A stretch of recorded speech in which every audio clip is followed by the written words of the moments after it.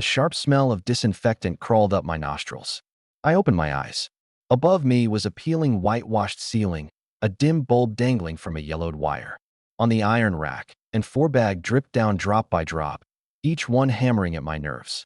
On the bed, my eldest brother Lin Jianjun's chest heaved violently, a broken bellows rattle rising from his throat. His face was waxen, cheekbones jutting, eyes sunk deep. Only breath going out, none coming in. Lin Chun, did you even hear a word I said? A shrill voice exploded right beside my ear. I turned my head. Lu Rian stood with her arms crossed, her face full of impatience, her toe tapping restlessly against the cement floor as if the very air in this room might dirty her shoes. Your brother's about to kick it. So what are you going to do about those four dead weights? She curled her lip, sweeping a contemptuous glance across the four women huddled in the corner. Let me be blunt. You dare take on this mess, and you and I are through.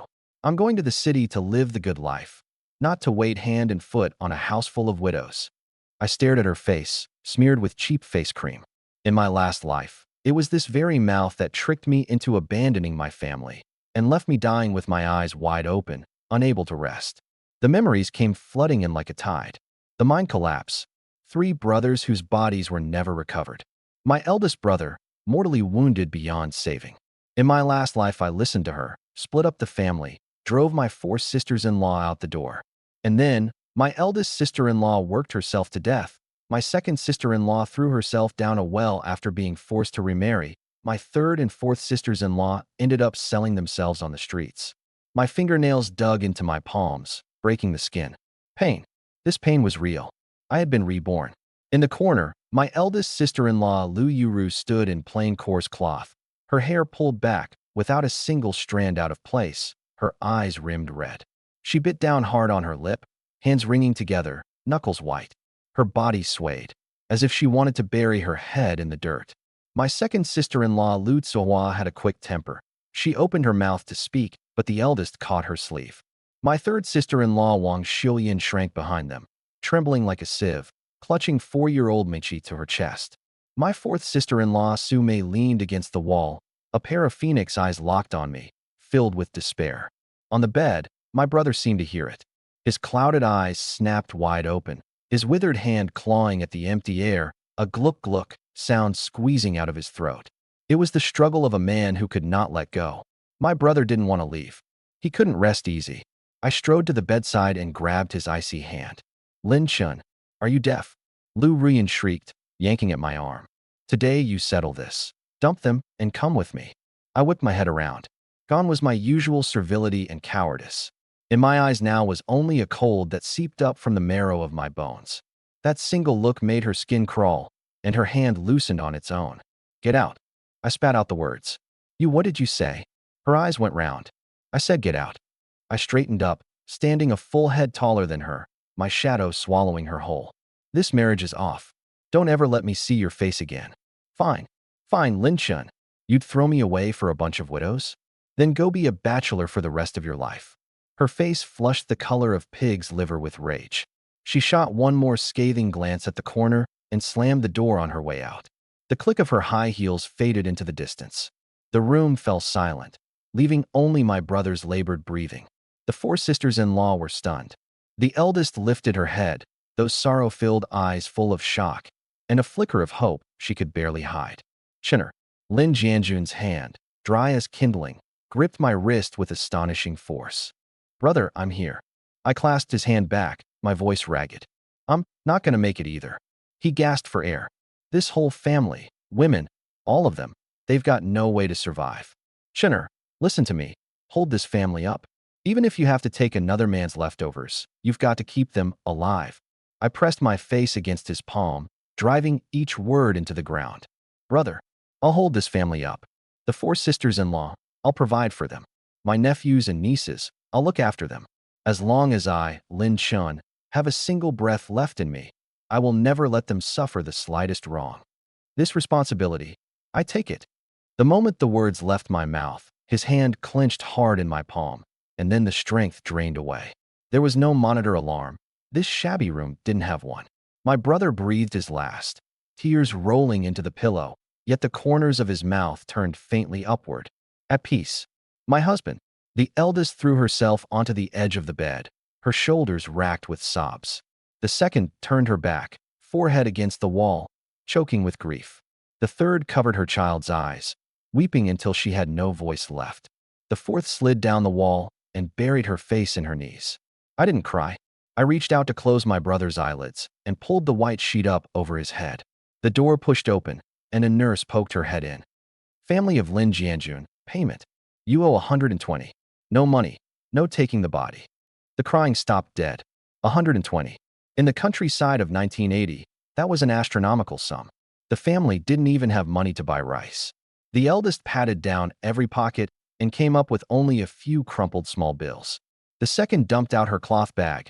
Not a single cent fell out. The nurse's face darkened. No money? No money, and you can't even afford the morgue. I tore a red cord from around my neck.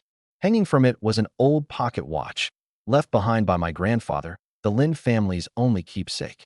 The lid was worn to a shine, still warm from my body. I slapped the watch down on the bill. Silver case. It's worth more than 120. The nurse weighed it in her hand, took the bill, and left. Chinner, that's what Pa left for you. The eldest's voice trembled as she reached out to stop me. I didn't turn around. I lifted my brother's body, laid it on a borrowed handcart, stripped off my shirt, and bared my naked back. Sisters-in-law, let's go. We're taking brother home. I slung the strap over my shoulders, leaned forward, and pressed my feet into the ground. The broken cart groaned with a screech, its wheels grinding over the cement, and it moved. The setting sun poured in through the window, stretching my shadow long. Like a mountain. Out past the county town, the dirt road was pitted and rough. The sky was growing dark. Cornfields loomed black on both sides, rustling loudly whenever the wind blew. Bare-chested, my sweat soaking the waist of my pants. On the cart lay my brother, a heavy load. Every turn of the wheels felt like wrenching them out of mud. The four sisters-in-law walked alongside the cart.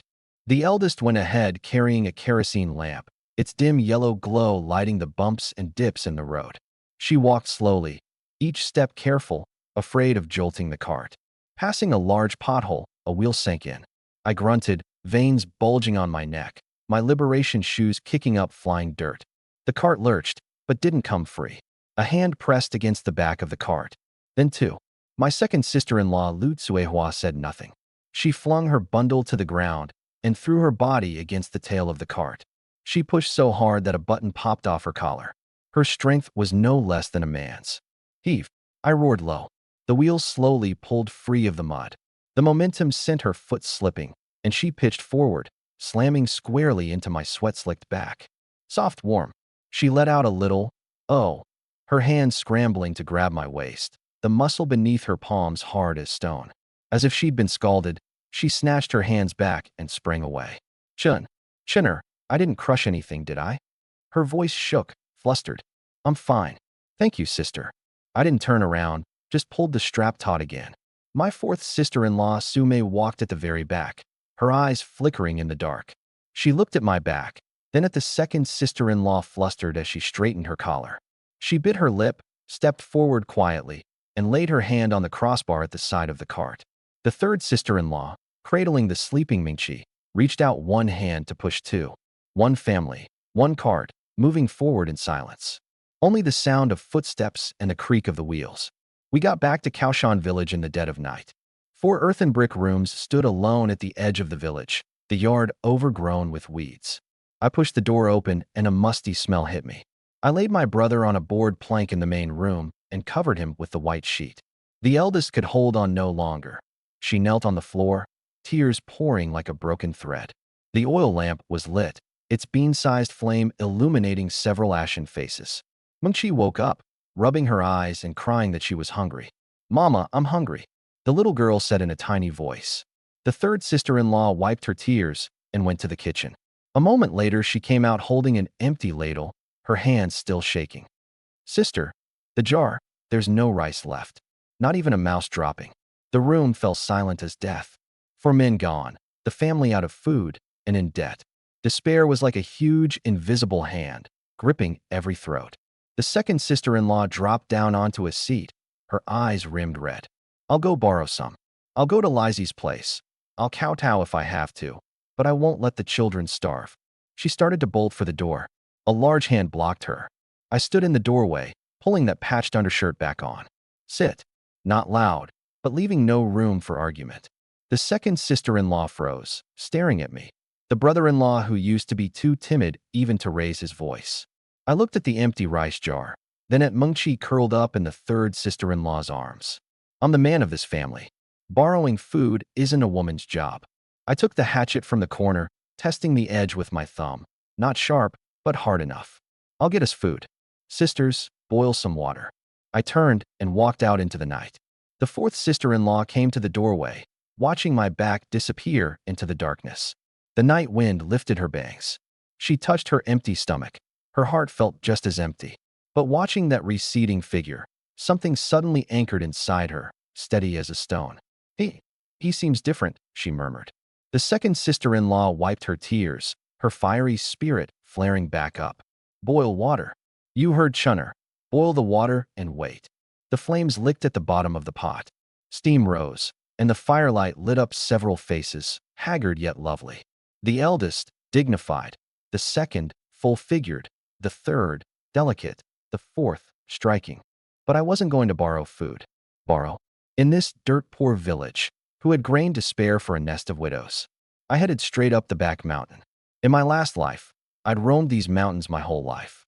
Every blade of grass, every tree on Changbai Mountain was carved into my mind. Where the pheasants nested, where the rabbit burrows were, I could find them with my eyes shut. There's a truth a man has to figure out in this life. Relying on yourself beats relying on others. A bowl of rice begged for on your knees will never fill a family's belly. The night was deep. Like a hunting leopard, I slipped into the forest. At dawn, mist blanketed Kaoshan village. When I came back, I had 2 pheasants slung over my shoulder and a fat rabbit in my hand. My pant legs were soaked through, and there were a few bleeding gashes on my calves from the thorns. There was a commotion in the yard. Brother Lizzie, please, lend me some rice. The child's crying from hunger. It was the second sister-in-law's voice, thick with tears. My chest tightened, and I quickened my pace. At the gate stood a man in a plaid shirt, slouching and shifty. The village good-for-nothing Li Sampao, nicknamed Lizzie. He was dangling a cloth sack in his hand, half full of millet, but his eyes weren't on the rice. They were roving all over the second sister-in-law. She'd sweated pushing the cart the night before, and her clothes clung to her body. Head down, she twisted the hem of her shirt, exposing a stretch of pale white neck. Sister Tsuehua, we can talk about the rice. Lizzie edged closer, the stink of cheap tobacco mixed with a sour reek washing over her. But grain's precious these days. Those short-lived louts of the Lin family are all dead now. You're a widow with orphans. What VE you got to pay me back with? At harvest. We'll pay you back double at harvest. The second sister-in-law stepped back. Harvest? That's 2 months off. Lizzie smirked and reached out to stroke her face. How about you pay a little interest now? Your man's dead anyway. And that Lin Chin's just a useless. He didn't finish. His hand stopped. A hatchet was pressed against his throat. The cold blade against his skin raised a layer of goosebumps. Lizzie's body went rigid. He glanced sideways. I stood behind him, reeking of blood and cold menace. My eyes were as black as a deep well, no bottom in sight. That hand you just reached out, try reaching it out again. My voice was soft, like teeth grinding. Lizzie swallowed hard, his legs cramping. Chunno, what are you doing? I came to bring rice. Bring rice. I pressed the blade down a little. You mean lend it? Sister, take it. I nodded my chin at the sack. The second sister-in-law looked at how vicious I'd become, frightened, yet warmed, and didn't dare move. Take it. I raised my voice. She jolted, rushed forward to snatch the sack, clutched it to her chest, and ducked behind me. Get lost. I pulled the hatchet back and wiped the pheasant blood off the blade on his plaid shirt. The streak of blood was chilling to look at. Lizzie's face went white. He'd never seen me act so ruthless. Before, this kid wouldn't even dare lift his head to meet a person's eye. Had he lost his mind today? Fine. Lin Chen, you just wait. He hurled the threat, clutched his neck, and scrambled off on all fours. I stabbed the hatchet into the wooden post and tossed the pheasants and rabbit on the ground with a dull thud. Sister, from now on don't bother with men like that. If he ever dares come back, I'll chop off his paws. I bent down to dress the game. The second sister-in-law stood there hugging the sack, watching my back rise and fall with each movement. The morning light fell on my bronzed skin, sweat glistening. Suddenly her heart was pounding, her cheeks burning. "Chinner," she called softly. "Hmm." I looked back, holding a plucked pheasant in my hand. Your clothes are torn." She pointed at my shoulder, where a branch had ripped open a big gash, exposing the flesh beneath. She set the sack down and came over, wanting to check the wound. Up close, that scent unique to a woman washed over me. I looked at her, my throat bobbing once, and shifted my gaze away. "It's nothing. Cook first. The sisters are all starving." The eldest came out at the sound, and when she saw the game and rice on the ground, she covered her mouth as her tears fell again. The third and fourth came out too. Watching the man in the yard skillfully skin the rabbit, the four women had their own private thoughts, but that dread hanging over their hearts finally eased, just a little. The millet porridge bubbled in the pot, and the aroma of pheasant stewed with mushrooms sank deep into everyone's bones. It was a silent meal, but sweet. When it was over, I set down my bowl and looked at the four sisters-in-law. Brother's funeral has to be done with dignity. I'll go into town to buy burial clothes and joss paper. As for the days ahead, don't you worry about them. I stood up, my eyes sweeping over the four of them, then settling on the mountains beyond the yard. Live by the mountain, eat off the mountain. This Changbai mountain is our golden rice bowl. The sunlight fell across me. Brother-in-law, take me with you to town. The fourth sister-in-law suddenly spoke, her voice soft and sweet. I know a few of the customs. I can help you haggle. I glanced at her. She wore a fitted linen-style jacket, her waist so slender it looked like it might snap at a pinch, yet her eyes held hooks in them. All right. I nodded. And so life after rebirth began. That stretch of dirt road back from town to Kaoshan village was the hardest part. The sun hung to the west, its light slicing through the roadside cornstalks and casting long, dappled shadows on the ground. I walked in front, yellow joss paper slung over one shoulder, the burial clothes I'd bought for my brother in the other hand, my strides broad and steady. The fourth sister-in-law, Su Mei, trailed behind, struggling to keep up. Those black-heeled leather shoes she'd brought from the county town twisted her ankles several times on the rutted dirt road. Another stumble. She let out a soft cry, her body tipping to the side. I caught her arm and steadied her. "Let me carry it," I said, meaning the parcel of pastries she'd bought for her niece, my voice level. "No, it's fine." She pulled her arm back, leaned against a tree, and caught her breath, sweat beading at the tip of her nose.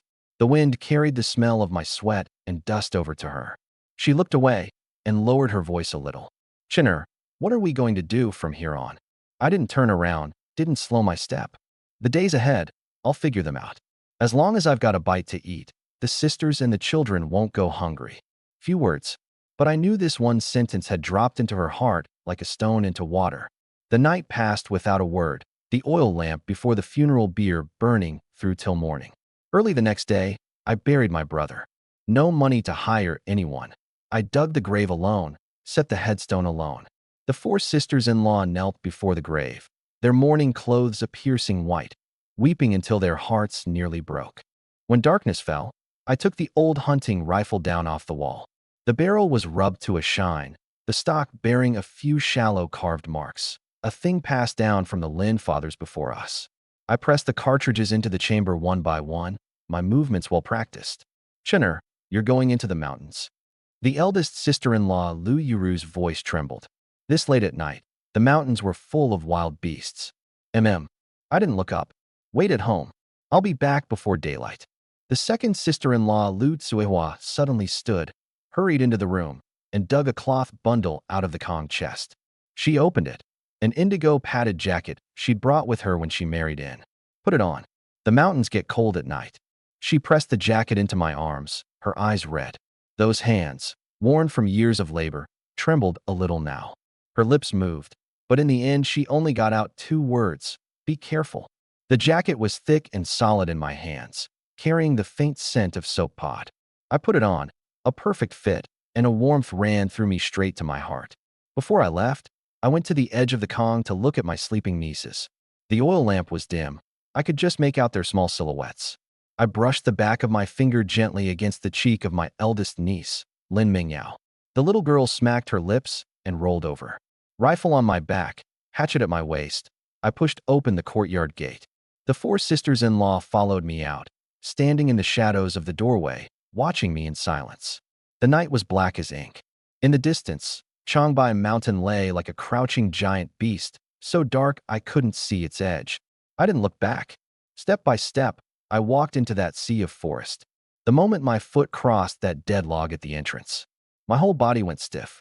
A faint but scalding current shot from the tip of my foot through all four limbs, startling me so that I clenched the hatchet, my knuckles white. A second ago, I'd still been fretting over how to survive this new life. In my last life, I'd roamed Changbai Mountain from cradle to grave, crossing ridge after ridge on nothing but familiar experience. Yet fortune always toyed with me, and I'd come home empty-handed, gut hollow. The next second, the scene before my eyes turned everything upside down. In the empty air, a semi-transparent map unfurled abruptly, its edges glowing faintly, like a jade silk wrapped in morning mist.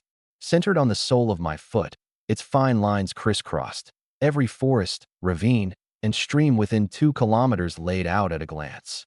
Where the shrubs grew dense, where a boulder pressed beneath a pine, all of it crystal clear. Before I could recover, dots of light lit up across the map, dense as falling stars. Milky white, dotting the nearby shrubs and clearings. Light green, sparser, hidden on the shaded slopes of the mountainside. And 1 or 2 spots of very faint golden light, tucked away in the depths of the distant forest, understated, yet unable to hide their preciousness. A thought surfaced in my mind. Mountain God's hunting codex. The hand gripping the rifle was shaking, not from fear, but from wild joy. In my last life, I'd had all the skill of a mountain man and nothing to show for it, cursed by never finding the prey, never rightly knowing the herbs. In this life, with this, was Changbai Mountain still a treacherous, unfathomable wilderness? No, it was the Lin family's private granary. I narrowed my eyes and fixed my gaze on those dots of light, and in an instant my mind was clear. Milky white was game like rabbits and pheasants. Light green was medicinal herbs like astragalus and cotinopsis. Those few spots of gold had to be rare treasures like century-old wild ginseng. The wind blew past, carrying the fresh scent of grass and trees. I drew in a deep breath, pressing down the surge of emotion, my eyes burning. The bitter days were over.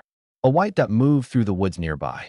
By its path and speed, it was a roe deer. I dropped low, softened my footsteps to the utmost, and melted into the darkness. The night wind carried a damp chill, but Suewa's padded jacket wrapped around me, warm as could be. Decades of mountain experience were carved into my bones. I parted the shrubs, stepping on the thick fallen leaves, making almost no sound. The white dot stopped at a mountain hollow. I crouched behind a large rock and poked half my head out.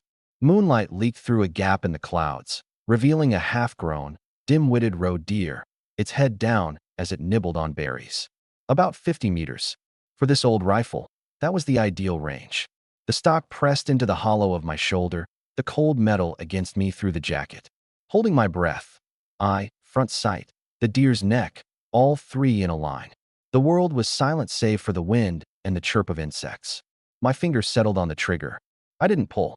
I was waiting for the instant it raised its head, when the neck would be fully exposed, 1 shot to kill, the pelt kept intact. The seconds ticked by. I was like a stone, not moving a muscle. At last the roe deer had eaten its fill, lifted its head, and swiveled its ears warily. Now, crack. The gunshot tore through the stillness of the night. Birds scattered from the forest in alarm. The deer stiffened, then dropped heavily. I didn't get up right away. I held my position and watched for another 10-odd seconds, confirming no other beast had been drawn by the smell of blood, before slowly walking over. The bullet had passed cleanly through the neck. Not much blood had flowed. This deer had to be at least 40 or 50 pounds, enough to feed the family for several days. I cut a sturdy branch, bound the 4 hooves, and hoisted it onto my shoulder.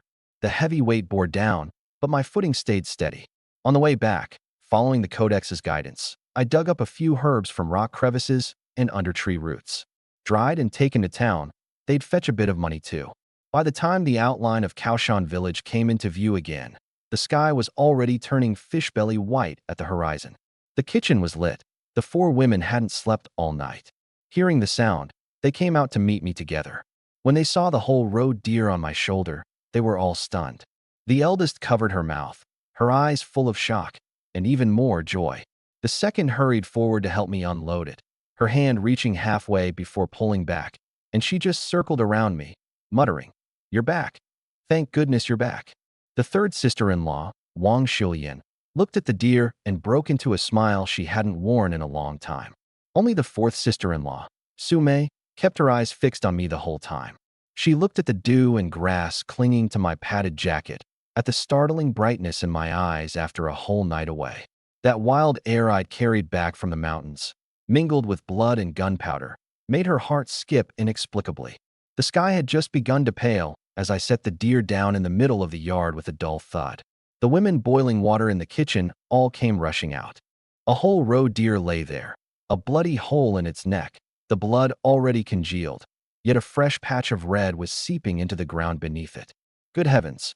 Eldest sister-in-law clapped a hand over her mouth, unable to hide her shock. Third sister-in-law shrank back half a step, grabbing Lin Mingyao, who had followed her out, to keep her from seeing the gory sight. Second and fourth sister-in-law shifted their eyes from the deer to me. "What are you all standing around for?" Eldest sister-in-law was the first to snap out of it. She wiped the corner of her eye, her voice steady now, like someone taking charge. "Suehua, go boil more hot water in the kitchen. Xiuyan, bring out the biggest basin. Su Mei, keep an eye on the kids." Once the tasks were divvied up, the yard sprang into motion.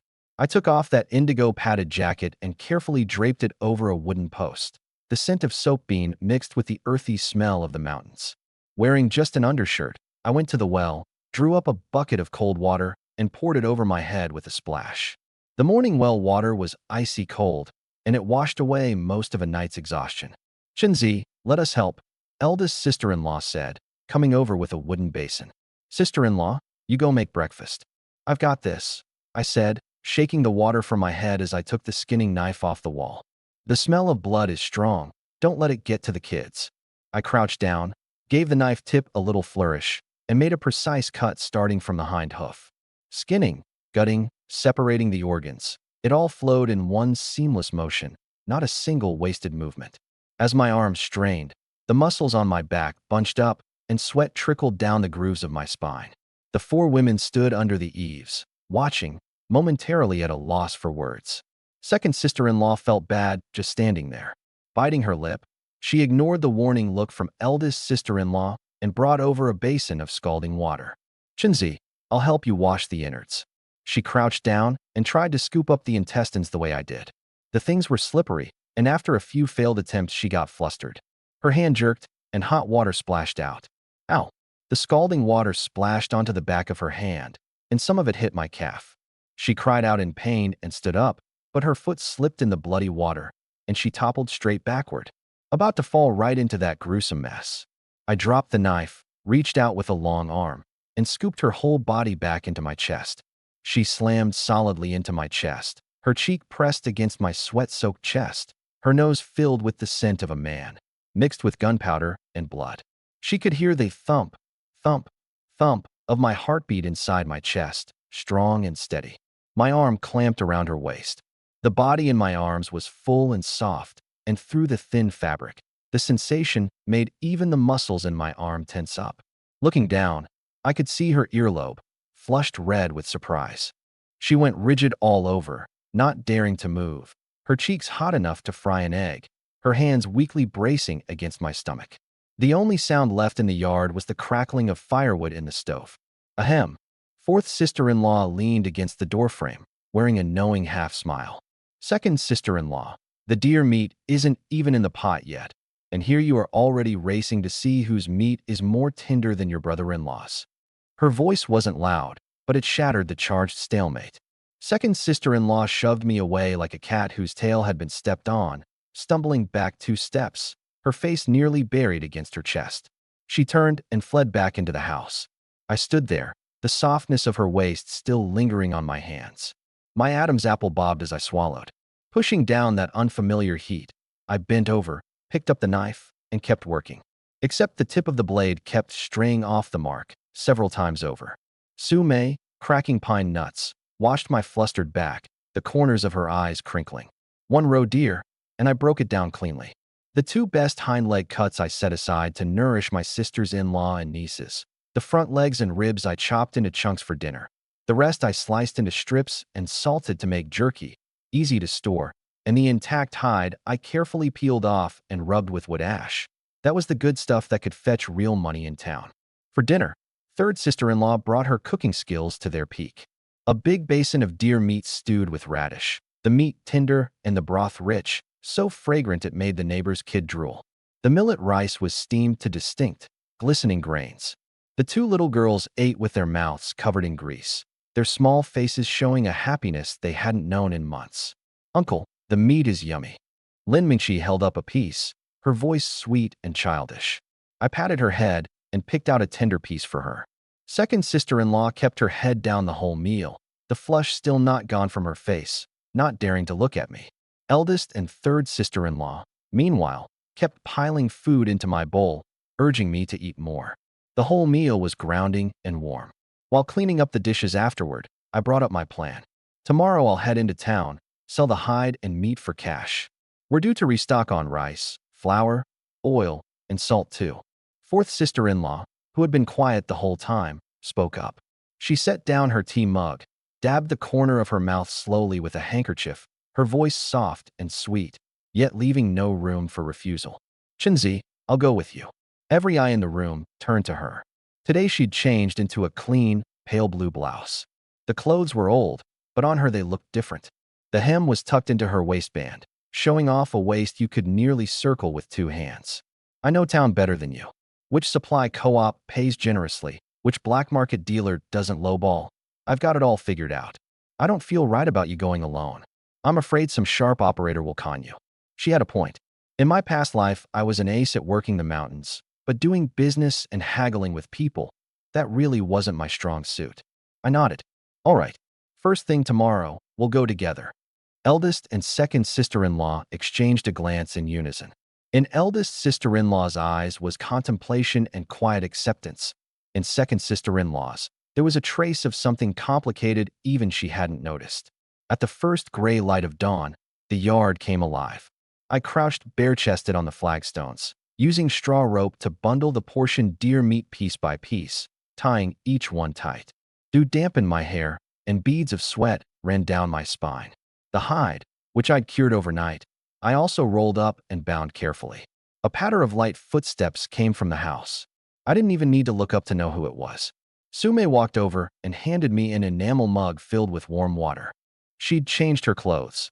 A pale blue blouse washed nearly white, the collar and cuffs spotless, with black slacks below, the waist cinched tight. The blouse fabric was thin and touched by the morning dew. It clung faintly to her. "Drink some water first." Her voice carried the huskiness of someone just woken up.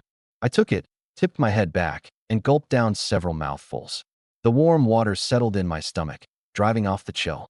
"This meat and hide. You planning to hit the supply co-op first, or go straight to the black market?" She crouched down to watch me work, her eyes probing.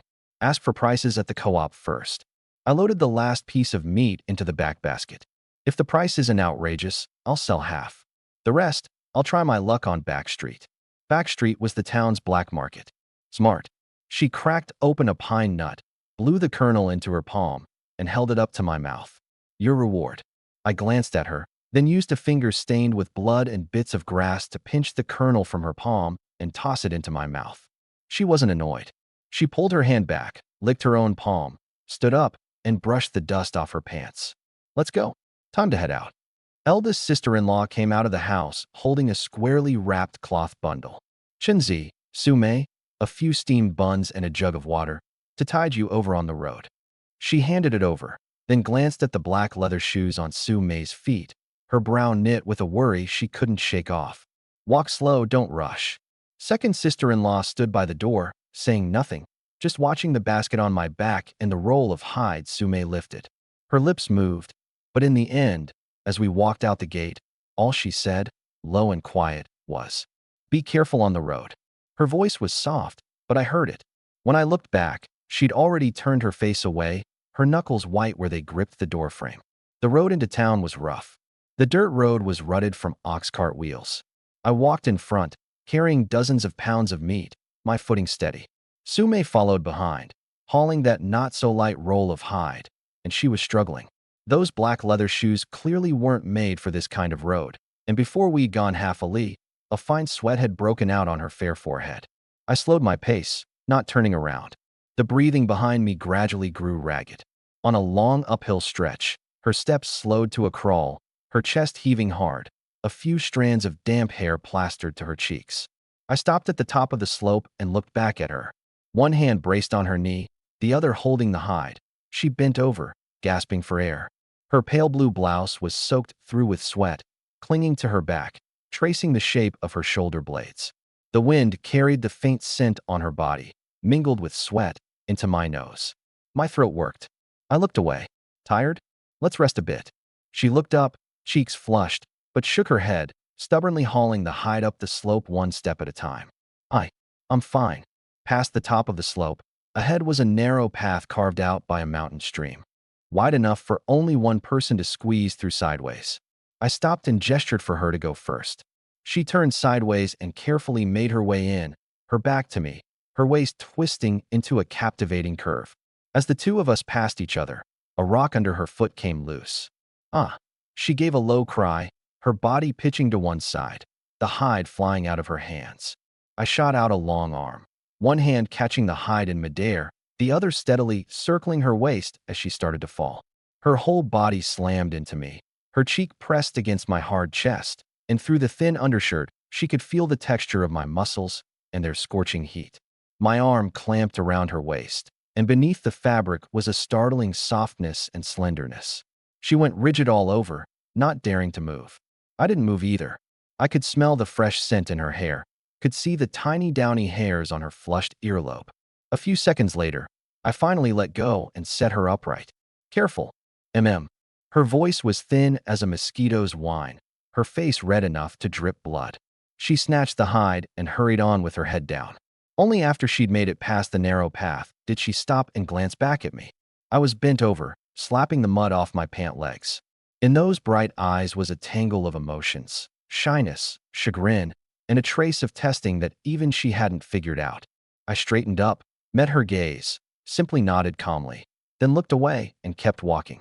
The rest of the way was silent, the mood subtle. Near the edge of town, the din of voices carried out to us. Sume suddenly stopped, walked up in front of me, and pointed at the back basket on my shoulders. I'll carry it. You can't. I was telling the truth. You won't know unless I try. She was insistent, reaching out to untie the ropes. I'm stronger than you think. Her fingers brushed mine by accident, warm, soft. I didn't press the point.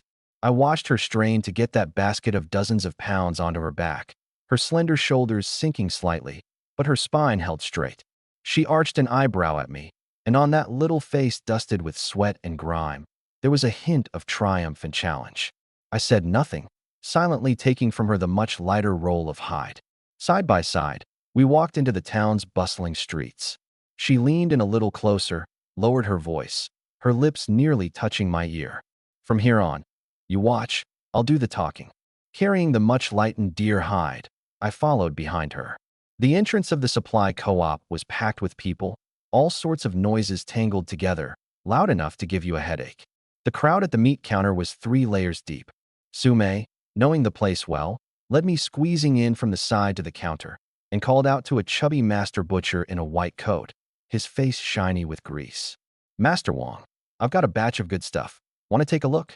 Master Wong was tapping the chopping block with the beam of his scale.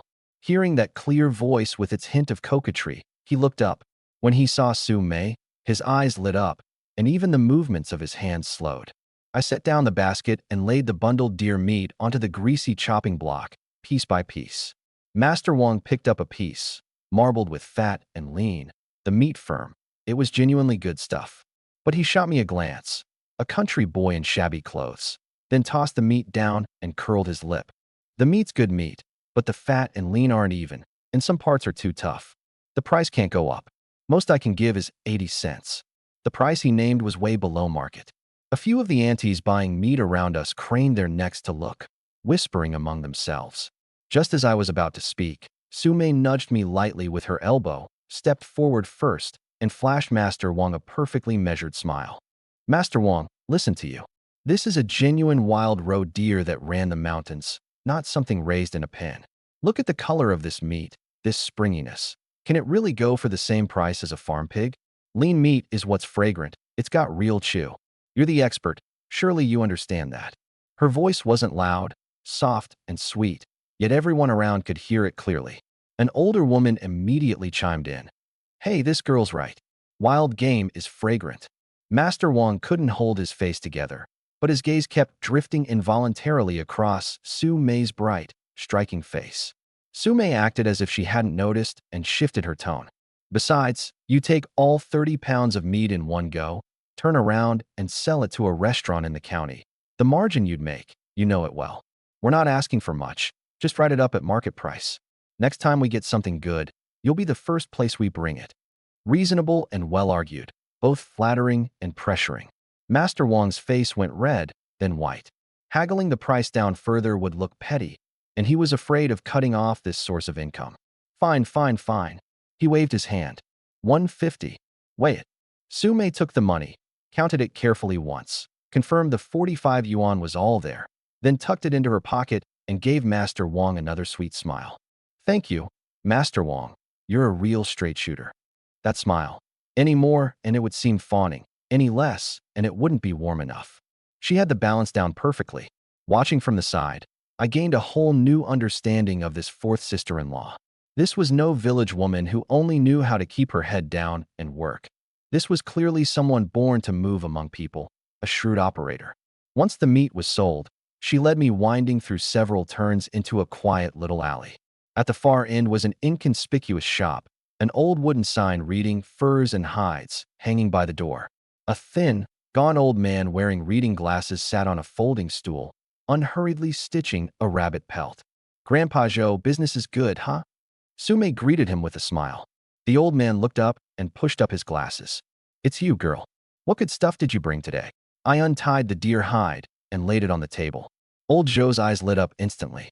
He set down his work, spread the whole hide out, and inspected it inch by inch, from the leather backing to the color of the fur. The hide's intact. One shot to the neck killed it clean, no damage anywhere else. The fur's glossy, perfect for a fur hat or a collar. Su Mei said unhurriedly at his side, fully confident. After finishing his inspection, old Joe nodded with satisfaction and named 8 yuan. That price was even higher than I'd expected. I said nothing, just looked at Su Mei. She held up 2 fingers. Grandpa Joe, add 2 more. Feel how soft and supple this leather backing is. I used good materials. 2 more yuan won't cost you. Old Joe chuckled and pointed at her. You girl, you really are a sly little thing. Fine, I'll do as you say.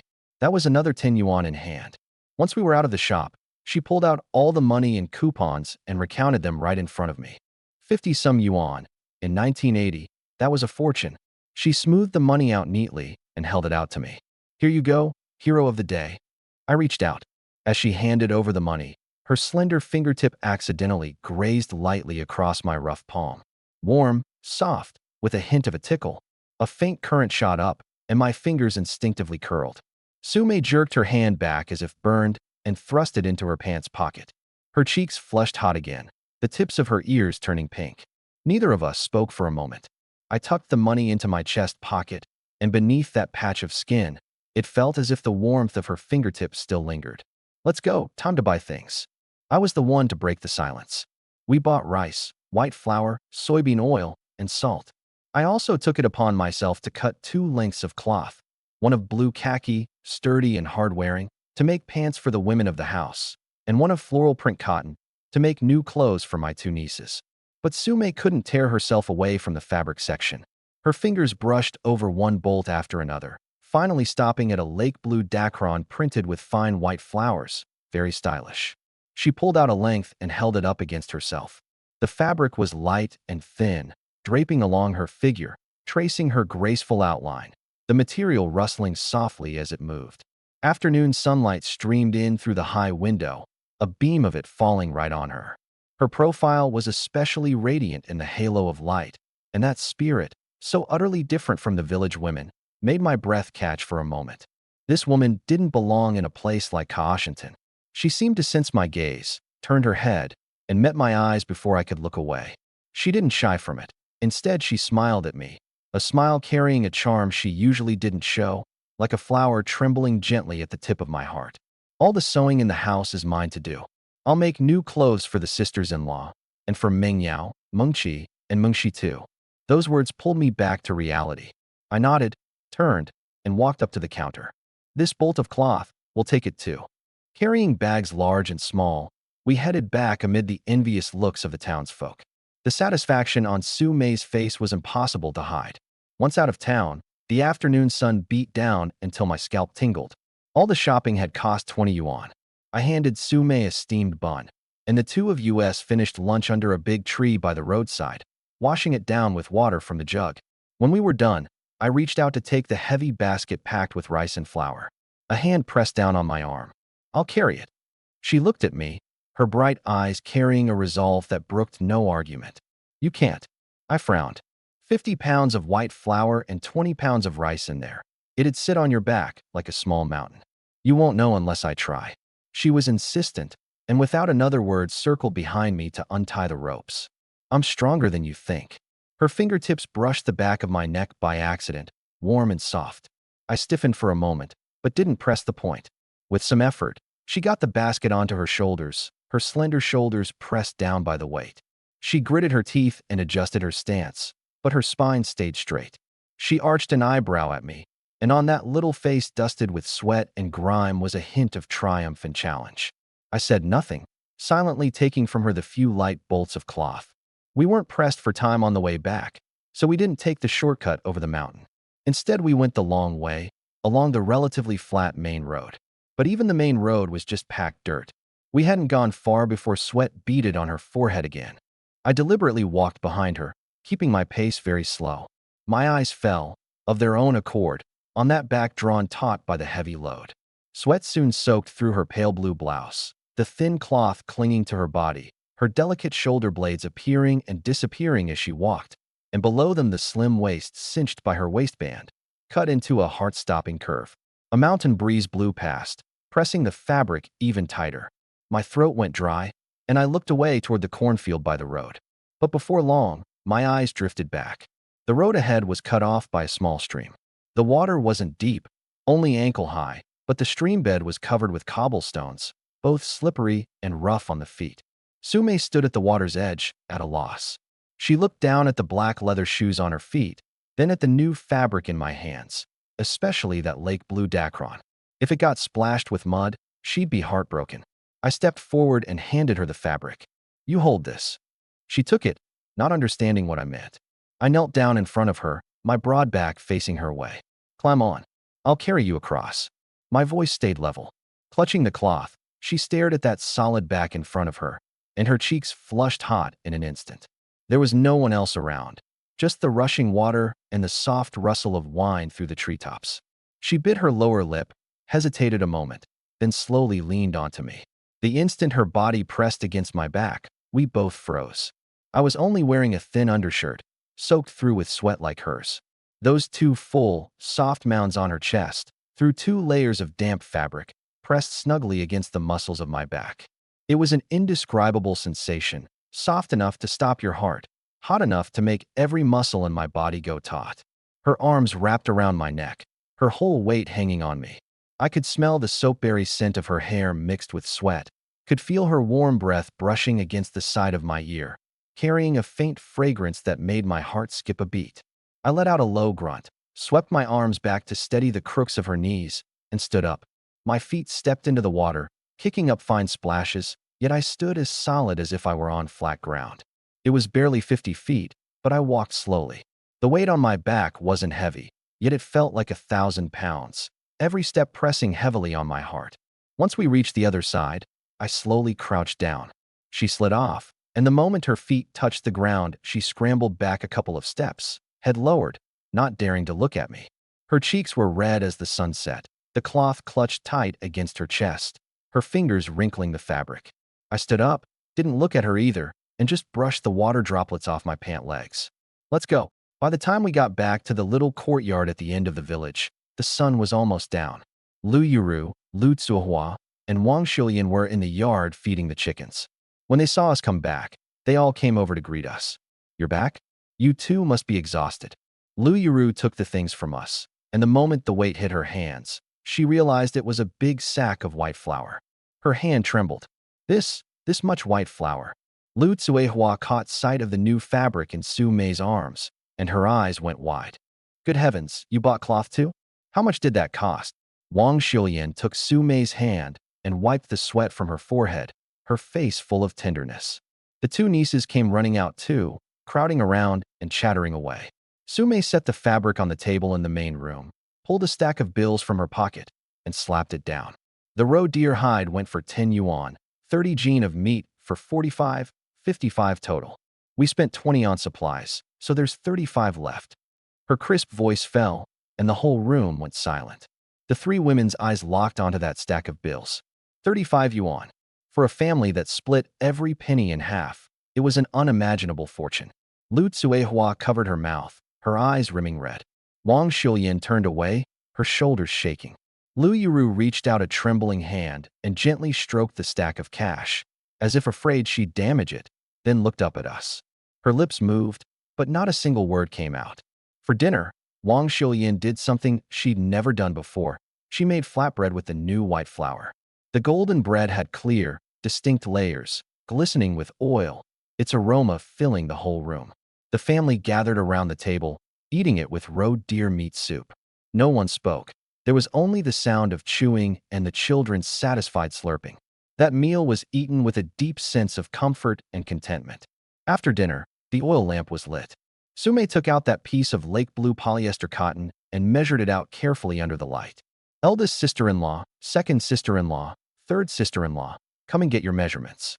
I'll make each of you a shirt from this cloth and use what's left to make dresses for Meng Yao and Ming Qi. In the eyes of the sisters-in-law and nieces, there was a light that had never been there before. That night, I lay on the earthen Kong in the little room. Outside, the sisters-in-law were still gathered by the oil lamp, excitedly discussing how to make the new clothes, their hushed laughter drifting in now and then. I pillowed my head on my arm, staring up at the pitch-black rafters. What I couldn't shake from my mind was the softness of her pressed against my back, her warm breath, that pale moon-white shirt clinging to her body after the sweat soaked through. I turned over, feeling a certain heat rising through my body. Life gets better bit by bit, and it's never luck that does it. It's a pair of hands willing to work and a heart that dares to dream. Early the next morning, I was woken by a crisp clack-clack sound, steady in rhythm, full of energy. I rolled off the Kong, pulled on my undershirt, and pushed open the door. In the center of the courtyard, that half-new sewing machine Su Mei had brought from her family home had been polished until it gleamed, sitting on the square table. She sat in front of it, head bent, oiling the machine head, her jet-black hair loosely tied with a red string, a few strands swaying gently with her movements. Sunlight poured down, making that moon-white shirt look even cleaner.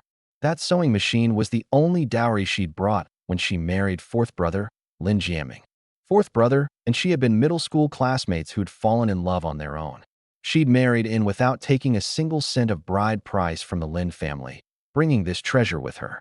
Seeing the machine, the sisters-in-law thought of the fourth brother who was no longer with them, and their eyes went red. Everyone come over. I'll measure the kids first. Sume clapped her hands and called into the house, breaking the heavy mood. 6-year-old Lin Mengyao and 4-year-old Lin Mingqi immediately came running out. The two little girls wore patched old clothes, but their eyes were bright and shining. Auntie May, I want a flowery dress. Mengyao, the bolder one, threw herself into Su Mei's arms. Chi-Chi wants one too, just like big sisters. Mengqi tugged at the hem of her clothes, her voice sweet and childish. All right, I'll make one for each of you. Su Mei laughed and pinched their little faces, then pulled out the measuring tape. She half knelt to measure Mengqi's height, and the little girl giggled and squirmed in her arms. The courtyard was filled with the children's crisp laughter. The family hadn't been this lively in a long time. After finishing with the children, Su Mei stood up, her gaze landing on the eldest sister-in-law. Eldest sister-in-law, you're next. Lu Yuru had been leaning against the doorframe, watching the children laugh. Hearing herself called, her smile faded a little, replaced by a touch of awkwardness. She waved her hand. I don't need one, do I? I'm getting old. How could that be? I already bought the cloth. Sume walked over and took her hand. You have the best figure of all of us. It'll look great on you. Lu Yuru couldn't win the argument, so she walked to the middle of the yard and, a little self-consciously, spread out her arms. I was in the corner of the yard sharpening that skinning knife, the whetstone rasping against the blade, but out of the corner of my eye I never looked away from the middle of the yard. The measuring tape slid down from her shoulder, wrapped around her back, then gathered in at the front. Her body stiffened slightly, her breathing going quiet. She was only 28, and though she'd borne children and worked hard all year round, her figure was still well kept, her waist slender. When the tape slid to her waist, her cheeks flushed, and she instinctively glanced my way. I was bent over, focused on sharpening the knife, as if I hadn't noticed a thing. She quietly let out a breath, but felt an inexplicable twinge of disappointment. All done, eldest sister-in-law. Sume jotted down the measurements and turned to the second sister-in-law, Lu Tsuehua. Lu Tsuehua had been waiting impatiently. She rolled up her sleeves and strode over, thrusting out her chest right away. "Come on, May, measure me good." Her voice was booming. "Don't make it too small. I've got plenty up top, and a small one'll squeeze me half to death." The moment she said it, both Lu Yuru and Wang Shilian blushed and shot her a scolding look. Lu Tsuehua didn't care one bit. She was full-figured, and her washed-out old clothes stretched tight across her body, the two mounds on her chest rising and falling slightly as she spoke. Sume was tickled into laughing and wrapped the tape around her chest. "Got it, second sister-in-law. I promise it'll fit right and leave plenty of room." The end of the tape could barely reach around, and even Sume clicked her tongue at the measurement. Lu Tsuehua smugly jerked her chin in my direction. My hand paused, and the blade scraped against the whetstone with a harsh, screeching sound. Next was the third sister-in-law, Wang Shilian. She was the most timid of them all.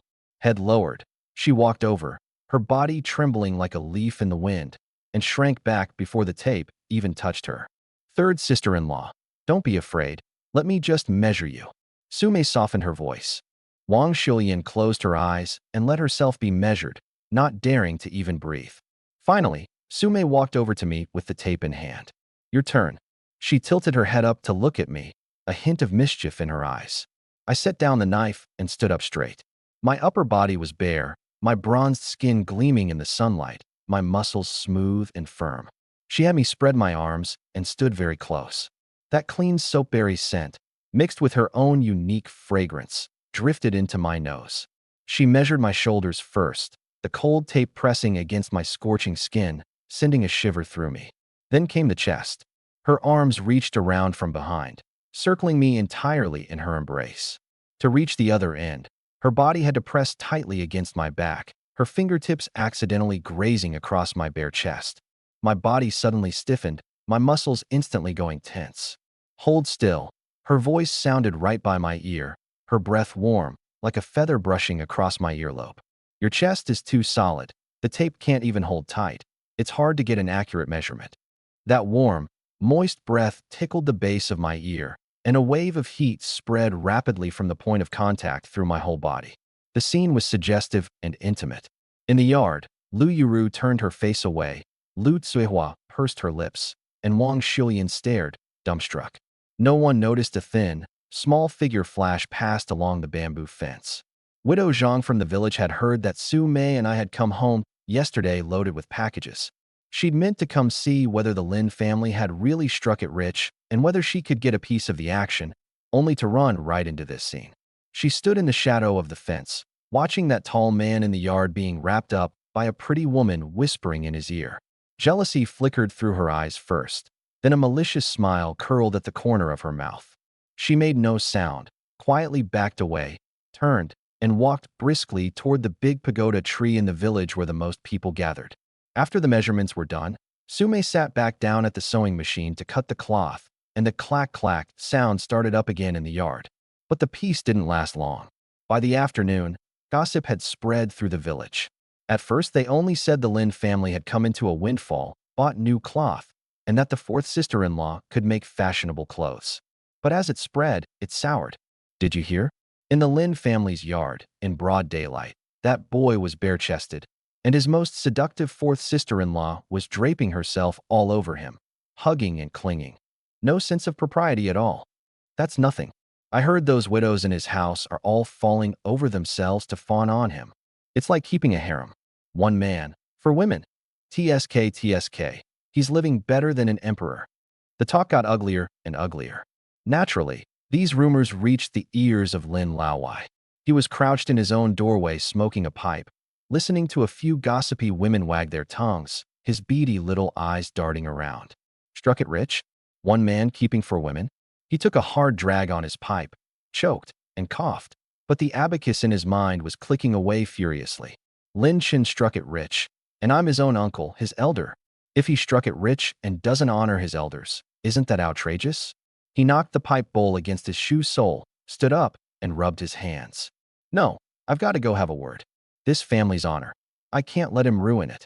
His mouth was full of righteousness, but his feet had already started moving, heading straight for my house at the end of the village. Dinner had just ended when the courtyard gate was slammed open from outside. Lin Laowai walked in with his hands behind his back, his pigeon chest puffed out high, swaggering with every step. Behind him trailed a few idle young men, eyeing the women in the yard sidelong. Widow Zhang brought up the rear, arms crossed, her triangular eyes darting greedily over Su Mei's sewing machine, full of envy. Ahem. Lin Laowai lifted his chin, putting on every bit of his elder's airs. Lin Chun, get out here. The laughter inside the house came to an abrupt stop. Second sister-in-law Lu Tsuhua was the first to rush out, hands on her hips, her almond eyes wide. Lin Laowai, it's the middle of the night. Instead of sleeping, you come to my house howling like you're calling back a ghost? You woman, is it your place to speak? He rolled his eyelids. Lin Chun is my nephew. As his uncle, can't I discipline him? I walked out from behind the door. His gaze swept over eldest sister-in-law Lu Yuru, fourth sister-in-law Su Mei, and finally landed on me.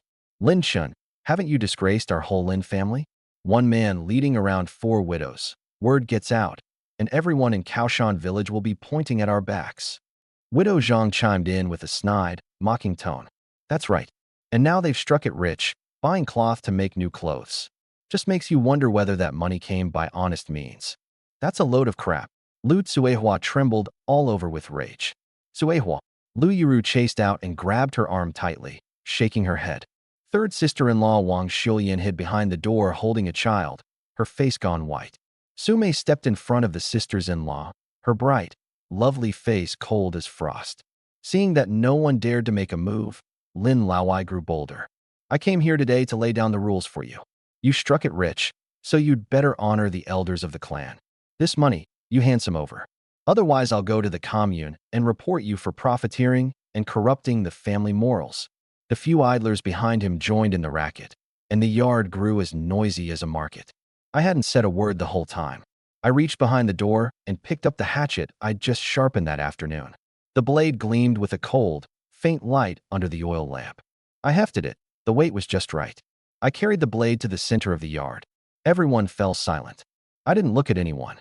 I walked straight to the corner of the yard, uprooted the bowl-thick wooden clothes-drying post, planted it on the ground, and stood it steady. Then I raised the blade. Everyone held their breath. Crack.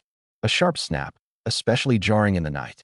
The bowl-thick post broke clean through, the upper half flying off, hitting the ground and rolling a couple of times. The cut was smooth and even, as if sliced open by a mirror.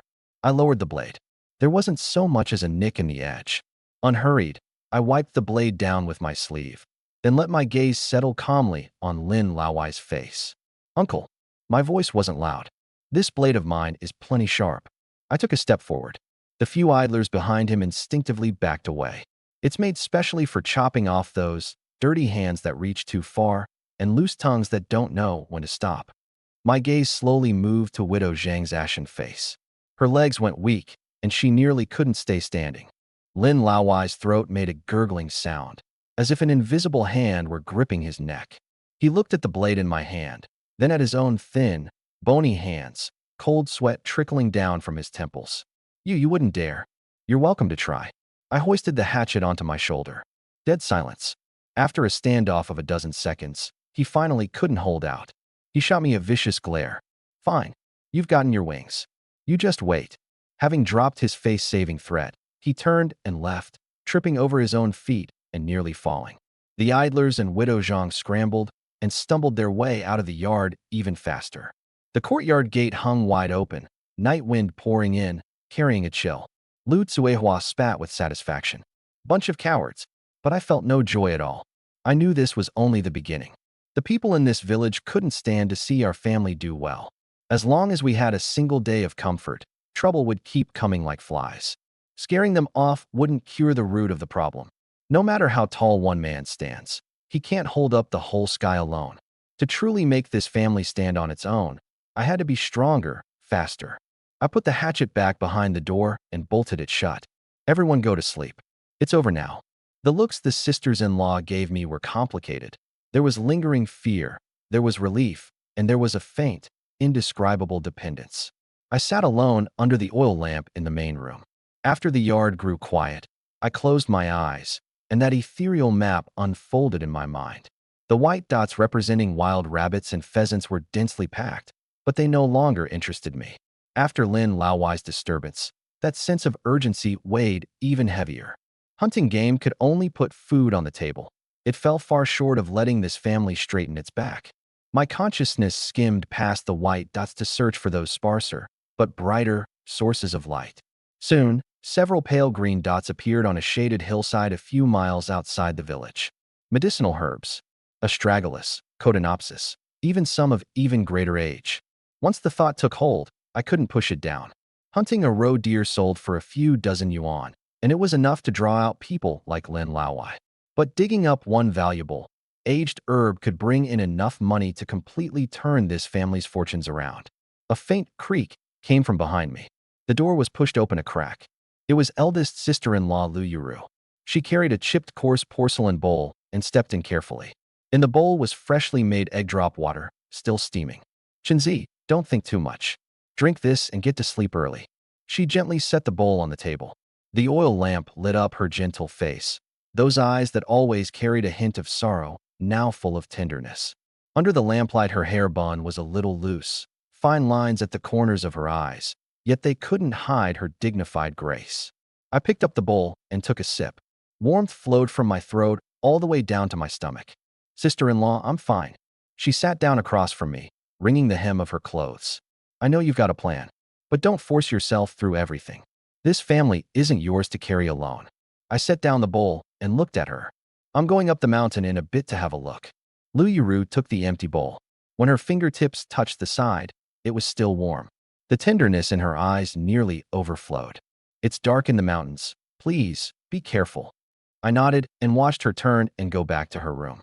I just walked to the corner and picked up that old hunting rifle and the hatchet at my waist when the doors of the other rooms creaked open almost at the same time. Second sister-in-law Lu Tsuehua, third sister-in-law Wang Xiuyan, and fourth sister-in-law Su Mei all stood in their own doorways with coats draped over their shoulders. The dim yellow light traced their thin silhouettes. Clearly, none of them had slept soundly. Lu Tsuehua moved the fastest. She strode over in a few steps and pressed a paint-chipped, army green old canteen firmly into my hands. Her palms were very warm. "Drink some hot water, don't catch a cold." Then she turned her head away, staring only at the dark shadows on the courtyard wall. Wang Xiuyan followed timidly, holding 2 steamed corn buns wrapped in a clean cloth, still carrying a trace of warmth. "Chenzi, take these. If you get hungry, they'll tide you over." Her voice was so small it was nearly swept away by the night wind. Last was Su Mei. In her hands was a clean cloth bag, along with a neatly folded handkerchief, moon white, with something embroidered on it that I couldn't quite make out. "This bag's for carrying things." She handed me the bag, then tucked the handkerchief into my hand. "You sweat a lot. Use this to wipe off." Her fair, delicate fingertips brushed lightly across the rough back of my hand as I took the handkerchief. Soft, with a touch of coolness. My body stiffened almost imperceptibly. I put everything away one by one. The canteen hung at my waist, the buns and handkerchief tucked into my chest, the cloth bag stashed safely. It weighed heavy on me, yet a warmth spread out from my heart. I said nothing more, slid open the bolt, and stepped out into the night with big strides. Behind me at the courtyard gate, 4 figures stood side by side, especially frail in the wind, yet none of them went back inside. The moment I stepped into the mountain forest, the damp scent of grass and trees hit my face. In my mind, that translucent, mountain god's hunting atlas unfolded automatically. With me at the center, The terrain and landforms within a 2-kilometer radius appeared clearly. White dots were ordinary prey, which I ignored outright. Pale green ones were medicinal herbs, and the brighter they were, the greater their age. I locked onto that patch of pale green glow on the shaded hillside a few kilometers away. The mountain paths were rugged at night, riddled with potholes and tangling vines. But I walked fast and steady. Decades of memory from my past life spent running the mountains was carved into this body, where the steep slopes were, where the hidden pits lay, and combined with the Atlas's guidance, I hardly wasted a single step. Soon I reached the first patch of green dots. I crouched down and, by the fragments of moonlight leaking through the leaves, used the hatchet to scrape away a layer of rotting soil. Several stalks of astragalus with thick, plump roots were revealed, good quality.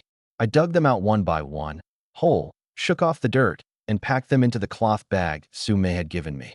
Sweat soon beaded on my forehead and dripped to the ground. I pulled out that handkerchief. The moment I unfolded it, a faint, clean fragrance drifted into my nose. The soft cloth brushed across my skin, and the scent grew stronger. Somehow, most of my fatigue melted away. After finishing this patch, I continued deeper. On the Atlas, a source of light brighter than all the surrounding green dots appeared beneath a steep, shaded rock face. My heart jumped. I lowered my breathing and slowly drew near. I pushed aside the waist-high weeds, and the sight beneath the rock face made my breath catch. A plant stood quietly in a crack in the bluestone. Red berries clustered together, looking like red agate in the moonlight. Below, the roots were perfectly formed, the fibrous whiskers complete, the reed head segmented joint by joint like something finely carved. Wild mountain ginseng. Judging by the bolls on that reed head, it was at least 50 or 60 years old. I suppressed my wild joy, leaned the rifle against a tree, and drew out the hatchet. I didn't rush to dig. First, I crouched down and carefully cleared away the surrounding weeds and gravel, then began scraping the soil inward, bit by bit, starting a good half-foot from the ginseng. My movements were extremely light, extremely slow, terrified of damaging even a single fine whisker. Break one whisker, and the price would drop dramatically. The night grew deeper, the mountains quieter, with only the occasional chirp of insects left. All my focus was on the tip of the blade and that stalk of ginseng. It took nearly a full hour before all the soil around it was loosened and hollowed out. I tossed the blade aside and lifted the entire dirt-covered stalk of ginseng out with both hands. Gently blew the soil off the whiskers, wrapped it carefully in the cloth that had held the buns, and tucked it into the innermost layer against my chest. Only after all this did I let out a long, deep breath. With this thing, our family finally had something to stand on. Just as I got up to grab my rifle, that peaceful stillness in the mountain woods suddenly changed. The insects went silent. A pressure that made every hair on my body stand on end spread out from deep in the forest. On the field guide, the scattered white dots of light scattered like startled rabbits, fleeing in every direction. Then, a glaring, enormous red dot lit up abruptly, less than 100 meters from where I stood. Every muscle in my body snapped tight. I dropped down and dove behind a boulder half my height, snatching up the hunting rifle. The woods rustled and crashed, like some massive creature pushing through the brush. A huge black shadow strode out from the darkness. Moonlight fell across it. A full-grown wild boar, its black bristles hard as steel needles, a good size larger than the village's calves, easily over 300 pounds. Two thick, long tusks gleamed with a cold, ghostly white light. The rank, foul stench swept across the ground, mixed with the smell of rotting earth. I crouched behind the boulder, my center of gravity as low as it could go, the old hunting rifle held level in front of me. That enormous red dot on the field guide was just dozens of meters away, pressing down on my heart until it pounded.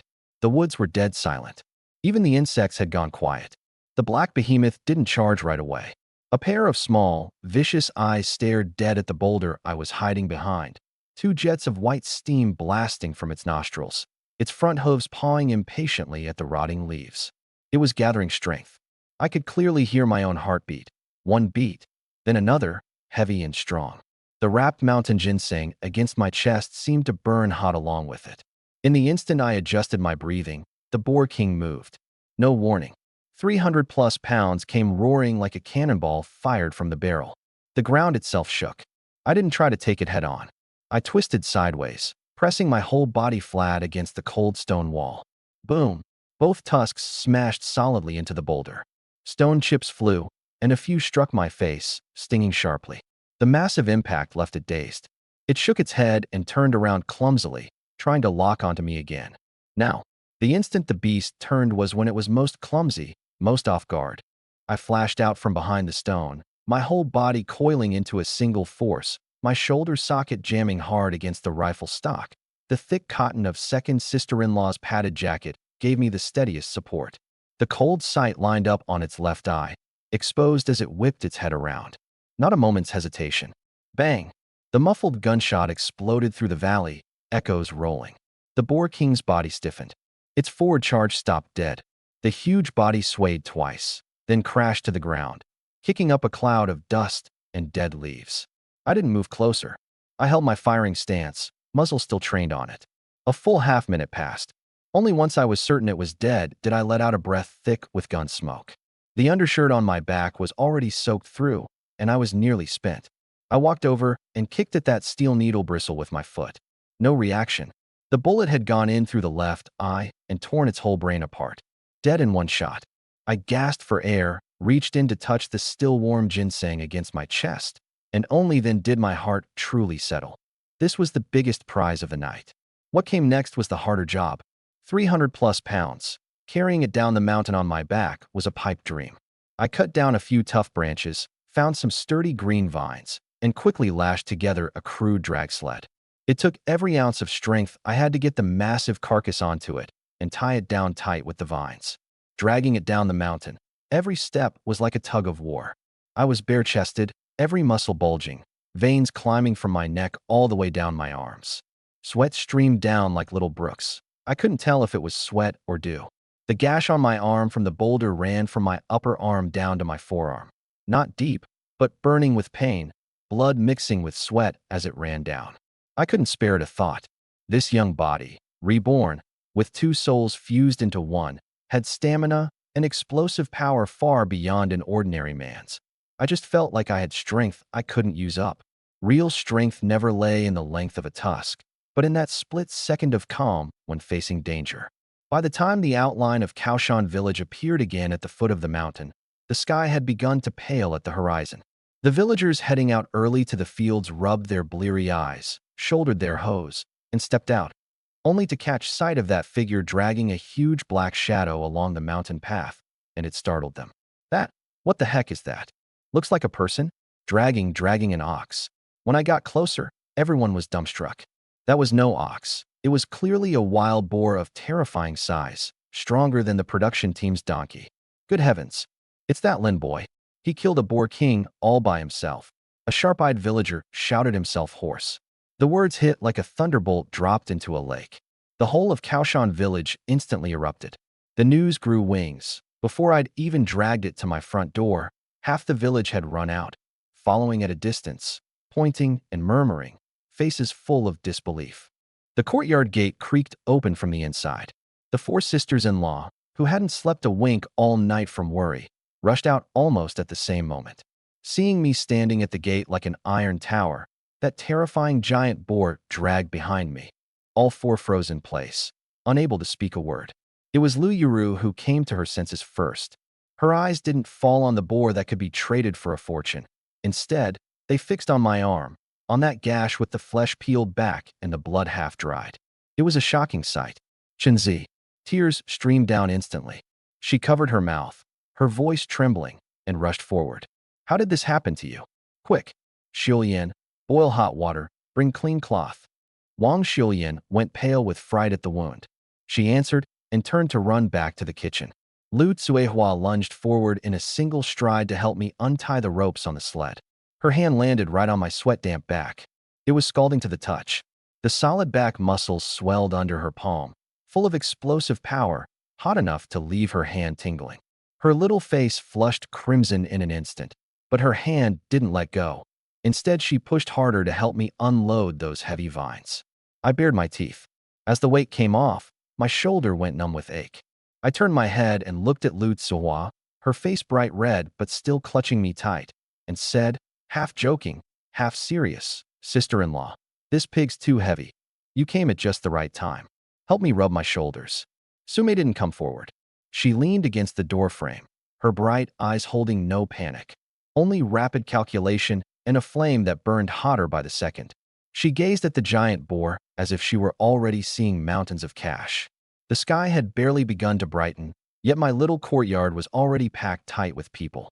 The smell of blood mixed with the aroma of meat, forcing its way boldly through the window cracks of every household in Kaoshan village, drawing out everyone's cravings. That pitch-black boar king lay in the middle of the courtyard, truly like a small mountain, heavy enough to make your heart clench. The villagers craned their necks to look inside, whispering to one another, the buzz louder than a market fair. But Lu Yuru's mind wasn't on that pig at all. She grabbed my arm, trembling all over. That gash running from upper arm to forearm, the flesh curled back, blood and dirt congealed into a dark brown. Chenzi. Tears welled up at once, her voice choked with sobs.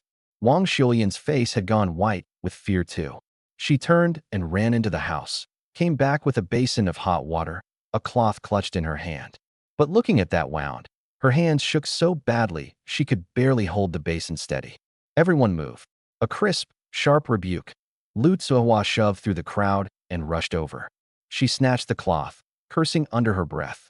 You blind fool, don't you know to duck when you go into the mountains? Had to come back covered in wounds and make everybody's heart ache. Her mouth showed no mercy, but her hands were very gentle. She soaked the cloth in the hot water, wrung it dry, and bit by bit wiped away the blood and grime around my wound.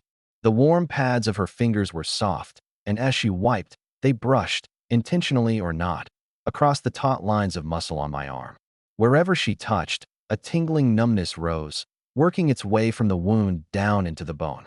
That sensation tormented me worse than the pain. I'll do it myself, sister-in-law. I tried to pull my hand back. Don't move. She glared at me, added more force, and pinned it down firmly. Once the wound was clean, she dug out the last bit of medicinal herb powder left in the house and carefully applied it. The people in the courtyard were still crowded around the pig, pointing and chattering, but I ignored the sisters-in-law urging me to rest. I tore off that ragged undershirt soaked with sweat and blood, tossed it aside, and stood bare-chested. The morning light plated my bronze skin with a faint gold. I grabbed the cleaver, polished to a bright shine, and planted a foot on the boar's head. The hand rose, the blade fell. Clean, decisive, every stroke landing precisely in the seams of the bone. The enormous pig's head was soon severed whole. Sume had been leaning against the doorframe the whole time, her embroidered shoes without a speck of mud on them. Only when I started did she come gracefully over. She didn't touch the bloody meat, just leaned close to my ear and murmured. Her warm breath brushed against my ear, carrying a faint, sweet fragrance. The tenderloin's the most tender. Save it for Mengyao and Mingqi to stew soup. Keep half the pork belly, rub it with salt, and hang it up for cured meat. The leg meat and ribs sell well. Take them all out. Her voice was soft and light, like a feather tickling the tip of my heart. Even my chopping slowed by half a beat. The meat came apart piece by piece, and the rich aroma could no longer be hidden. The villagers finally couldn't hold back, crowding forward one after another, practically drooling. Chenzi, this meat, are you selling it? A man asked, licking his lips. Yeah, Chenzi, give us a price. We haven't had any meat in ages. I stopped and wiped the sweat with my sleeve. Selling. At the town supply co-op's price, 1 yuan a pound. No ration coupons needed. The crowd instantly erupted. The co-op's meat needed coupons and was nothing but fatback. No match for this genuine wild mountain goods. I'll take 5 pounds. Give me 3 pounds of ribs. I didn't raise the price. Weighed out full measure, cash and goods squared away. I even deliberately picked out the bones with meat still on and the scraps and handed them to a few of the village's hardest-up households, without charging a cent. The human heart is a scale. You give a man a foot, and he gives you back 10. That principle is worth more than money. Village party secretary Wang Jiangwo stood off to the side, hands behind his back, watching silently for a good while. He'd worried my profiteering would stir up trouble. But seeing that I sold the meat fairly and knew how to bring the neighbors together, that little worry had long since turned into admiration. The villagers bought nearly 100 pounds among all their chatter, and the giant boar noticeably shrank. Looking at the more than half that remained, I was figuring out how to haul it to the county town. Wang Jiangwo stepped up, clapped me hard on the shoulder, cleared his throat, and announced loudly to the whole courtyard. Shinzi, Uncle trusts you. Take the team's ox cart and use it. Go early, come back early. The weight of those words was no less than stamping a red seal on me in front of the whole village. With the party secretary having spoken, who from then on would dare wag their tongue? Warmth surged in my chest, and I nodded firmly. Thank you, Uncle. That night, once the last group of villagers was seen off and the courtyard gate was shut, the family could finally breathe easy. The kitchen was stewing meat soup, the aroma filling the whole courtyard. The sisters-in-law weren't idle either. Sume rubbed the pork belly with thick salt, strung it up, and hung it under the eaves to air dry. Lu Tsuhua and Wang Shulian nimbly cleaned the pig's innards and blood, getting ready to make blood sausage. I sat on a little stool dealing with the leftover pig bones. After a full day's work, my shoulders ached too much to lift. Sit up straight, don't move. A wave of warmth came from behind me. At some point, Lu Tsuehua had come to stand at my back.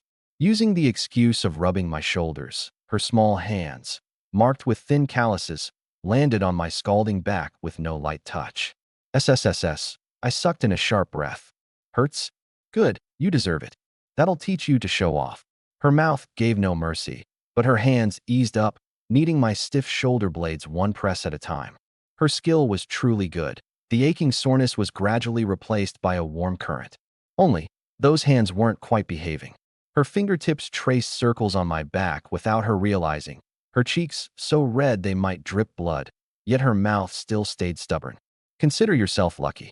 Not even my own dad's ever gotten this treatment from me. My whole body stiffened. That scent of soap pot on her, mingled with a woman's own particular smell, kept drilling into my nose. I didn't dare turn around, afraid that if I did, I'd fall straight into those soul-stealing eyes. She seemed to sense something was off too. Her hand stopped over the center of my back. Through the skin, she could feel that steady, powerful heartbeat. Her breathing had gone ragged too. Lu Tsuehua's breath caught abruptly. Her hand pressed against the center of my back, and the muscle beneath the scalding skin first twitched, then drew tight as a slab of stone. The meat's aroma from the kitchen mixed with the smell of sweat, forcing its way boldly into this small, ambiguous space. I didn't turn around. I just broke the silence. It's nearly dawn. We've got to load the cart and head to the county town. One sentence doused that indescribable mood. She yanked her hand back as if she'd been shocked. Everyone immediately busied themselves. I bent down and hoisted the biggest hind leg of pork onto my shoulder. Veins bulged as I gave a low roar and heaved it onto the ox cart. Lu Yuru walked over quickly and pressed a cloth bundle, washed until it had faded pale, into my hand. Inside was all the loose change in the house, stiff and hard, clinking through the cloth. For the road. 3 words. And that wordless trust weighed more than anything. Wang Shulian came up too, wrapped up a few still steaming corn buns, and carefully tucked them against my chest. Eat when you get hungry, she said in a small voice, not daring to look at me. Just then, the door to the east room creaked open, and Sume stepped out. She'd changed into that newly made Dacron shirt. The off-white fabric glowed softly in the moonlight, clinging to her undulating figure, setting off a pair of long, straight legs. The moment she stood there, this drab, dusty courtyard seemed to brighten a few shades. The county town's far, with lots of twists and turns. I'll go with you, so you don't get fleeced by that crafty bunch. She said it as if it went without saying, and had already walked to the cart, one foot stepping up onto the shaft. Why's it you again? Lu Tsuehua's voice exploded in the quiet courtyard. Hands on her hips, she glared at Su Mei with wide almond eyes. Going to town, it was you. Going to the county, it's you again? What? All the good stuff goes to you alone. I can go too. I know the way too. The tension tightened once again. I didn't let the fire catch. I turned to face the indignant Lu Tsuehua and slowed my words, every syllable carrying earnestness. Second sister-in-law, there's so much meat at home, plus the newly made cured pork. Someone's got to guard it. What if those blind fools come to make trouble again? I looked into her eyes and added one more line. You're strong and you're sharp. With home in your hands, I feel most at ease. Those few words flowed like a warm current straight into her heart, praising her strength, praising her sharpness, and most crucial of all, that line. With you in charge, I feel most at ease. Lu Tsuehua's chest heaved a few times, and that fire pressed back down. The reluctance hadn't quite faded from her face, but her hands came off her hips, and she muttered, Then, then you two hurry there and back. In the end, she nodded. The ox cart creaked and rolled out of Kaoshan village. The road to the county town was more than twice as far as the one to the market town, all pitted dirt track. The cart bed was narrow and small, and with me sitting up front driving, Sume had no choice but to press close against me. Her arm brushed mine now and then, and through 2 layers of thin cloth, that soft sensation was too clear to ignore. The ox cart swayed along leisurely, and that clean soap pod scent on her kept drifting into my nose in wave after wave. Suddenly, without any warning, one wheel dropped into a big hole. The cart lurched down hard, then bounced viciously back up. Ah! Sume cried out in alarm, losing her balance entirely and falling straight toward me. My reaction was almost unreal. My left hand gripped the edge of the cart to steady it, while my right had already swept her whole soft body into my arms. An armful of warm fragrance. I supported her with one hand, and through the thin trouser fabric, that astonishing sensation left my whole body frozen. Her face flushed scarlet in a flash. She lay against my chest, not moving at all. She could clearly hear my heartbeat. Thump, thump, thump, steady, each beat striking against her eardrum and throwing her own heart into disarray. For a moment, she forgot to get up. I forgot to let go. The ox took another step forward, the cart swayed, and only then did it startle the two of us awake. She sprang up as if burned, sitting straight, her face twisting away, leaving me only a scarlet ear. I awkwardly withdrew my hand too, my palm still holding the trace of that heat. I cleared my throat, cracked the whip, and focused on driving, but my thoughts couldn't settle no matter what. At midday, the sun climbed overhead, baking the skin hot. Sume pulled out the corn buns Wang Shulian had given us. They'd gone cold. She first broke off a small piece and ate it herself, watching me driving in concentration, one hand on the reins, one on the whip, truly with no free hand to spare. She broke off a piece, hesitated, then reached out and brought it to my lips after all. Watching the road ahead, I felt something at my mouth and, without much thought, opened it and took it in. My warm lips inevitably brushed against her fingertips. Soft, tender. Her hand jerked back as if she'd been shocked, hiding behind her, that tingling numbness still lingering at her fingertips. The dirt road grew harder to travel, the jolting worse. Sume was rocked back and forth, her petite body unable to sit steady at all. She gritted her teeth and simply turned sideways, leaning her whole self toward me. One hand braced on my shoulder to steady herself, the other continued feeding me the corn bun. With that, it was no longer just arm against arm. Half her body was nearly pressed against mine. That faint, sweet fragrance, mingled with the body warmth drawn out by the sun, came through the thin dacron with nothing to block it. I drove the cart, feeling that the half of my body she pressed against was like it had caught fire, burning until my mouth went dry. At last, the outline of the county town appeared on the horizon. Rows of gray brick tile-roofed houses, broad streets, bicycles coming and going. Far grander than the market town. We headed straight for the county's largest and only state-run restaurant, the Red Star Building. The restaurant was a 2-story building, 2 big red lanterns hanging at the entrance.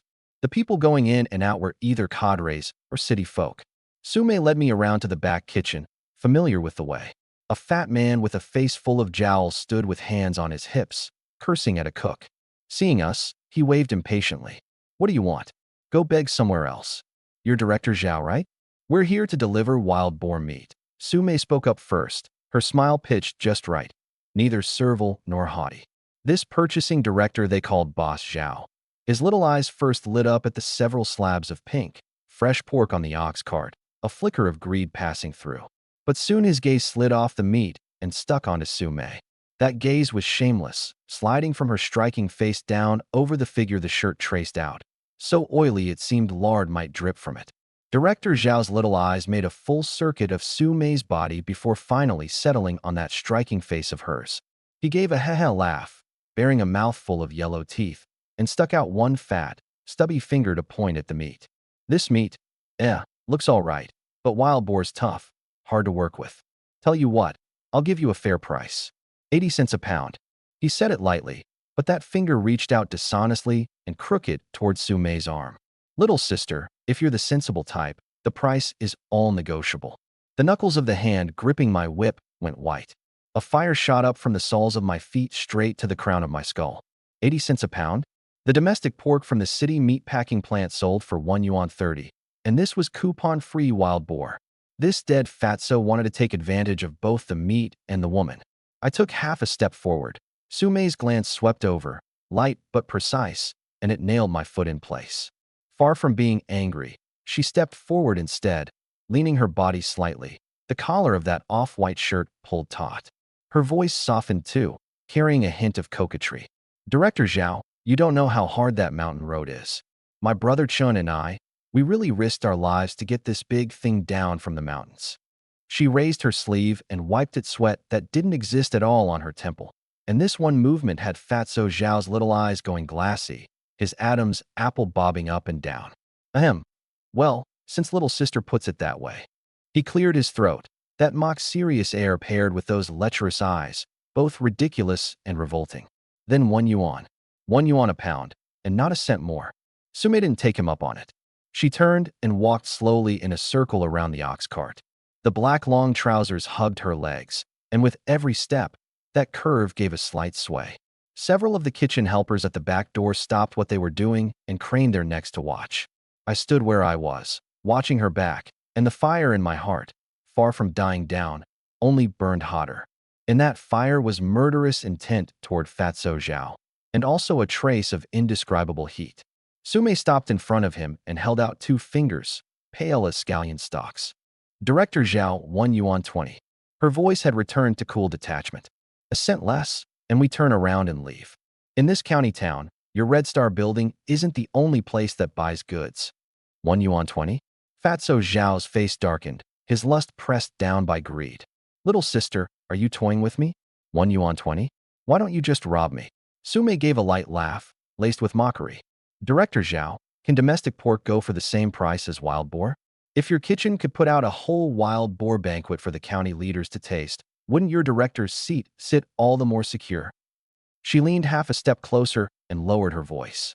"Besides, my brother Chen's an ace hunter. If this meat tastes good, then from now on, this one-of-a-kind goods gets delivered right here to you." Sound reasoning, and a big pie painted in the air too. In Fatso Zhao's little eyes, greed once again took the upper hand. He was calculating that if this deal went through, it'd be enough to win him plenty of face in front of the manager.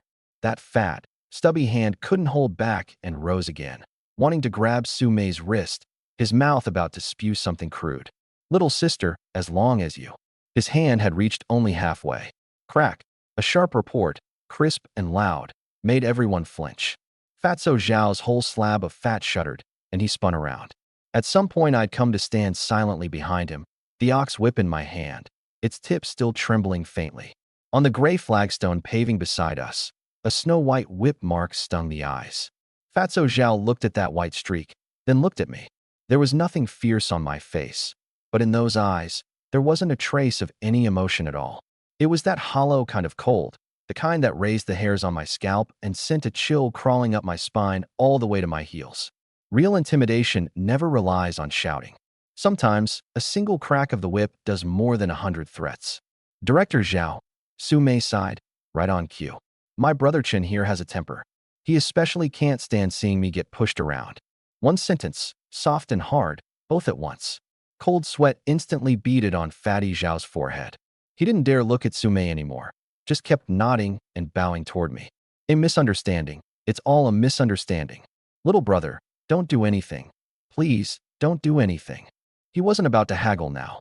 He scrambled into the back office and quickly came out cradling a stack of cash, holding it out to Sumei with both hands. 120 a pound. 120. Count it yourself, sis. $120, not a cent short. He didn't just agree to the price. He took the whole remaining £100 too, and begged us to bring him our good stock next time. Sumei took the thick stack, counted it, and right in front of me stuffed it into the innermost pocket of her blouse. Then she patted it, the money and fabric giving off a soft pat, pat.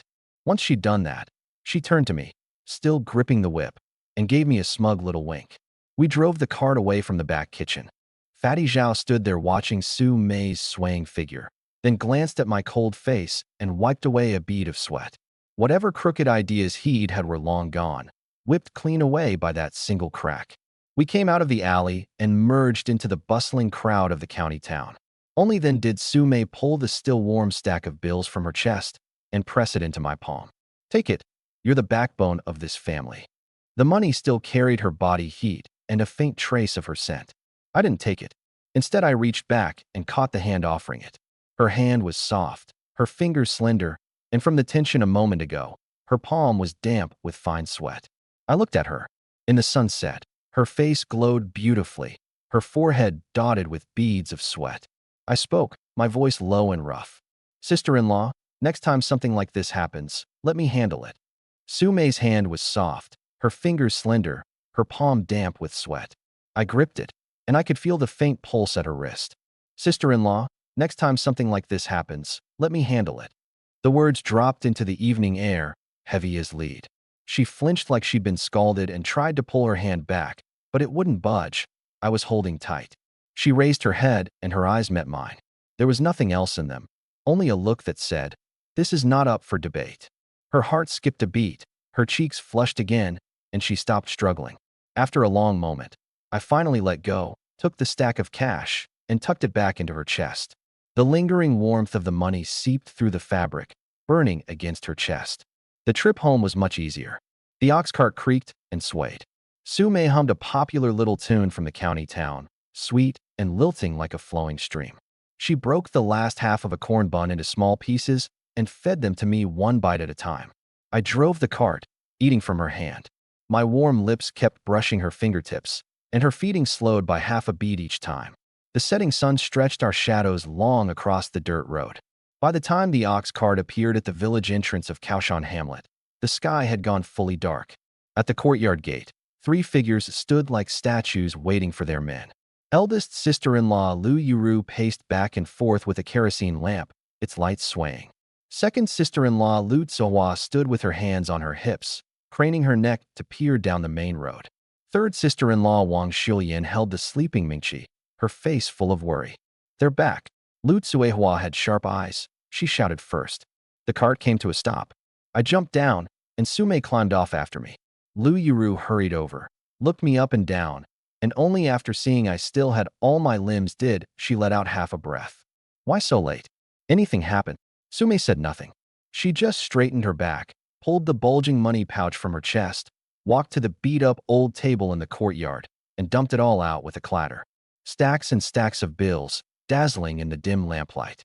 The whole courtyard fell so quiet you could hear a pin drop. Lu Yuru clapped a hand over her mouth, her always sorrowful eyes going wide. Shock, disbelief, and the next second, tears streamed down her face like a broken thread. Wang Shulian's hands trembled as she held the child. Good heavens above. Lu Tsuehua was the first to snap out of it. She let out a wild whoop and darted over, not to the money, but to Sume, throwing her arms around her and planting a loud kiss on her cheek. You little devil, May. You really did it. You little vixen. She was strong. Sume was squeezed breathless, but she laughed too. This money was like a timely rain, washing away all the despair that had been pressing down on this family. Dinner was more lavish than ever. White flour flatbread aplenty, a pot of fragrant stewed pork, plus 2 stir-fried vegetable dishes. The whole family sat around the table. No one brought up the earlier unpleasantness. Everyone wore a smile. We can't spend this money carelessly, Lu Yuru said, wiping her tears and returning to her steady, eldest sister composure. First we fix the leaking roof. The west wall's about to collapse too. It needs reinforcing. With what's left, we'll get the kids new clothes, and those old enough should go to school. Right. Lu Tsuehua mumbled through a mouthful of meat pie. And build the courtyard wall higher, so stray cats and dogs can't peek in. She curled her lip toward the direction of Crooked Lin's place. Su Mei and Wang Shulian nodded along. I didn't say much. I just watched the smiles on my sisters-in-laws and nieces' faces, and the heaviest stone in my heart finally settled. After dinner, a big pot of water was heated in the kitchen. Chun, you've worked all day and you're covered in sweat. Go rinse off, Lu Tsuehua said, carrying a bucket of hot water to the center of the courtyard. I really was uncomfortable. I pulled off my sweat-soaked shirt, baring my bronzed upper body. This wasn't the bulky build of a common farmhand. It was lean like a mountain leopard, every muscle firm and well-proportioned. I lifted the wooden bucket and poured it over my head. The hot water slid down my hair, over my cheeks and neck, coursing over the rise and fall of my chest, glistening in the moonlight. Under the eaves, the sisters-in-law's chatter grew quiet. Lu Yuru's face reddened. She quickly turned away, pretending to gather laundry, though she couldn't help stealing glances from the corner of her eye. Wang Shulian was so shy she nearly buried her face in her chest, daring only a sidelong peek. Only Lu Tsuehua and Su Mei let their gazes fall boldly on me. Lu Tsuehua's eyes sparkled with open admiration. Su Mei leaned against the doorframe with her arms crossed. Her phoenix eyes narrowed slightly, thinking who knows what. The night deepened. I lay on the earthen Kong in the west room, tossing and turning, unable to sleep. The day scenes played over and over in my mind.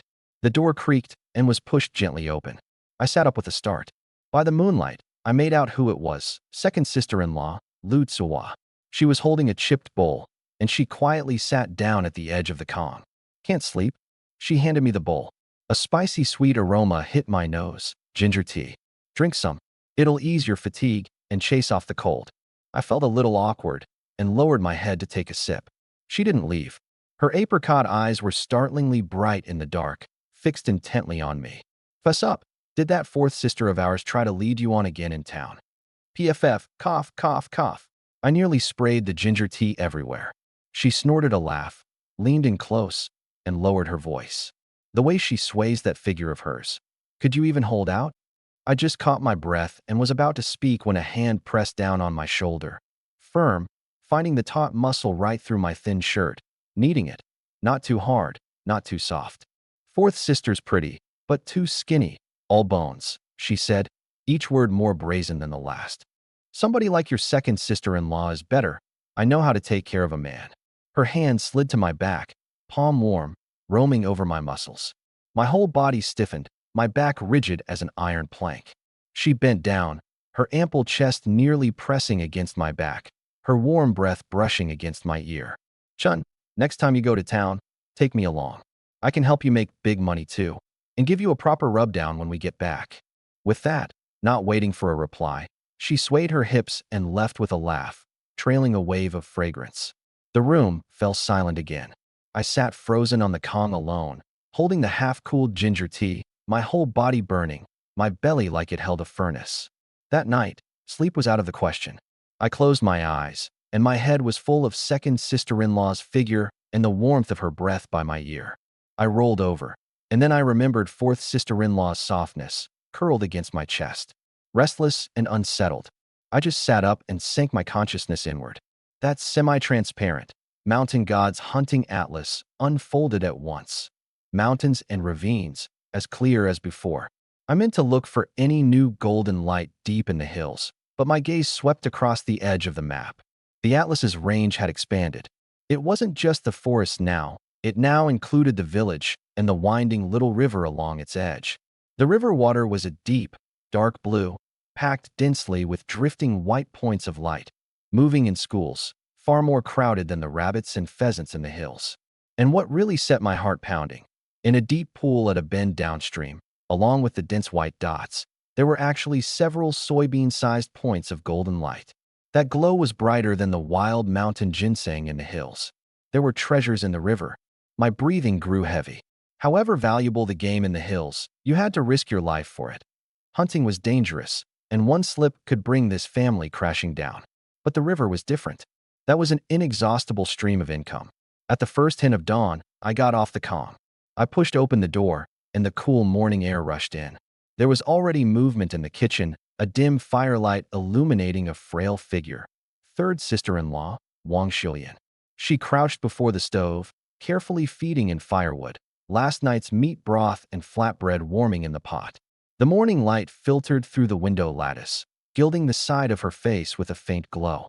She was even afraid of making noise when she worked the bellows. In this family, she was always the first one up.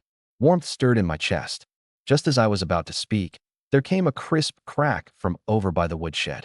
Second sister-in-law Lu Tsuehua, in a tight old undershirt, was swinging an axe, splitting firewood. One swing, and a log as thick as half an arm split apart. Sweat had soaked through the shirt on her back, clinging to her, tracing the stunning curve of her waist and hips. When she saw me, she jammed the axe into the woodpile, strode over on those long legs, and looked me up and down with her apricot eyes. Didn't sleep well? Before I could answer, a calloused fingertip was already jabbing into my chest, none too gently. My muscles tensed on reflex. Next time you go to the county town, you're not allowed to take forth alone, she complained. But that finger traced the contour of my pecs. Otherwise, your second sister-in-law won't leave the door open for you. Before I could figure out how to respond, eldest sister-in-law Lu Yuru came out of the house, carrying a basin of well water.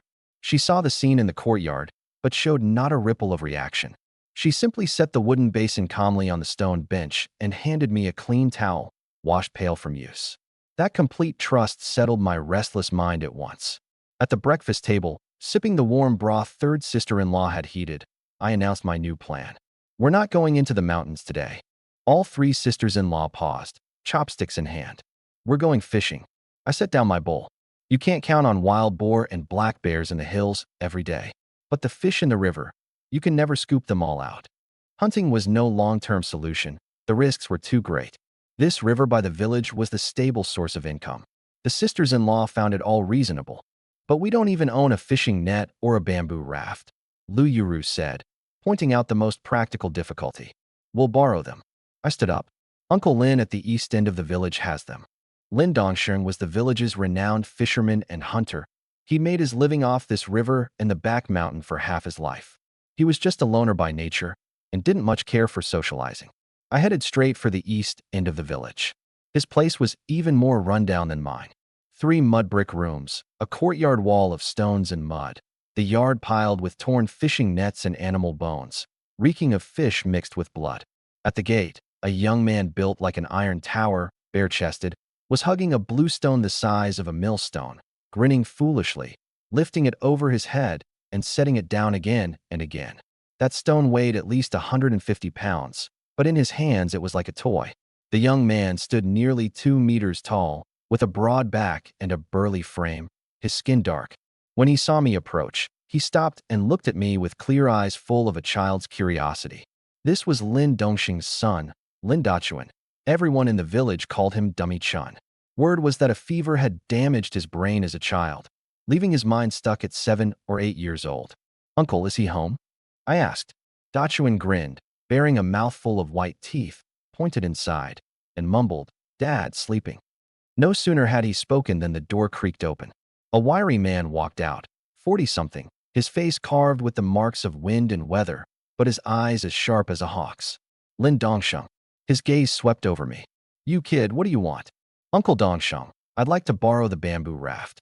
I got straight to the point. He said nothing, just took a bough out from behind the door. It was a strange bough. The body wasn't wood. It was several wrist-thick vines, hundreds of years old, twisted together, covered in natural knots, and heavy just to look at. Want to borrow the tool I eat with? He thumped the bough against the ground with a dull thud. Draw it, and the raft's yours to use. I looked at the bough. In my past life, I'd heard about it. No one in all of Kaoshan Hamlet could draw this vine bough except him. I said nothing, stepped forward, and bent to pick it up. The bough was incredibly heavy in my hands, at least 30 pounds. The bowstring was made of some kind of animal sinew, thick and stiff. I took a deep breath, gripped the bough with my left hand, the muscles of my right arm bulging, my fingers hooking the string. Lin Dongsheng crossed his arms, a barely perceptible sneer on his face. The only sound in the courtyard was my heavy breathing. I drove the strength into both arms. Veins rose one by one beneath my bronzed skin, like gnarled tree roots. That vine bough, hard as iron and stone, began to groan and creak. The bough started to draw open, just a sliver. The sneer on his face froze. Dachuan stopped too, his eyes wide, unblinking. My feet were nailed to the ground, my back straight, every ounce of my strength pouring into my arms. Drawl. A low roar tore from my throat. That century-old vine bough drew open inch by inch, until at last, full moon. Lin Dongxing's pupils shrank abruptly, his whole body going rigid. Thud. The blue stone dropped from Dachuan's hands, gouging a crater in the ground. He tossed the stone aside and ran to me in a few strides, his big eyes full of stars. You amazing. He pointed at me, then at himself, grinning stupidly. Dachuan, go fishing, with you. Lin Dongxing's hawk-like eyes raked over me a few times, finally settling on my hand, gripping the bow, veins bulging. The vine bough was still held at full draw, groaning under the strain. The air held only my heavy panting and the humming of the bowstring. A full 5 or 6 seconds passed before he finally forced a single word out of his throat. Humph. He didn't say yes, and he didn't say no. He just turned and went back inside, his back a little stiff. I released the tension, and the tremendous rebound left my arm numb. I set the bow gently back where it had been and rubbed my aching arm. The raft's by the river. Go get it yourself, came his hoarse voice from inside, with a trace of reluctance. That deep pool downstream. Stay away from it. It's cursed. Thanks, Uncle Dongxing. I turned to leave, but a huge shadow blocked my path. It was Dachuan. His clear eyes were now bright as if set with 2 stars, staring straight at me, grinning foolishly. He clumsily walked over to the eaves and, with one hand, hoisted the folded, 100-odd-pound torn fishing net onto his shoulder. With his other hand, he grabbed a few bamboo baskets and set off after me with big strides. His steps were as steady as a small mountain on the move. I glanced back at him and didn't refuse. Back at my own courtyard, the sisters-in-law saw an iron tower of a man following behind me and froze. Dachuan set the net and baskets down on the ground with a heavy thud, then stood there staring at everything in the yard with curiosity, like a child who'd wandered into a grand garden. Well, would you look at that? You go out and come back with Dummy Chun. Lu Tsohua elbowed me, her apricot eyes sizing up Dachuan's solid muscles, unable to hide the smile at the corner of her mouth. I explained the fishing plan. The moment Lu Tsohua heard about going down to the river, her eyes lit up. I'm coming too, she said, patting her chest. I'm a good swimmer. I'll be a big help, guaranteed. I nodded. One more person meant one more helper. The 3 of us went to the little river by the village. The water was clear, and you could see the pebbles on the bottom and the little fish darting about. Lin Dongxing's bamboo raft leaned against the bank beneath a willow tree, several thick bamboo poles bound with vines, looking sturdy. Dachuan stepped forward, bent down, grabbed the edge of the raft with both hands, and with a low grunt, single-handedly hauled the at least 200-pound raft up and set it steadily into the water. Water splashed everywhere. Lu Tsuehua watched, clicking her tongue, and slapped me again. Dachuan's stronger than the ox in our village. To keep her pants dry getting on board, she stepped aside, turned her back to us, bent over, and briskly rolled her pant legs up loop by loop, all the way to the top of her thighs. The skin that never saw the sun was dazzlingly pale, glowing with a fine luster in the morning light. Those legs were long and shapely, full of healthy, firm strength. I only looked once, and my throat went dry. I quickly turned my gaze away to the current. The raft wasn't big, and with 3 people it felt crowded. I stood at the bow with the pole. Dachuan crouched at the stern like a counterweight, keeping the raft steady and level. Lu Tsohua could only sit in the middle. The raft had just left the bank when it gave a slight lurch. She hadn't settled yet, and her knee bumped solidly into my shin. Through the thin fabric of my pants, that soft, warm, springy sensation made us both uneasy. She quickly sat up straight, her cheeks burning. I pulled the raft, eyes forward, the map already unfolded in my mind. I steered around the shallows where the fish were sparse and headed straight for the waters downstream where the white dots were thickest. When we reached the spot, I signaled Dachuan to cast the net. He stood up, and that heavy net was as light as an old rag in his hands. He swung his arm around and flung it hard. The net traced a graceful arc through the air and dropped with a splash, covering that patch of water precisely. After a moment, I called out, "Pull it up." Dachuan grabbed the net rope, the muscles of his arms bulging, and with a heave, he dragged up the heavy net, full of water and packed with fish. The net was full of grass carp and common carp thrashing about, silver scales flashing in the sunlight, slapping up sprays of water, crackling and popping without pause. Lu Tsuehua laughed like a mountain oriole. Forgetting all reserve, she bent over to grab a slippery big carp. As she bent, the collar of her tight undershirt stretched wider, her ample body leaning forward, that breathtaking contour of her chest swaying before my eyes with every movement. Before long, several bamboo baskets were more than half full. The commotion drew the few women washing clothes by the river, among them Widow Zhang. Crooked Lin, too, hands clasped behind his back, popped out from some corner, his triangular eyes darting back and forth between the fat fish and Lu Tsuwa. Well now, wild boar one day, fish the next. Looks like the Lin family's about to strike it rich, Widow Zhang said, wringing out a wet garment, her tone dripping with sarcasm. Though this sister Tsuwa sure has some nerve, squeezing onto one boat with two grown men in broad daylight, not even afraid of the gossip. Lu Tsuwa had a fiery temper to begin with, and the moment she heard that, her anger flared.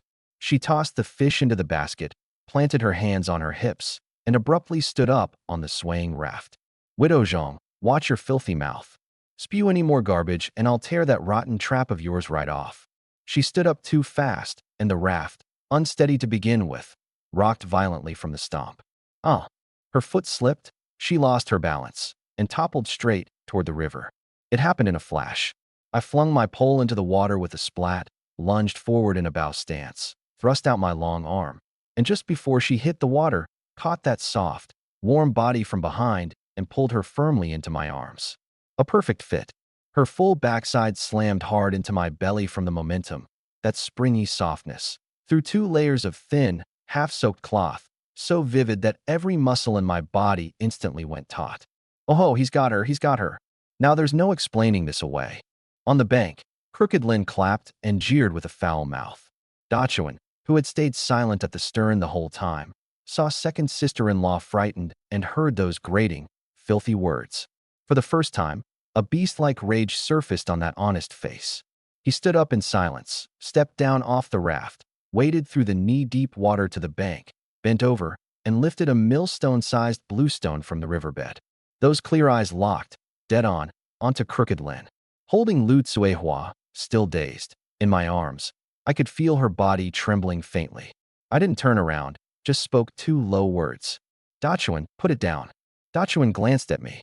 Though he didn't understand, he obediently set the huge stone gently back where it had been.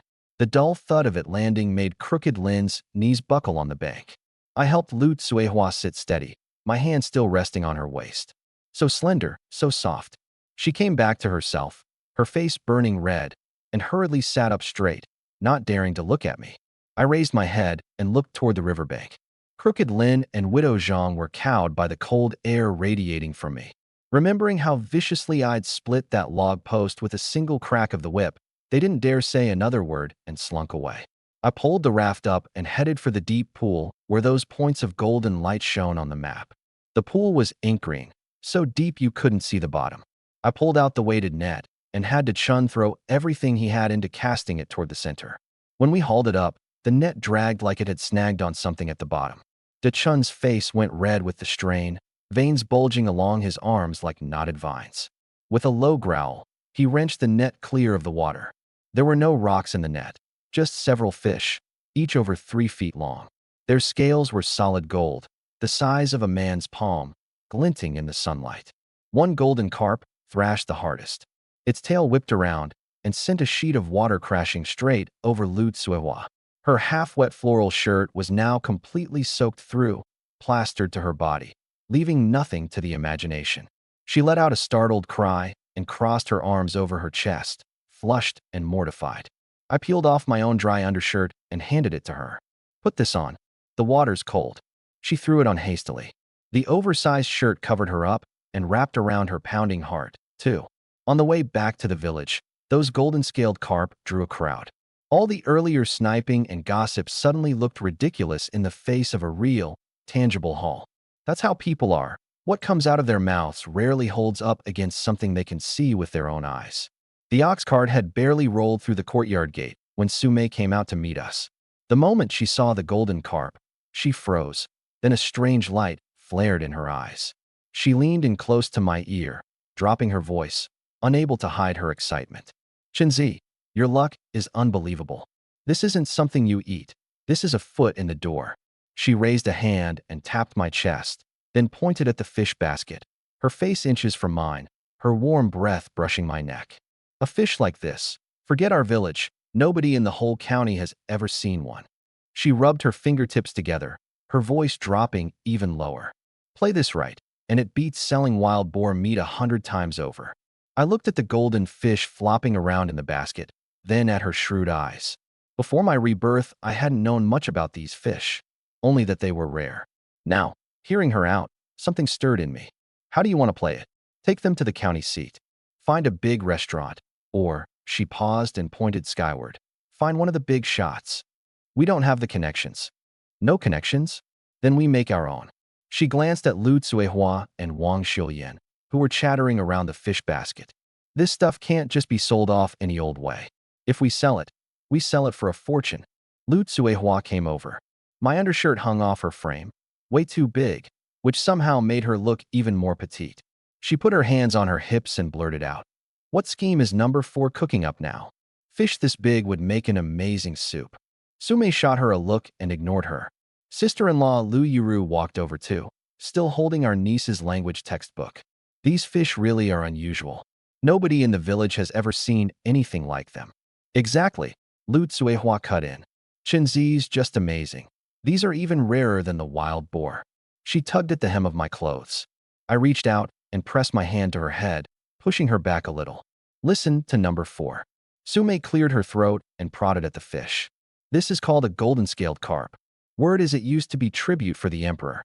These days they're basically extinct." "Tribute." Lu Tsuehua's mouth fell open. "So we can't sell them like ordinary fish," Sume said flatly.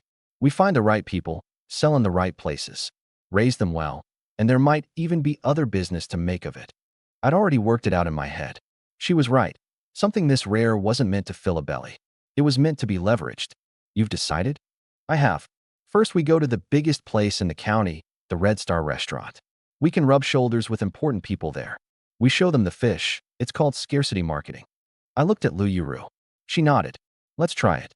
Lu Tsuehua tilted her face up toward me again, a few strands of wet hair clinging to her cheek, adding a certain something I couldn't quite name. "If the fish sell for big money, does that mean we could?" She didn't finish, just pointed at herself. I dodged her hand.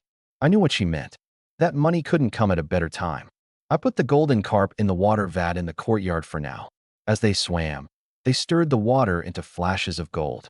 Of the rest, I sent a basketful home with Dechun and released the others into the little pond my eldest brother had dug. Early the next morning, I borrowed the ox cart from Wang Zhengwo, the village party secretary.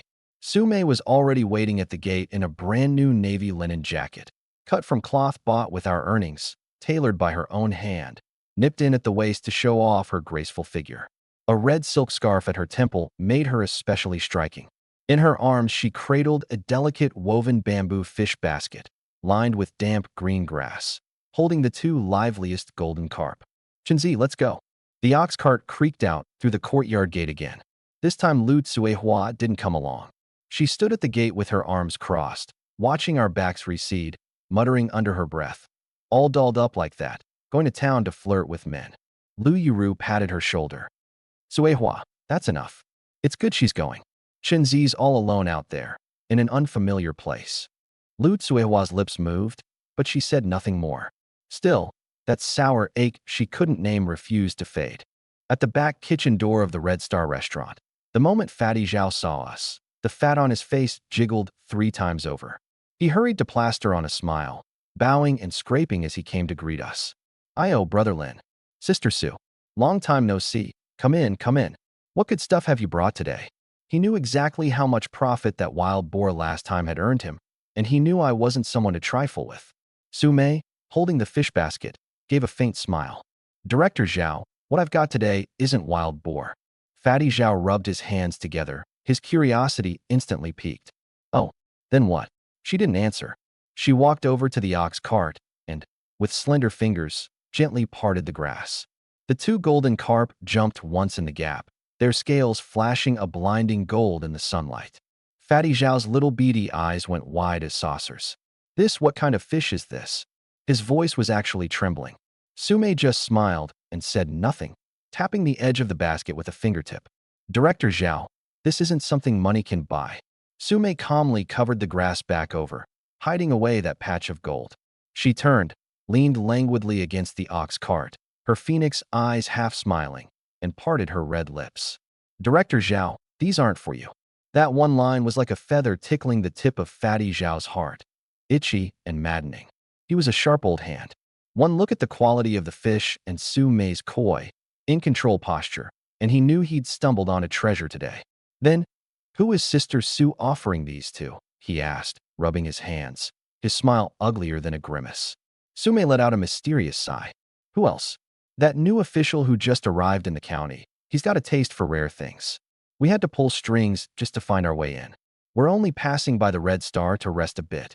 The new official in the county. Fatty Zhao's heart lurched. He'd been fretting over how to get in the good graces of the new leadership, and this golden carp was practically a foot in the door, dropped straight from heaven. If we beat him to it, how would he ever get by in the county after that? His attitude did a complete 180. "Oh, my dear sister." He rushed forward, fumbling out a crumpled cigarette pack and moving to pour water, all in a flustered scramble. "It's all a misunderstanding. These fish, could you spare your big brother a couple? Name your price." Sume held up 3 fair, tender fingers and waved them before his eyes. 30 a fish, he ventured. That price was already half a month's living expenses for an ordinary family. Sume shook her head with a smile, withdrew 2 fingers, and left only 1. Her rosy lips parted, 1 word at a time. 300. Each. What? Fatty Zhao's voice went shrill as a cat, with its tail stepped on. He jumped back a step, his fat trembling. 300? Why don't you just rob me? Are these fish made of gold? He was about to blow up, ready to call the staff to throw these 2 country bumpkins who didn't know their place out. Crack. A sharp snap sent everyone at the kitchen door flinching. Fatty Zhao whipped around. At some point, I had silently moved to stand by the ox cart, the tip of the ox whip in my hand still quivering. On the bluestone slab beside me, a white mark stood out, stark and glaring. He looked at the white mark, then at my face. There was nothing fierce about me, but those eyes were empty, hollow, holding nothing at all. It was that hollow coldness that sent a chill from his scalp to his heels. Director Zhao. Sume sighed at just the right moment, her tone helpless. My brother Chun has a bad temper. He can't stand to see me wronged. The carrot and the stick, both at once. Cold sweat broke out on Fatty Zhao's forehead. He didn't dare haggle anymore, nodding and bowing tremulously as he scrambled off toward the accounting office. Soon he came back cradling a thick stack of cash, offering it up with both hands. 600. Not a cent short. Count it, sister. Sume took the stack of 10 yuan notes without even a glance and pressed it straight into my hand. Her fingers were warm and soft, deliberately grazing across my palm and sending a faint current through me. The deal done, Fatty Zhao carefully lifted the 2 golden carp, cradling them like he was tending to his ancestors. Sume stood on her toes and leaned into my ear, her warm breath fanning against the shell of my ear, ticklish and tingling. Chenzi, we're rich. I didn't let this windfall go to my head. Money that comes fast goes fast, and wealth you can't hold on to isn't wealth at all. Gripping that stack of bills still warm from her touch, I looked down at this rickety ox cart. Deliveries are going to be a pain from now on. We need to buy a vehicle. Sume blinked, looking at my calm profile, her phoenix eyes flashing with wonder. This man, strong, bold, and farsighted, too. She agreed wholeheartedly. We didn't linger. We headed straight to the second-hand market. It was a sea of noise, stalls packed shoulder to shoulder. My eyes quickly locked onto a brand-new pedal tricycle, big cargo bed, sturdy frame. Boss, how much for this one? 150, not a cent less. Sume circled the tricycle once, and to test how stable it was, she suddenly hiked up her pant leg and plopped down in the cargo bed. Chenzi, push me a couple steps, and let's see. Sitting in the cart, she swung her legs restlessly. Her slim, fitted trousers hugged the lines of her legs, and her bare ankles were dazzlingly pale. I pushed her along. The tricycle was steady. She sat in the back giggling like a child with a new toy. Once we'd bought the tricycle, she dragged me off to browse the fabric market. She was drawn to a trendy butterfly hairpin at a roadside stall, turning it over and over in her hands. I just paid for it. Then I picked out fabric too, navy for my eldest sister-in-law, pale pink for the second, light gray for the third, and for the 2 nieces, a sun Wukong sugar painting each. Sume clipped the hairpin into her hair right then and there. The bright butterfly against her raven black hair set off her face beautifully. Delighted, she looped her arm through mine, practically pressing herself against me. We were pushing the brand new tricycle, about to head home, when a young woman in a cream-colored blouse with 2 braided pigtails rode past on a shiny new women's bicycle. She had a gentle, refined air, utterly out of place amid the surrounding clamor. Her gaze fell, by chance, into our ox cart, where a patch of golden scales the size of a fingernail flashed a blinding light. The woman jerked her bike to a stop, toe touching the ground, unable to hide the wonder in her clear, bright eyes. Two vehicles, one new, one old, rolled side by side into the entrance of Kaoshan village. This spectacle drew even more eyes than the 300 pounds of wild boar king I'd hauled back alone last time. The ox cart bed was piled high. White rice, sacks of flour, and several bolts of bright new fabric. Sume pedaled the tricycle, her back straight, the butterfly hairpin at her temple catching the light. The village women stitching shoe soles and idling in gossip all stopped what they were doing, their eyes nailed to that new tricycle-like tax. Envy, jealousy, and unmistakable sourness, it all hung thick in the air. At the courtyard gate, three figures stood frozen like stone. Lu Yuru paced back and forth, wringing the hem of her shirt. Lu Tsuohua stood with her hands on her hips, toe-tapping, craning her neck toward the village entrance. Wang Shulian held her sleeping child, pressed close to the eldest sister-in-law, her face full of worry. Only when the new tricycle came into view did the three women's hearts settle back into place. Lu Tsuehua was the first to rush over. Her eyes were on nothing. Not me, not Su Mei, not the rice and flour. Only that gleaming blue tricycle, which she circled round and round, sizing it up. What a waste of money, she muttered, even as her hand slid over the brand-new frame, unable to let go. I drove the ox cart into the courtyard to unload. Su Mei hopped down, clapped her hands, and wore a triumphant smile. Watching her smug expression, the sourness bubbled up in Lu Tsuehua's chest. Pretending to move a 50-pound sack of flour, she angled her body and slammed her shoulder squarely into Su Mei's arm. Su Mei staggered from the impact. Look at you, showing off. You've charmed the very soul out of Qinzi, Lu Tsuehua said, her voice low and barbed. Su Mei steadied herself but didn't get angry. Instead, she reached back and grabbed Lu Tsuehua's hand, and like a magic trick, produced something from her pocket and pressed it into her palm. A pale pink butterfly hairpin, even prettier than the one on her own head. She leaned into Lu Tsuehua's ear, her breath as sweet as orchids. Second sister-in-law, Qinzi's got you on his mind. He picked pink on purpose. It suits you. Lu Tsuehua clutched the cool, delicate hairpin, utterly stunned. I took all of this in. I picked up the other two paper-wrapped bundles from the cart and walked over to my eldest and third sisters-in-law. The navy to Lu Yuru, the light gray to Wang Shulian. Finally, I pulled a set of brand-new keys from my pocket and solemnly placed them in Lu Tsuehua's hand. Second sister-in-law, from now on, hauling and delivering in town. This tricycle is yours to command. I looked her in the eye, not a trace of joking in it. You're strong, you get things done. I trust it to you more than anyone. Lu Tsuehua looked at the keys, then at the pink hairpin, then up at me. That little bit of sourness inside her melted away like snow under the sun. Heat rushed to her cheeks, and even her fair neck flushed a pretty pink. I'll give you credit. You've got a conscience, she said, putting up a tough front, but her hands came down from her hips. Carefully, she tucked both the keys and the hairpin into her pocket. Watching, Lu Yuru and Wang Shulian both broke into knowing smiles. Once everything was carried inside, Su Mei spread the fabric out on the Kong, and the room lit up instantly with bright colors. She held the deep indigo up against Lu Yuru, handed the bright red to Lu Tsuehua, and gave the gentle cream to Wang Shulian. The room filled with laughter that had been missing for far too long. When it was the eldest sister-in-law's turn, she looked at the new fabric and stole a glance at me as I drank my water, her voice as thin as a mosquito's hum. At my age, wearing something this bright, isn't it improper? I set down my water bowl, having heard her just in time. Sister-in-law, you look good in anything. That one line, and her face went red all the way to her ears. Lu Tsuehua had no such reservations. She boldly held the bright red fabric up to her chest, deliberately arching her back, and raised an eyebrow at me, her almond eyes full of fiery laughter. Qinzi, if second sister-in-law wears this, won't she charm the souls right out of every man in the village? After dinner, the whole family gathered around the Kong table. In the center sat the 400-some yuan left from selling the fish.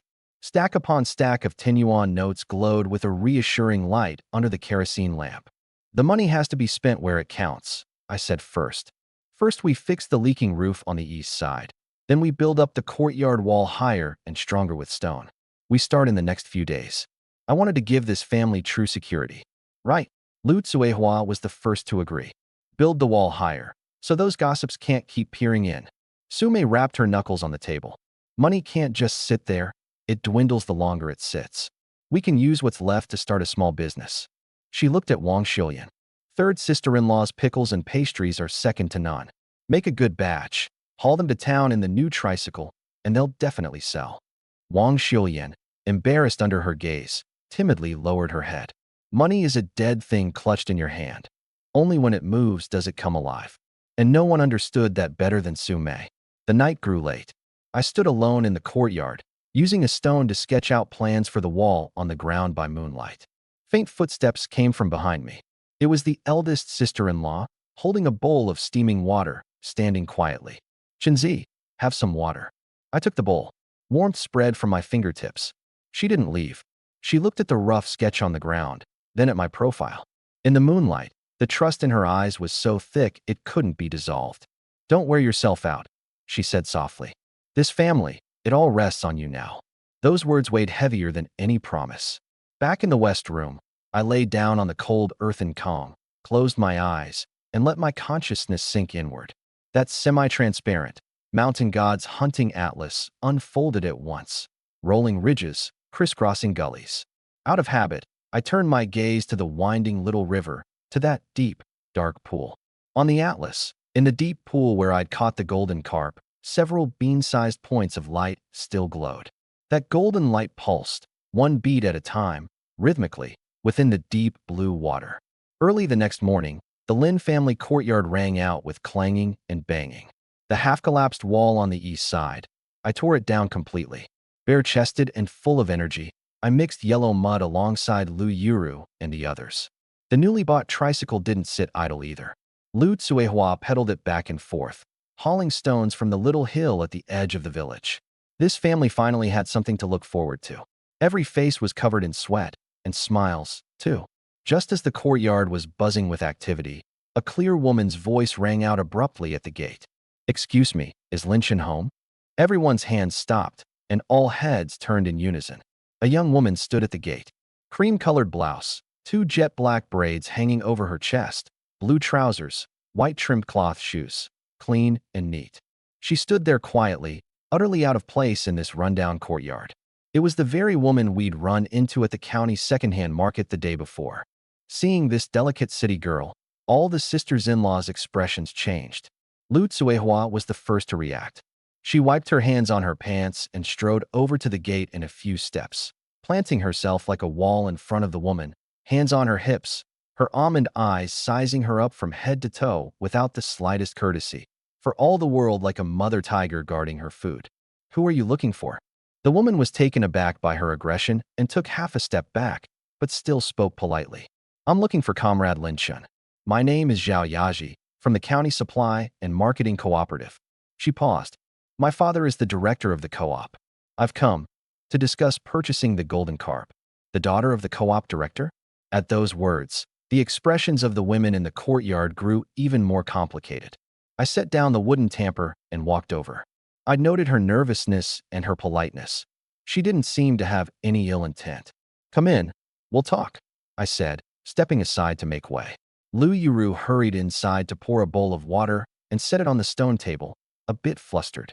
Sume wiped her hands and walked over quite naturally, sitting down on the other side of the stone table, right next to me. She said nothing, but her posture made it clear she was a leading player in this conversation, too. Zhao Yaji steadied herself and stated her purpose directly. Comrade Linshan, the golden carp, grass carp, and silver carp you've caught. Our co-op is very interested. I'd like to discuss a long-term arrangement with you. From now on, whatever fish you catch, we'll buy. She held out a hand. All 5 fingers spread. 50 yuan per golden carp, 50 cents a pound for the rest. We'll take as much as you've got, and we can even pay a deposit up front. 50 yuan. That number landed like a boulder in the hearts of Lu Yuru and Wang Shilian. Both sucked in a sharp breath. This wasn't a one-time deal. This was a long-term, steady, high income. Lu Tsuehua said nothing, just crossed her arms, her eyes sweeping back and forth over Zhao Yaji and me like searchlights. And when she saw that girl's clear eyes keep unconsciously drifting toward me, her brow furrowed even tighter. But Sume smiled. She picked up the bowl of water, blew on it gently, but didn't drink. Comrade Zhao, 50 yuan. Isn't that rather underestimating the treasure of our Kaoshan village? She set the bowl down with a soft clink. You know better than we do just how rare golden carp are. My brother Chen risked his life in that deep pool to catch them. That price won't do. Zhao Yaji hadn't expected this woman, who looked just as young, to be such a tough negotiator. She glanced at me, silent, yet radiating an undeniable presence, and her estimation of this family rose another notch. Then what does Comrade Su have in mind? Sume held up 8 fingers, 80 yuan per fish. Watching the other woman's expression shift, she added leisurely, and besides cash, we'll want some hard-to-get ration coupons. Cloth coupons, grain coupons, industrial coupons, you know how it is. Now that was asking for the moon. This time Zhao Yaji was genuinely taken aback. Looking at Su Mei's face, striking and shrewd, she suddenly felt this trip had been the right call. All right, she said, barely hesitating. We'll do it your way. She pulled an envelope from her canvas bag and counted out 5 10-yuan notes. Here's a 50-yuan deposit. Please accept it, Comrade Lin Chun. I reached out to take it. Her fingers were long, and as she handed over the money, her fingertips grazed the back of my hand, whether on purpose or not. Smooth, delicate. Ahem. Cough, cough. Lu Tsuwa suddenly erupted into an earth-shattering fit of coughing until her face went red and she doubled over. That subtle atmosphere was instantly blown clean away. Every word and every gesture of this negotiation had been seen clear as day by 2 people peeking out from behind the corner of the wall. Lin Laowai and Widow Zhang were hiding there, watching this pretty, fashionable city girl come knocking on the door to hand me money, their eyes practically bleeding with jealousy. You see that? Even the city vixens are coming to his door. Widow Zhang ground her back teeth, keeping her voice low. A scheming glint flashed in Lin Laowai's beady, triangular eyes. Humph, talking business? I'd say they're talking marriage. That brat's probably about to marry up and become a live-in son-in-law. His eyes rolled, and a vicious idea sprang up. He patted Widow Zhang's arm. The two exchanged a knowing look, and they slunk away, hunched low. Lin Laowai didn't go home. He went straight to the big pagoda tree at the village entrance, where a few villagers were resting and chatting. He plopped down and, embellishing every detail, spilled the whole scene he'd just witnessed. You should have seen it. The precious daughter of the co-op director's family, she drove right up, pretty as anything, throwing herself straight into Lin Chen's arms. They say she wants him as a live-in son-in-law. From now on, he'll be living high on the hog, never coming back to this poor mountain hollow.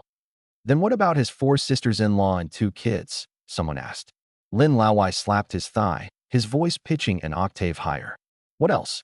He'll dump them, of course. You think a young city miss is going to put up with a bunch of tagalongs? Mark my words, those widows are about to be kicked right out the door. I saw Zhao Yaji off, and just as I got back to the courtyard, I saw De Chun's iron tower of a figure appear at the gate. He held a wild hair in his hand, grinning a foolish grin.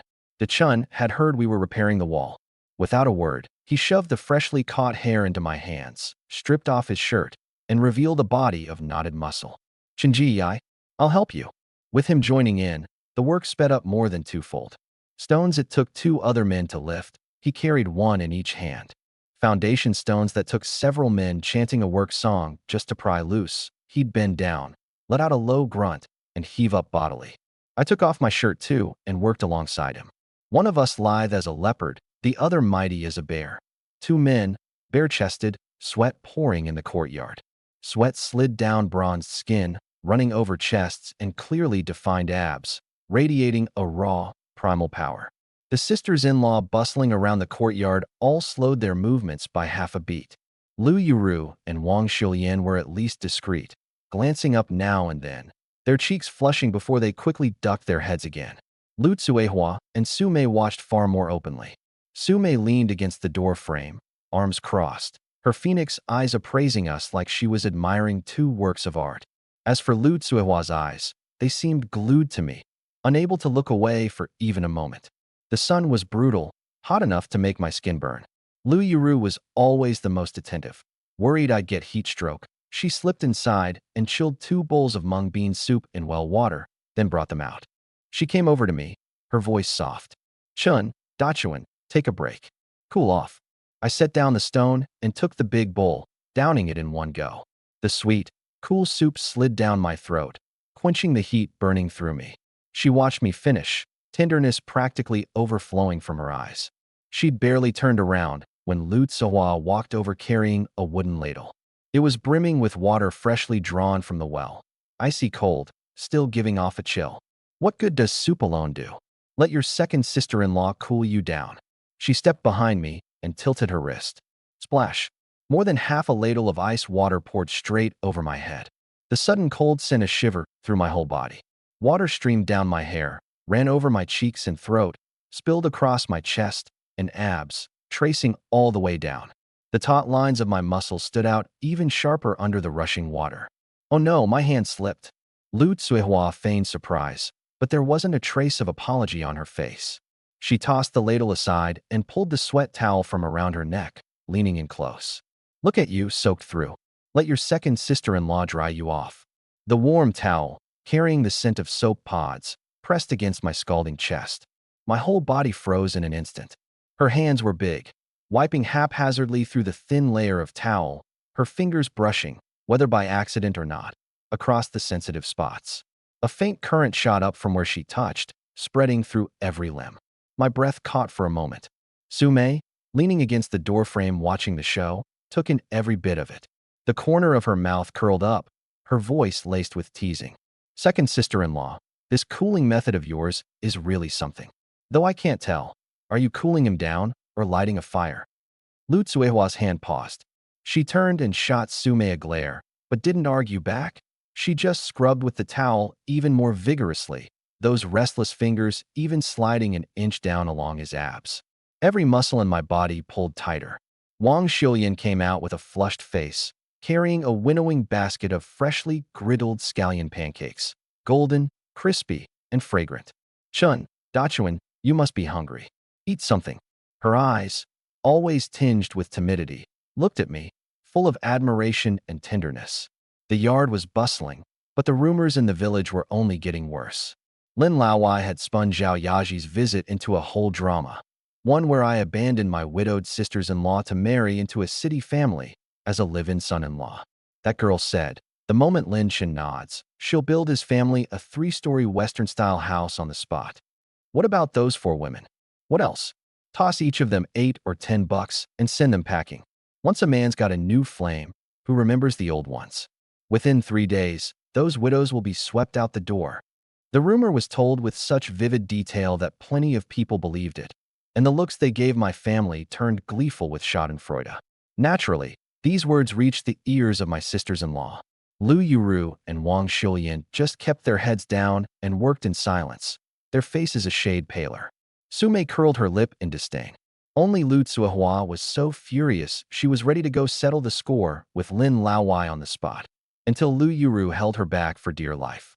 2 days later, that crumbling courtyard wall wasn't just repaired good as new. It was reinforced and raised half a meter higher with bluestone. The whole yard stood solid and neat, like a little fortress. Looking at the brand new wall, my sisters-in-law all felt a sense of security they'd never known before. Wagging tongues can crush a person, but what holds up this home has never been anyone else's mouth. It's this wall we built with our own hands. That evening, to celebrate, Wang Xiuyan stewed a big pot of meat. The family gathered around the stone table, spread with food, aromas filling the air. My 2 nieces chattered away, and the yard was full of laughter. Just then, knock, knock, knock. Someone pounded on the courtyard gate, hard, urgent. The laughter cut off abruptly. I set down my chopsticks and got up to answer it. Standing at the gate was village party secretary Wang Zhengwo. His hands were clasped behind his back, his square face set like stone, his usual kindness now covered in frost. His gaze swept past me like 2 knives, moving one by one over the 4 women in the yard, then landed back on my face. He lowered his voice and spoke, one word at a time. Linshin, come out here with me. There are some things we need to talk about. The food on the table was still steaming. The smiles hadn't yet faded from my nieces' faces, and all of it was frozen by this sudden frost. Lu Yuru gripped the edge of the table. Wang Xiuyan ducked her head in fear. I set down my chopsticks. My expression didn't change. I shot my sisters-in-law a reassuring look and followed Wang Zhengwo out the gate. Lu Tzuhua clutched her chopsticks, veins bulging on the backs of her hands, a pair of almond eyes fixed on the gate, like a mother leopard ready to pounce at any moment.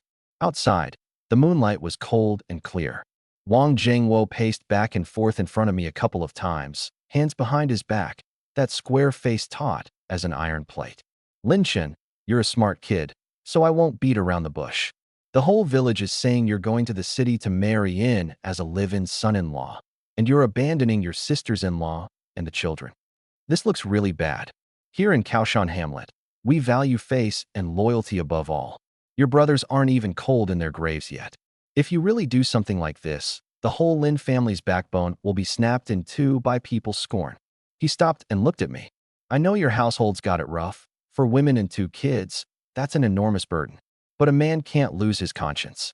My advice is, for the sake of your own future, find a way to get them settled. And then you can go if you want to go. Nobody'll stop you. Get them settled? Go if I want to go? It sounded like goodwill, but really it was him urging me to abandon this family. I didn't get angry. I just looked at him calmly, my eyes fathomless in the moonlight. Uncle, everything you've said, I understand. My voice was steady, without a ripple. But this home, right now it's my home, Lin Chen's home. First sister-in-law, second, third, fourth, they're all my sisters-in-law. Meng Yao and Meng Qi are my nieces. I took half a step forward, each word landing hard on the ground. They're not a burden. They're my life. Don't anyone think they can tear us apart. Wang Zhengwo was stopped short by this steady, unyielding spirit. Just as he was about to say more, the courtyard gate creaked open. Sume walked out. She didn't look at Wang Zhengwo. She walked straight over to stand beside me, holding a folded piece of paper. Secretary, that city girl you mentioned, is her name Zhao Yaji? Her voice was cool, but clear. Wang Zhengwo blinked, then nodded. Sume unfolded the paper and handed it over. This is a letter of intent to purchase, signed between us and the County Supply and Marketing Cooperative. Zhao Yaji is the daughter of the co-op director. She represents the co-op, and she came to negotiate a long-term purchase of golden-scaled carp. This is the deposit receipt. On the paper was neat handwriting and a bright red seal. Wang Zhengwo couldn't read all the characters, but he could understand words like supply and marketing co-op, purchase, and deposit. Sume continued, laying it out clearly. The villagers don't know any better, and rumors spread and get twisted. We understand that. But you're the party secretary. You can't just believe every gust of wind that blows through, can you? Chun is the pillar of this family now. The whole household depends on him to fish, hunt, and work with the co-op so we can have a good life. If these ugly rumors get out, ruin his reputation, and cut off our livelihood, who's going to take responsibility for that? Her words were neither soft nor harsh, backed by reason and evidence. Wang Zhengwo's old face went red, then white. He looked at the letter of intent, then at my resolute eyes, then turned back to look at the women in the yard, nervous, but all standing together. That bit of suspicion in his heart dissolved. He heaved a heavy sigh and waved his hand. I got it wrong. You all, just live your lives well. He didn't linger. He tossed out a watch your reputation from now on, and with his hands behind his back, strode away quickly. The gate closed. The crisis was averted for now. Lu Tzuehua slammed a fist on the table. It's got to be that old bastard Lin Laowai flapping his gums. I'm going right now to settle the score with him. Let it go, second sister-in-law. Sume put the letter of intent away. We live our lives for ourselves, not to put on a show for them. She looked around at everyone and formally laid out her idea. Relying on Chun alone to go into the mountains and down to the river is too exhausting and too slow. I'm thinking we should start a family workshop. Her gaze fell on Wang Xiuyan.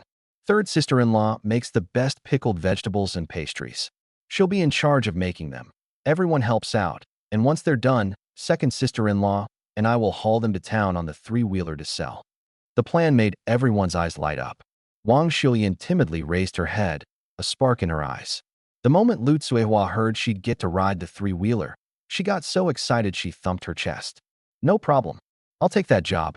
It's just pedaling a cart, right? Easy. 1 pair of hands can't hold up a family, but 4 pairs braided into a single rope, that can. No sooner said than done. The next day, the yard became Lu Tzuehua's driving range. She'd changed into a pair of old pants cut a bit short, revealing two strong, well-shaped calves, dazzlingly pale in the sunlight. She climbed onto the cart, gave two pushes with her feet, and the cart went wobbling and lurching forward. Hey, hey, hey, slow down. Left. Turn left. Su Mei and my nieces watched from the side, hearts in their throats, but couldn't help laughing. Lu Tsuhua fumbled all over the place, the handlebars completely ignoring her, the cart swerving left and right like it was drunk, about to crash headlong into the newly built wall. Quick as a flash, I lunged forward and grabbed the railing of the cart bed from behind. A tremendous force surged through, and the cart came to a hard stop. But the out-of-control frame lurched violently, dragging my whole body forward. To steady the cart, my hand instinctively shot out and wrapped around Lu Tsuowa's waist. My other arm reached over her shoulder to firmly grip the swaying handlebars. My whole body had her locked snugly against my chest from behind. Lu Tsuehua was so startled her soul nearly flew out. Her legs were still pedaling wildly, her knees banging against my waist and stomach with no rhythm at all, and no gentle force either, hard enough to make me grunt. I was somewhere between annoyed and amused. I could only hold her tighter, lowering my voice right against her ear. Second sister-in-law, stop flailing your legs. Warm breath brushed against the shell of her ear. Ticklish. Tingling. Lu Tsuehua shuddered all over, as if she'd been shocked. Her pedaling legs stopped instantly. Her whole body went soft, and half of her leaned back against my chest, out of her own control. Her cheeks were as red as the sunset burning at the horizon. After a whole afternoon of struggling, Lu Tsuehua finally got the hang of it. By evening, she could carry Su Mei around the yard steadily. She sat up straight, her hair blown back by the wind, her face radiant in a way it had never been before. My two nieces followed behind the cart clapping and giggling, and the yard was full of joy. That night, a different aroma than usual drifted from the kitchen. The first batch of products was ready.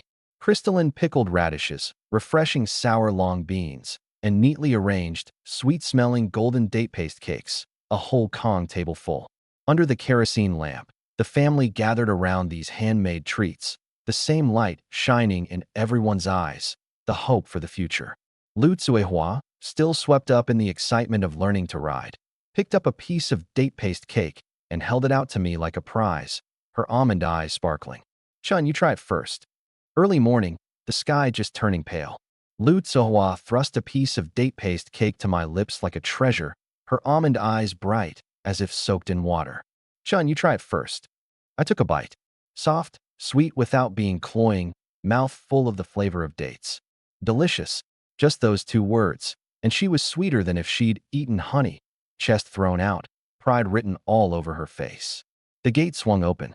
Lu Tsuehua led the way, pedaling the brand-new three-wheeler, dressed neat in old clothes, her hair tied up high with a strip of cloth, radiating a spirited energy.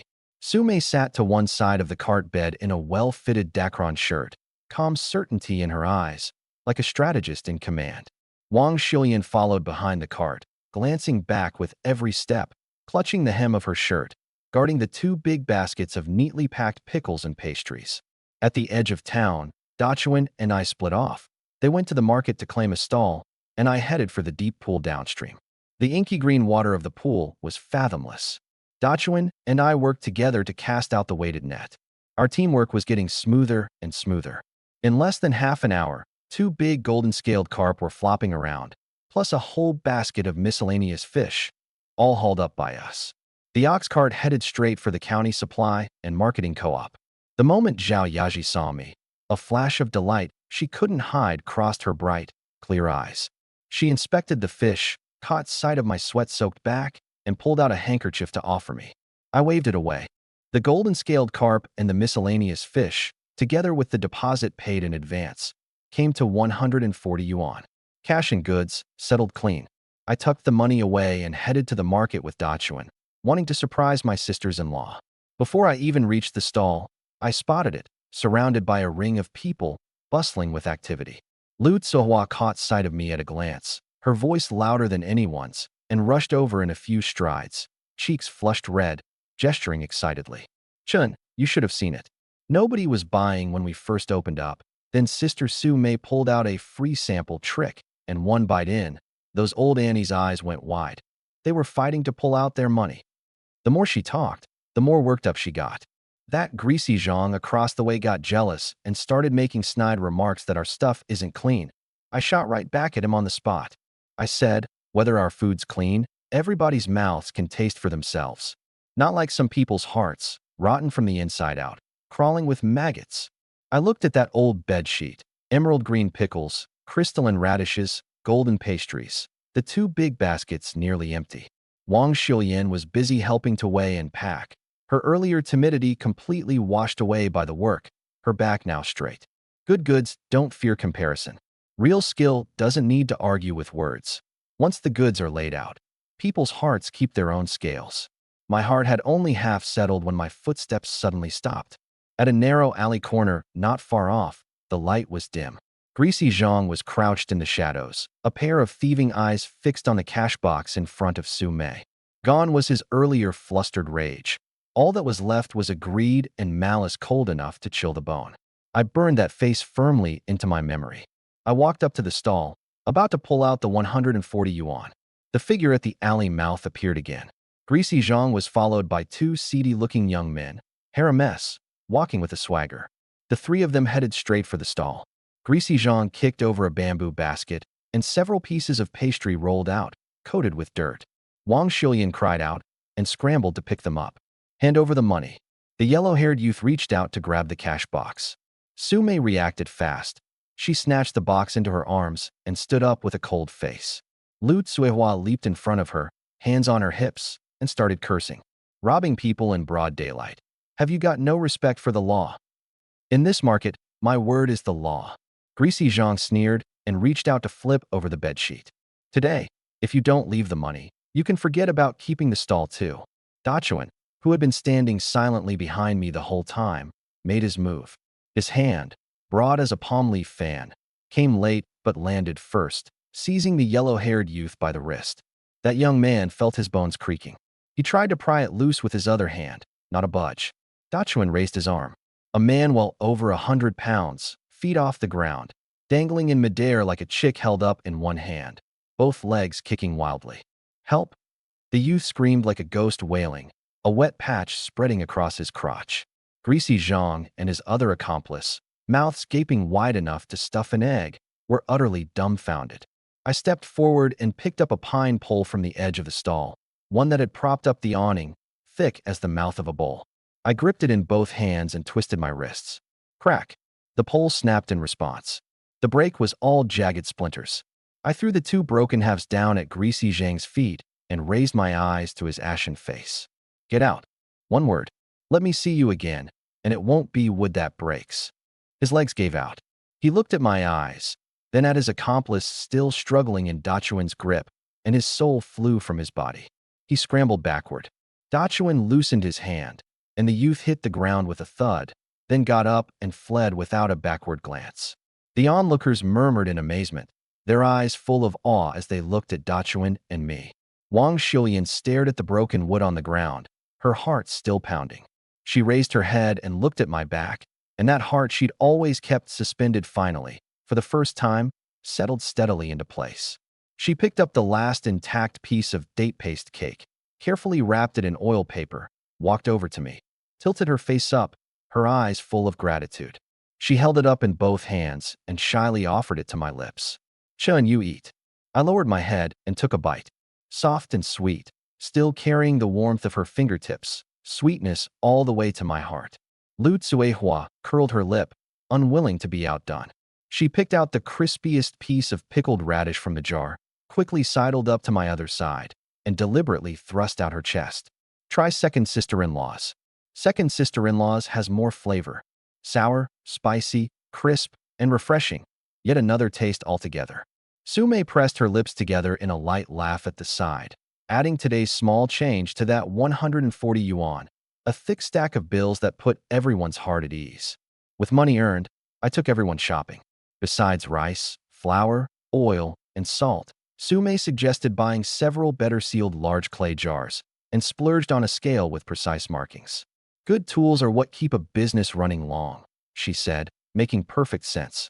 I walked up to the stall of an old man selling candied haws, picked out the biggest, reddest skewer, and stuffed it into the hands of Dachuan. who'd been silently hauling goods the whole time. His eyes lit up, and he grinned, showing 2 rows of big white teeth. Then I counted out half the fish money and tried to press it on him. "Dachuan, this is what you earned." He shook his head like a rattle drum, refusing no matter what. I couldn't win against him, so I dragged him to the grain shop and bought a sack of white flour, then to the cloth shop, where I bought 2 zhang of sturdy khaki fabric. "You won't take the money, but you've got to take the goods. Go back and have your sister-in-law make you a new set of clothes too." Only then did Dachuan accept it with a bashful grin. On the dirt road back to the village, the 3-wheeler was packed full. Lu Tsuehua pedaled, humming a tuneless little song, her feet growing stronger and stronger. Wang Xiulian sat in the cart bed, looking at the small mountain of rice, flour, and cloth, smiling more brilliantly than she had on her wedding day. But as we neared the big pagoda tree at the village entrance, the cart slowed down. 2 people stood by the roadside, Lu Ruyan and Lu Haoyu. Lu Ruyan, in old clothes washed pale, stared at our new cart, the full load of goods, the smiles the women couldn't hide. On that delicate, pretty face, there was no longer any of the old fragility and pitifulness, only a malice like the prick of needles. Lu Haoyu, hands stuffed in his pockets, tilted his head as he sized up the goods on the cart, but his words were aimed at me. "Not bad. Lin Shun, your skills are really growing. So many mouths to feed. Can you fill them all on your own?" That contempt, like a needle, jabbed into everyone's ears. Lu Rian took a step forward, her eyes reddening as she put on a pitiful, wounded look. "Brother Chun, I know you resent me, but how could you let yourself sink this low, running around with women like them? Go screw yourself." A sharp, furious curse cracked through the air like a firecracker. Before I could say a word, Lu Tsuehua had already leapt off the cart and planted herself firmly in front of it, her chest heaving with anger. Like a mother leopard guarding her cubs, she glared at Lu Ruyan with venomous eyes. "Who the hell do you think you are, even mentioning our Chun? Back then you were the blind one, crying and begging to break off the engagement. Now that you see we're doing well, you come crawling back with that shameless face of yours. What? Did your fancy man out there dump you?" Every word hit like a knife to the gut. Sume climbed down from the cart slowly, folded her arms, and leaned against its side, her voice cool and detached. "You broke off the engagement. You chose your own path. Whether we eat husks or gruel, it's none of an outsider's business." She arched an eyebrow slightly and swept her gaze over Lu Haoyu's flushed face. "You too, though. If you've got time to stand here blocking the road, you'd be better off going home to till a couple more acres. Kaoshan Village doesn't feed idlers, and it sure as hell doesn't feed the shameless." Those words cut deeper than any curse. Lu Haoyu, a grown man being lectured with 2 women pointing at his nose, couldn't keep his composure. Humiliated into a rage, he actually reached out to shove Su Mei. "You little widow, jinxing your own husband to death, and still running that sharp mouth." His hand hadn't even fully extended when something flashed before his eyes. A palm the size of a palm leaf fan blocked his way like a wall. At some point, Dachuan had moved to Su Mei's side. He was enormous. Just standing there, he cast her entire figure into shadow. A half-eaten candied hawthorn dangled from his mouth, and his clear, unblinking eyes stared at Lu Haoyu without a trace of emotion. That pure, emotionless gaze was more intimidating than any fierce threat. Lu Haoyu's hand froze in midair, and cold sweat instantly broke out on his forehead. Only then did I step forward, patting Dachuan's broad shoulder to signal that he shouldn't act. My gaze swept past the crowd and landed on Lu Ruyan's face, twisted with jealousy and resentment. My voice was flat, without a ripple. "I should thank you." She froze. "If it weren't for you, I'd never have known how comfortable life could be once I shed a dead weight." The words drifted out lightly, like an invisible slap. The mask on her face could no longer hold. The color drained from it bit by bit, leaving nothing but humiliation and spite. Wang Xiulian, who had been hiding in the back all along, looked at her brother and sister-in-law shielding her, looked at my back, and a courage she didn't know she had welled up inside her. Trembling, she lifted a small sack of white flour down from the cart, hugged it tight, and said timidly, We get to eat white flour flatbread every day now. You should just worry about yourself." That single sentence cut deeper than any insult. The onlooking villagers suddenly understood, and the murmuring spread. "Huh, so she's just jealous they struck it rich." Made such an ugly scene breaking off the engagement back then. Now she regrets it? Too late. Lin Chin's a real man, holding up a whole household on his own, and even feeding his sister-in-law and niece white flour. Those looks, contempt, mockery, gloating, stabbed like awls into the hearts of Lu Ruyan and Lu Haoyu. Their faces flushed and paled in turns, as if they'd been stripped naked in public. Finally, Lu Haoyu shot me a vicious glare, grabbed the dazed Lu Ruyan, and slunk off in disgrace amid the chatter. Back home, once the courtyard gate closed, it shut out every sound from the outside. Lu Tsuhua immediately perked up, striking that pose again, thrusting out her chest as she walked up to me and deliberately gave a little sway. Chun, wasn't your second sister-in-law fierce back there? I didn't answer, just pushed the tricycle into the yard and started unloading. Sume had already taken out paper and a pen and sat down at the stone table to tally the books. Without looking up, she said clearly, today was a warning. As the business grows, more and more people will get jealous. You can't just curse them away. We need a plan, something no one else can copy or steal. That one line pressed the lively mood in the yard down into cold calculation. What truly holds up has never been fists. It's a skill no one can take from you. Late at night, moonlight flowed like water, filling the courtyard. Alone, I inspected the corner of the wall we'd built during the day. The courtyard wall, stacked from stone and yellow clay, now stood half a meter higher than before and much thicker, solid, reassuring. Faint footsteps came from behind me. I turned. It was my eldest sister-in-law, Lu Yuru. Holding a sewing basket, she stood behind me without a sound. Don't move. Her voice was soft, gentle as the moonlight. I stopped and turned around. Under the moon, she rose on her toes to fix the collar I'd torn while unloading. The night breeze was cold, but her fingertips carried a hint of warmth, brushing carelessly against my neck. My whole body stiffened, my breath caught for half a second. I bowed my head, seeing only the crown of her black hair and the pale nape of her neck under the moonlight. A faint scent of soap bean lingered at the tip of my nose. I held my breath, keenly aware of her warm breath against my chin and the faint, tenacious tug of the needle and thread passing through the cloth. Lu Yuru's fingertips were cool, brushing across my neck and sending a shiver through me. She smelled clean, like soap bean. Moonlight fell on the crown of her black hair, tracing a soft curve. She said nothing, just finished mending that little tear, drew back her hand, took up her sewing basket, and turned to go back inside. I stood there a long while before returning to the west room. The next day, just as dawn broke, there was already activity in the yard. Not the tapping of wall repairs, but several women huddled in the main room, discussing something in hushed voices. I pushed the door open and went in. Sume was using a stick of charred wood to write and draw on a sheet of yellowed straw paper. Just tasting good isn't enough. She didn't look up. The charcoal rustled. We need a name. One look, and people know it's ours. Lu Tsuehua leaned in. On the paper were a few crooked flowers, and 4 characters in the middle. Lin, family, sisters-in-law. She read it out character by character, then broke into a laugh herself. Straight to the point, I'll give it that. Lu Yuru and Wang Xiuyan, both thin-skinned, lowered their heads. That's the name, then. Sume clapped her hands. This whole operation is held up by us sisters-in-law. It's only fitting. She grabbed a bundle of dried, broad corn husks. From now on, no more oil paper wrapping for the pastries. 1 husk per piece, tied with a fine hemp cord. Clean, cheap, and pretty too.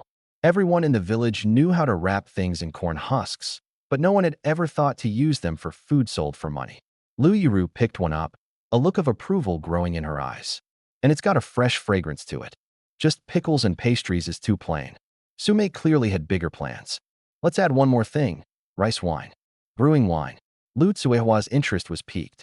That's a skilled craft. You know how. My family does. I learned it. Sume was full of confidence. It's just hard work. Steaming the rice, mixing the yeast, all back-breaking labor. Her phoenix eyes shifted and landed on me, who had just walked in. The kitchen fire was soon lit. Steam billowed from the big iron pot. The glutinous rice, soaked half the night, was placed on the steamer to cook over the water. The whole kitchen filled with the sweet, soft aroma of grain.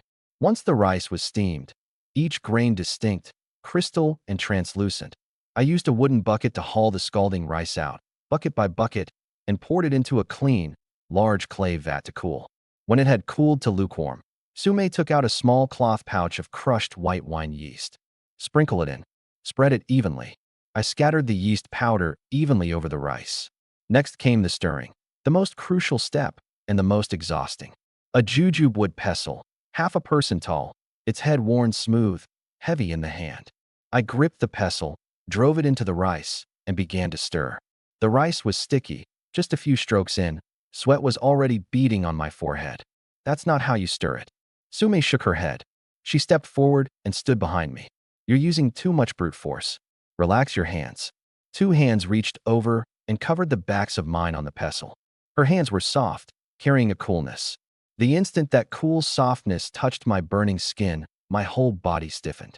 She didn't notice and pressed her body forward, leaning almost fully against my back. Use your waist. Her voice was right at my ear, her warm breath tickling the base of it. Let your waist drive your arms, turn in slow circles, and bring the rice from the bottom up. To demonstrate, she pressed tight against my back and turned with me. Through a thin layer of undershirt, that softness pressed into my taut back, again and again. A rush of heat spread from where we touched, quickly setting my whole body ablaze. Oh ho! Are you two brewing wine or kneading dough? At the kitchen doorway, Lu Tsohua stood holding a wooden basin, leaning against the frame, and burst out laughing. Look at the two of you being all lovey-dovey. This wine won't come out sweet. It'll come out sour, I bet. Sume's face flushed. She quickly let go and stepped back. I jerked as if scalded too, my hands going still, my throat dry. Lu Tsuehua set the wooden basin down on the ground, rolled up her sleeves, and shoved her way over without a word, snatching the pestle from my hands. This is how you do it. Watch me. She elbowed Sume aside, spread her legs slightly, gave her waist a twist, and drove the pestle steadily deep into the rice. She didn't use brute force like me, nor finesse like Sume. With every turn, the power rose from her feet, up through her waist and hips, into her arms, and poured down into the pestle. The heavy pestle came alive in her hands. Sweat soon soaked the back of her shirt, the washed-out old cloth clinging to her body, outlining her firm, full curves. She turned her head to me and cocked an eyebrow, her almond eyes brimming with triumph. Get it now? This is what real force means. Looking at that wild vitality, I quickly averted my gaze.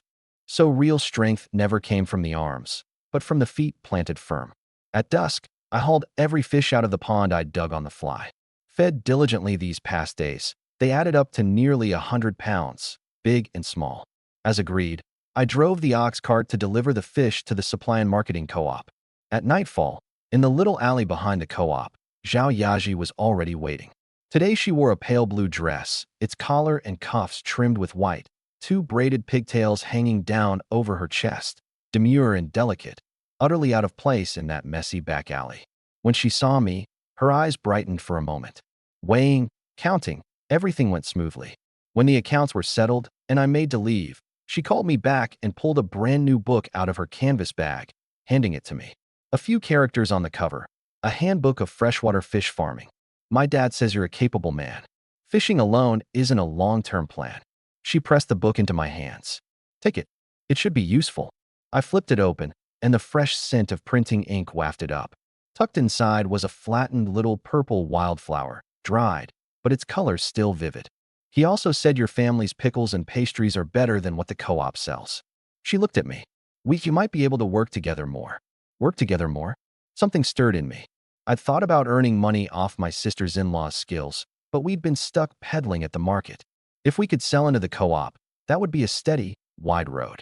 I was about to thank her when she called me back again. Her cheeks reddened in the dim light, her voice dropping much lower. Next time you deliver fish, if you're not busy, you could come sit at my place.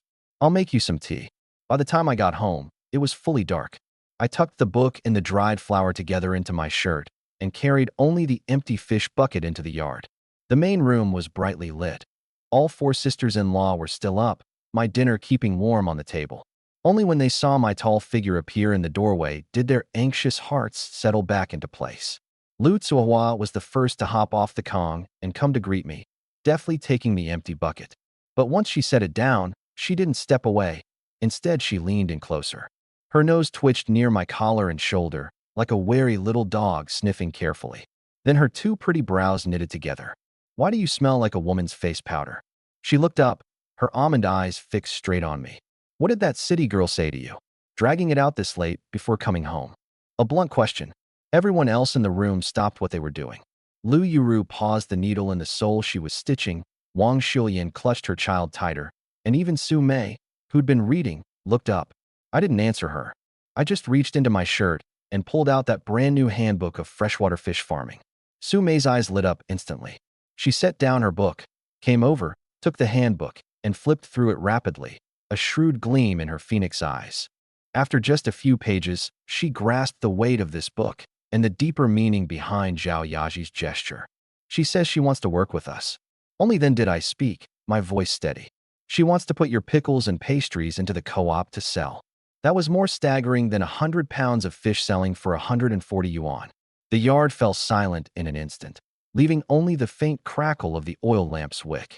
Wang Shulian was so excited she didn't know where to put her hands. The arm holding her child tightened, her lips trembled, and for a long time, she couldn't get a word out.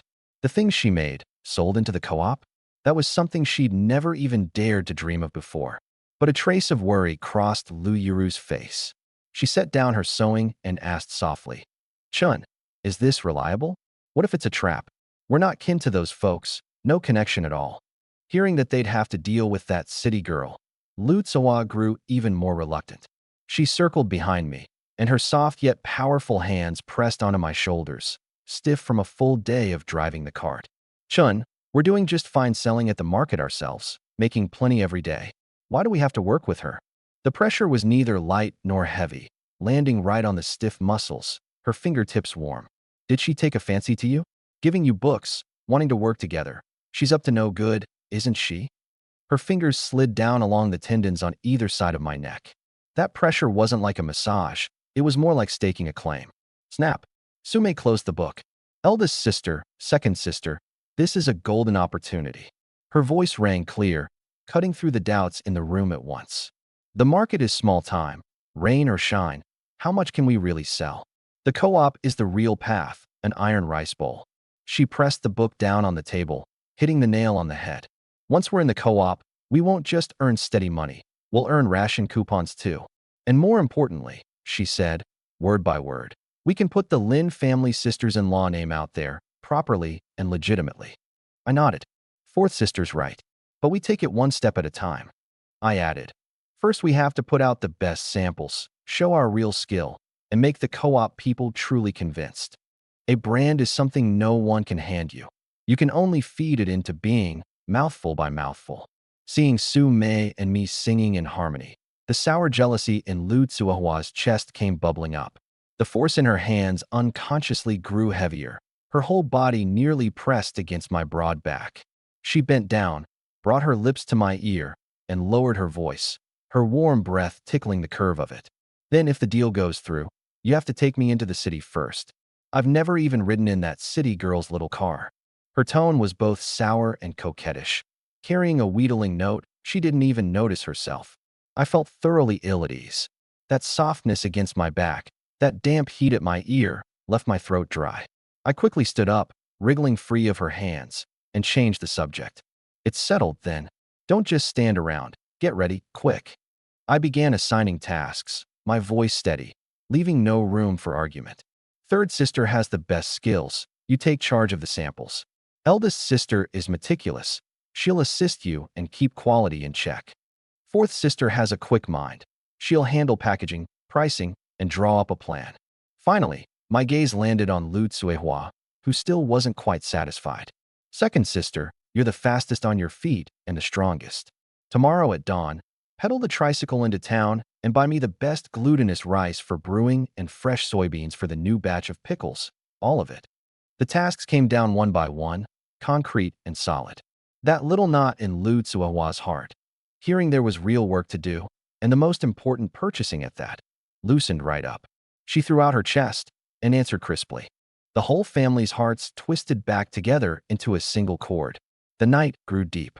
The sisters-in-law went back to their rooms and laid down to sleep, and the yard fell silent. I returned to the west room, lit the oil lamp, took the handbook from my shirt, and set it gently on the table. I opened it. The flattened little purple wildflower lay quietly between the yellowed pages. In the lamplight, the withered petals seemed to still carry a trace of wild vitality. I looked at the flower, but another scene surfaced in my mind. A few nights ago, Lu Yuru standing in the moonlight, rising on her toes to mend my collar. Those hands especially gentle in the cool, pale light, her fingertips cool and soft. I reached out and lightly touched the dried flower, then quickly drew my hand back. Slowly, I closed the book and put it away with care. The co-op partnership was important. But there was one more thing, more important than that, and more urgent. Tomorrow, I had to take care of that first. The next day, before dawn, I said goodbye to the sisters-in-law, tucked the hard, tightly wrapped bundle into my shirt, and slipped out without a sound, catching the village's earliest ox cart into the city. I didn't go to the pharmacy. Places like that were crowded and full of prying eyes, the proprietors each shrewder than the last. Easy to get lowballed, easy to invite trouble. Relying on that memory buried for decades in my mind, I wound through streets and turns until I reached a quiet compound on the southern edge of the county seat. Gray brick, high walls, two uniformed guards at the gate with stern faces. The county cadre's sanatorium.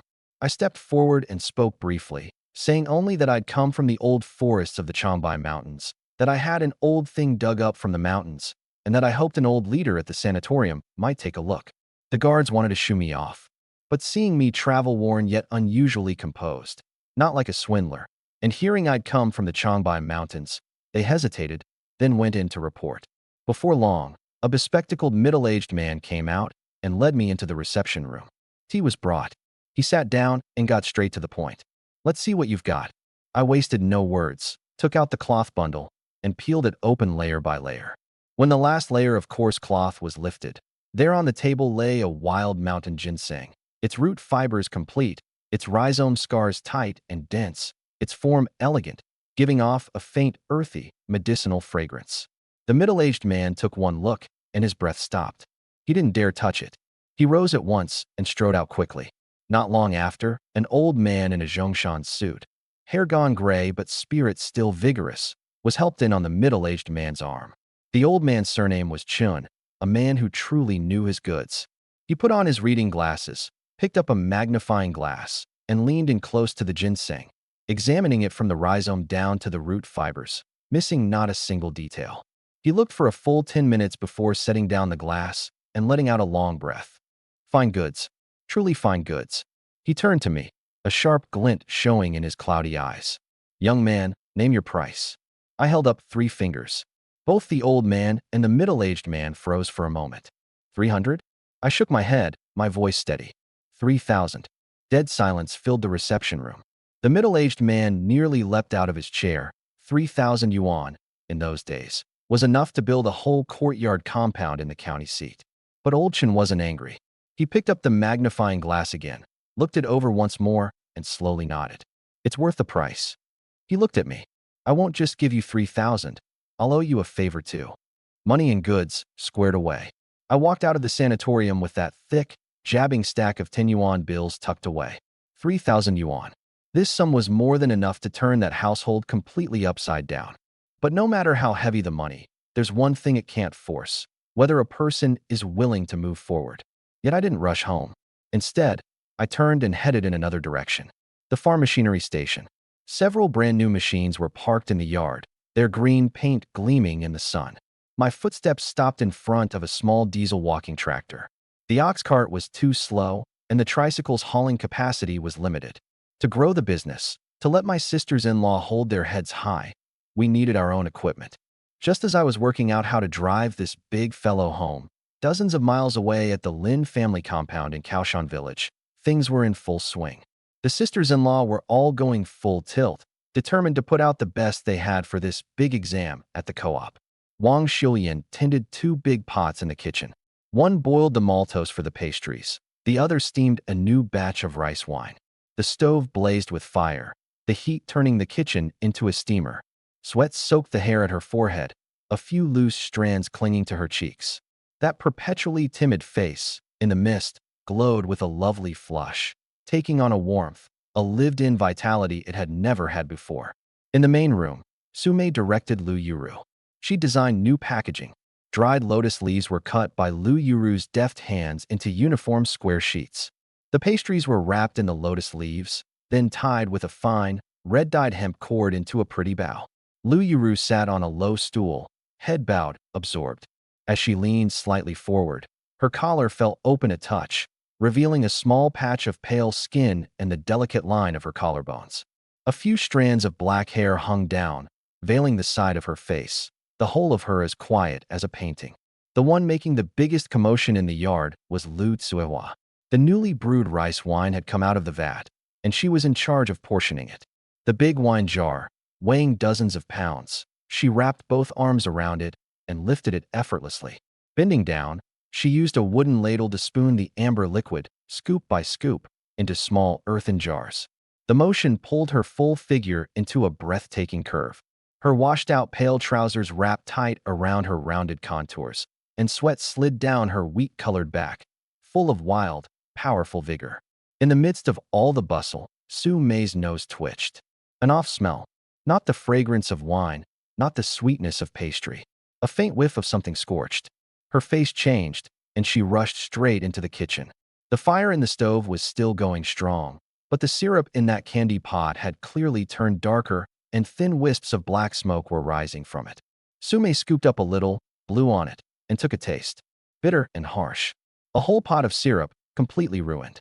Wang Xiuyan, who had followed her in, went white with fright. Her hands and feet turned ice cold, and tears welled up in her eyes. How could this happen? That pot of syrup was the most crucial ingredient for making pastries. Without it, none of today's pastries could be made. Everyone gathered around and inspected it for a long while. Su-mei raked a few unburned pieces of firewood out of the stove. The cut ends were still damp. The firewood had been mixed with wood that hadn't fully dried.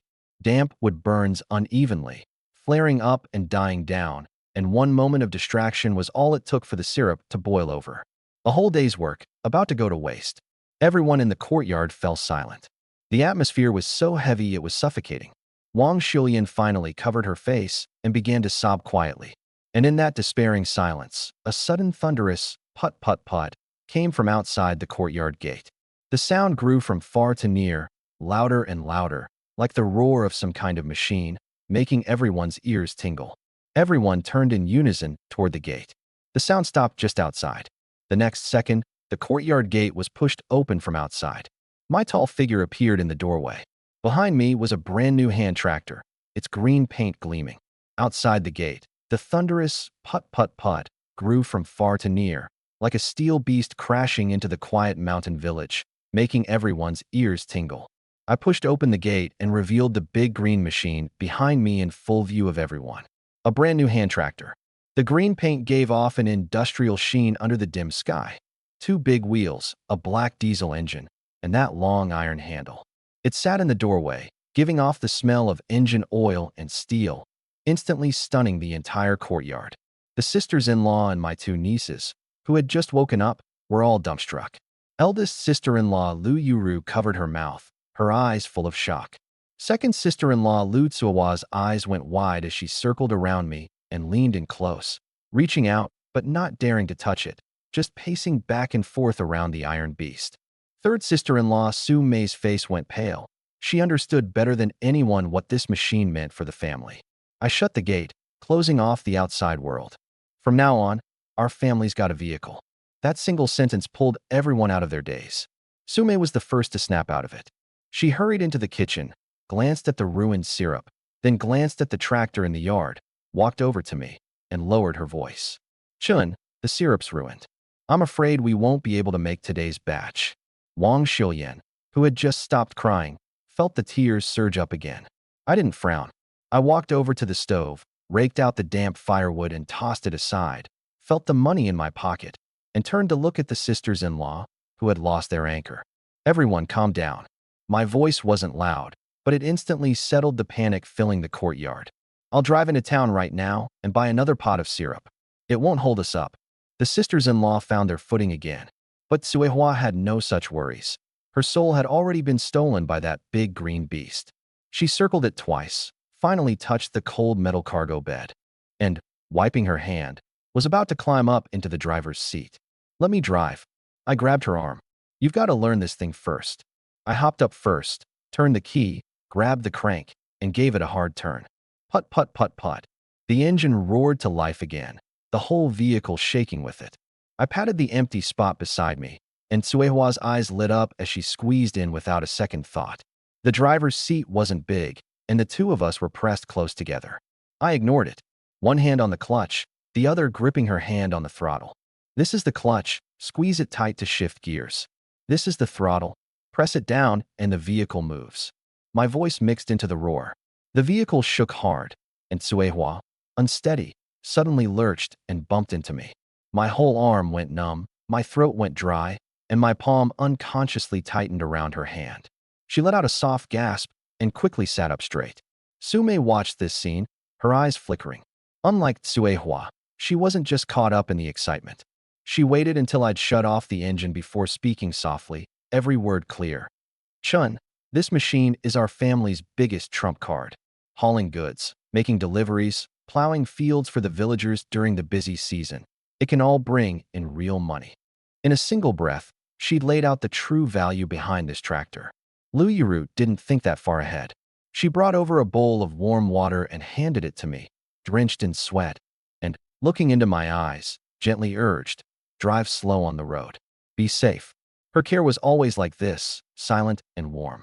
I drank it down in one gulp and climbed onto the tractor alone. The headlights cut through the darkness of the courtyard like a sharp sword, carrying all the family's hopes into the night. That night, the lights at home stayed on for a long time. The sisters-in-law prepared everything that needed preparing, just waiting for the most important ingredient to come back. Just before dawn, that familiar put-put-put came from the village entrance again. I was back. I hadn't slept all night. My eyes were bloodshot, and stubble had sprouted on my chin. But I hadn't just brought back the boiled syrup. There was also a big sack of cheap coal in the cargo bed that I'd snagged from the coal plant. Wang Shilian looked at that still warm bucket of syrup, and all the guilt and lingering fear surged up at once. Tears streamed down her face. Lu Yiru said nothing, silently took the things, and turned to fetch a basin of steaming hot water. A new day began. The stove fire rose again in the kitchen, lotus leaf-wrapped pastries took shape one by one in the main room, and Suehwa stacked the coal piece by piece against the wall. In the courtyard, that green tractor sat quietly in the morning light, like a loyal sentinel guarding this home that had come back to life. The next day, the moment the sky turned pale, the roaring put-put-put shattered the peace of Kaoshan village.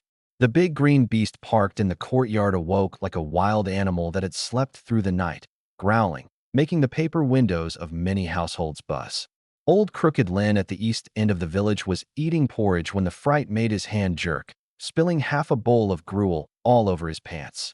Ignoring the burn, he craned his neck toward my gate, his mouth gaping wide enough to fit a fist. Widow Zhang came rushing out too, her hair a mess, her triangular eyes glued to my open courtyard gate. So jealous her eyes were practically turning red. The cargo bed had been laid with a thick layer of soft rice straw. Today, the sisters-in-law were going into the city with me. Wang Shilian was the most nervous, carefully packing the lotus leaf-wrapped pastries and freshly brewed rice wine into the bamboo baskets, afraid they'd get bumped. Suehwa had changed into a clean, neat set of old clothes, her hair tied up high, her almond eyes sparkling. Sume wore a light blue Dacron shirt, wearing the confident look of someone with a master plan. Three sisters-in-law of vastly different styles, along with two adorable little nieces, all climbed up into the cargo bed. I hit the throttle, and the tractor belched a cloud of black smoke, rumbling grandly toward the village entrance under the stunned, envious, and jealous gazes of the entire village. Look at those women, all dolled up, riding an iron ox into the city. Widow Zhang spat on the ground, her mouth full of sour envy. Old Crooked Lin said nothing, just stared at the receding hunk of steel, greed flickering in his cloudy eyes. The dirt road was full of ruts and potholes, and the tractor bounced violently. The three women in the cargo bed were like beans in a sieve, jolting and swaying every which way. Wang Shilian clutched the sample basket for dear life, her whole body tense. At a sharp turn, the cargo bed lurched sideways, and Suehwa, unable to steady herself, toppled onto Sume. Ouch! Sume grunted from the impact. Is your body made of iron? Are you trying to crush me to death? She reached out to push her, but couldn't budge her. Suehua's cheeks flushed slightly, but her mouth showed no mercy. If it's too crowded, get off and walk. Who told you to sit next to me? The words were barely out when they hit another big pothole. This time Su Mei slammed back into Suehua's arms. The two locked eyes, each reading the exasperation in the others, and finally could only grab each other's arms to barely steady themselves. At the back door of the county supply and marketing co-op, Zhao Yaji was already waiting. Today she wore a pale yellow dress with a delicate ruffled collar, looking even more gentle and lovely. When she saw me arrive driving a brand new tractor with three sisters-in-law sitting in the cargo bed, a flicker of surprise crossed her clear eyes. Her gaze swept over the sisters-in-law before finally settling back on my face, her admiration deepening. The samples were carried into the office. Su Mei, poised and gracious, set out the lotus leaf cakes, the clay jars of pickled vegetables, and a jar of crisp, clear rice wine one by one, briefly explaining the ingredients and features, neither humble nor arrogant. Zhao Yaji picked up a lotus leaf cake tied with a red string bow and gently untied it. The fragrance of lotus leaf mingled with the sweet aroma of juju paste instantly wafted out.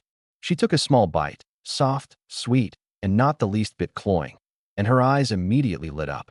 She then picked up a glistening pickled radish, sour, spicy, crisp, and refreshing, and finally took a sip of the rice wine. Sweet and mellow, a trace of warmth slid down her throat, and her fair cheeks quickly flushed pink. "This is delicious," she praised sincerely. "It's got more character than the pastries at the state-run restaurant." Wang Xiuyan, whose palms had been sweating from nerves the whole time, finally worked up the courage to step forward. Her voice was shy but remarkably clear. "The jujubes we use are ones we harvest ourselves from the back hills, and the syrup is boiled from the finest malt. We never cut corners." Simple words, yet full of a craftsman's sincerity. Suehua also patted her chest heartily. "Don't you worry, Miss Zhao. Whatever quantity you want, our family can supply. Clean and honest, full measure every time." The negotiation went remarkably smoothly. Zhao Yaji personally walked us out and, under the pretext of inspecting the cargo bed, stood beside me. Her fingers glided across the cold metal and finally came to rest on my arm, muscles bulging from hauling the goods. "Brother Lin Chun," she whispered close to my ear, "my dad says you're a capable man. He told me to learn a lot from you." Suehua, pretending to tidy the goods nearby, took in every word. "Ahem. Cough, cough." She suddenly erupted into an earth-shattering fit of coughing, squeezed in between the two of us, grabbed my arm, and flashed Zhao Yaji an incredibly radiant smile. "Miss Zhao, my little brother's shy. Anything you need, just tell me. He listens to everything I say." The intent to stake her claim couldn't have been more obvious.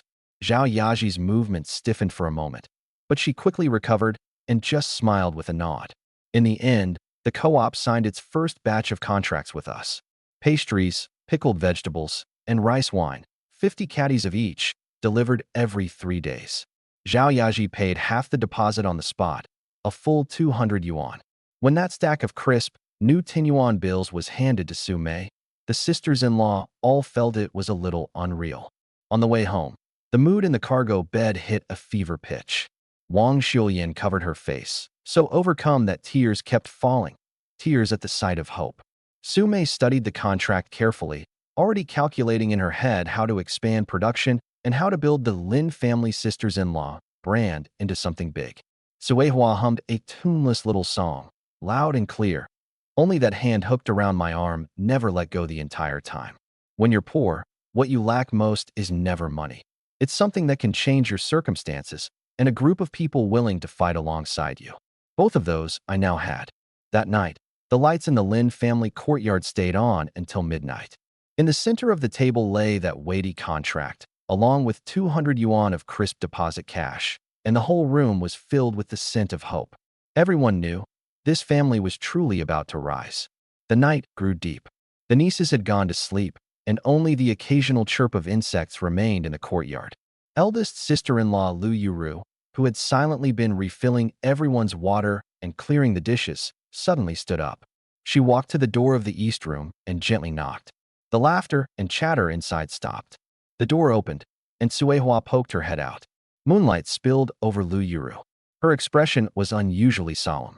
"Everyone, come out for a bit," she said softly, but with an undeniable weight. We need to talk. What happened that night? Eldest sister-in-law only told me about bit by bit later. They say Lu Yuru stood in the doorway of the main room, moonlight falling on her shoulders, her voice soft yet commanding enough to hold the whole courtyard. Come out, she said. Let's talk. The east room door creaked open. Second sister-in-law Lu Tsuhua poked her head out first, her smile gone. Fourth sister-in-law Su Mei followed, still clutching the co-op contract.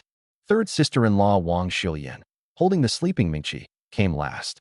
The oil lamp flickered, stretching the four figures' shadows long. This family can turn things around, and it's all thanks to Chun. Lu Yuru began, each word deliberate. But the Lin family line can't end with his generation. She paused. Before their eldest brother passed, he said the same. We have to give Chun an heir. Lu Tsuehua was the first to nod, her voice ringing out. Eldest sister-in-law is right.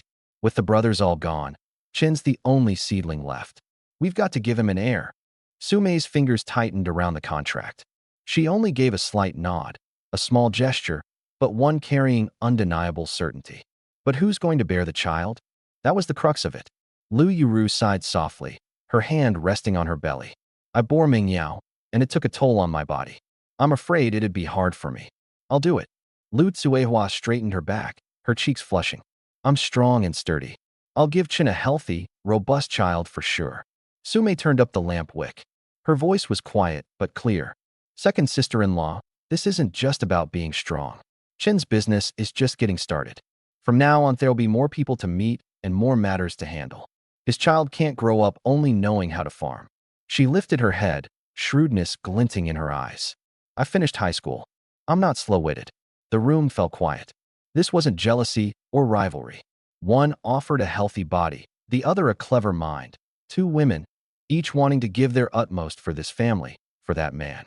Wang Xiuyan took all of this in, clutching the hem of her clothes, her heart bitter and sour. She wanted to contribute too, but looking down at her own thin shoulders, she lowered her eyes in shame.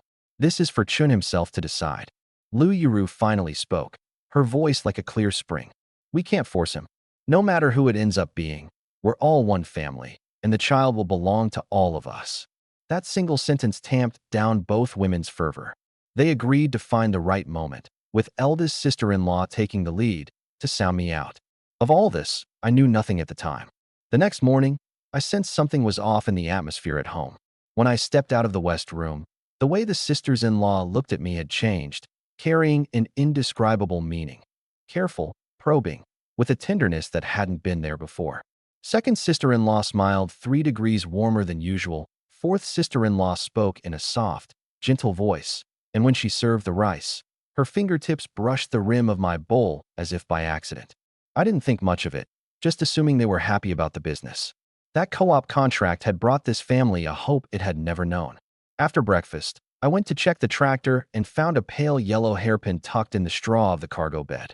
Small and delicate, it carried a fragrance that belonged to no one in the family. It was the one on Zhao Yaji's head that day at the co-op door.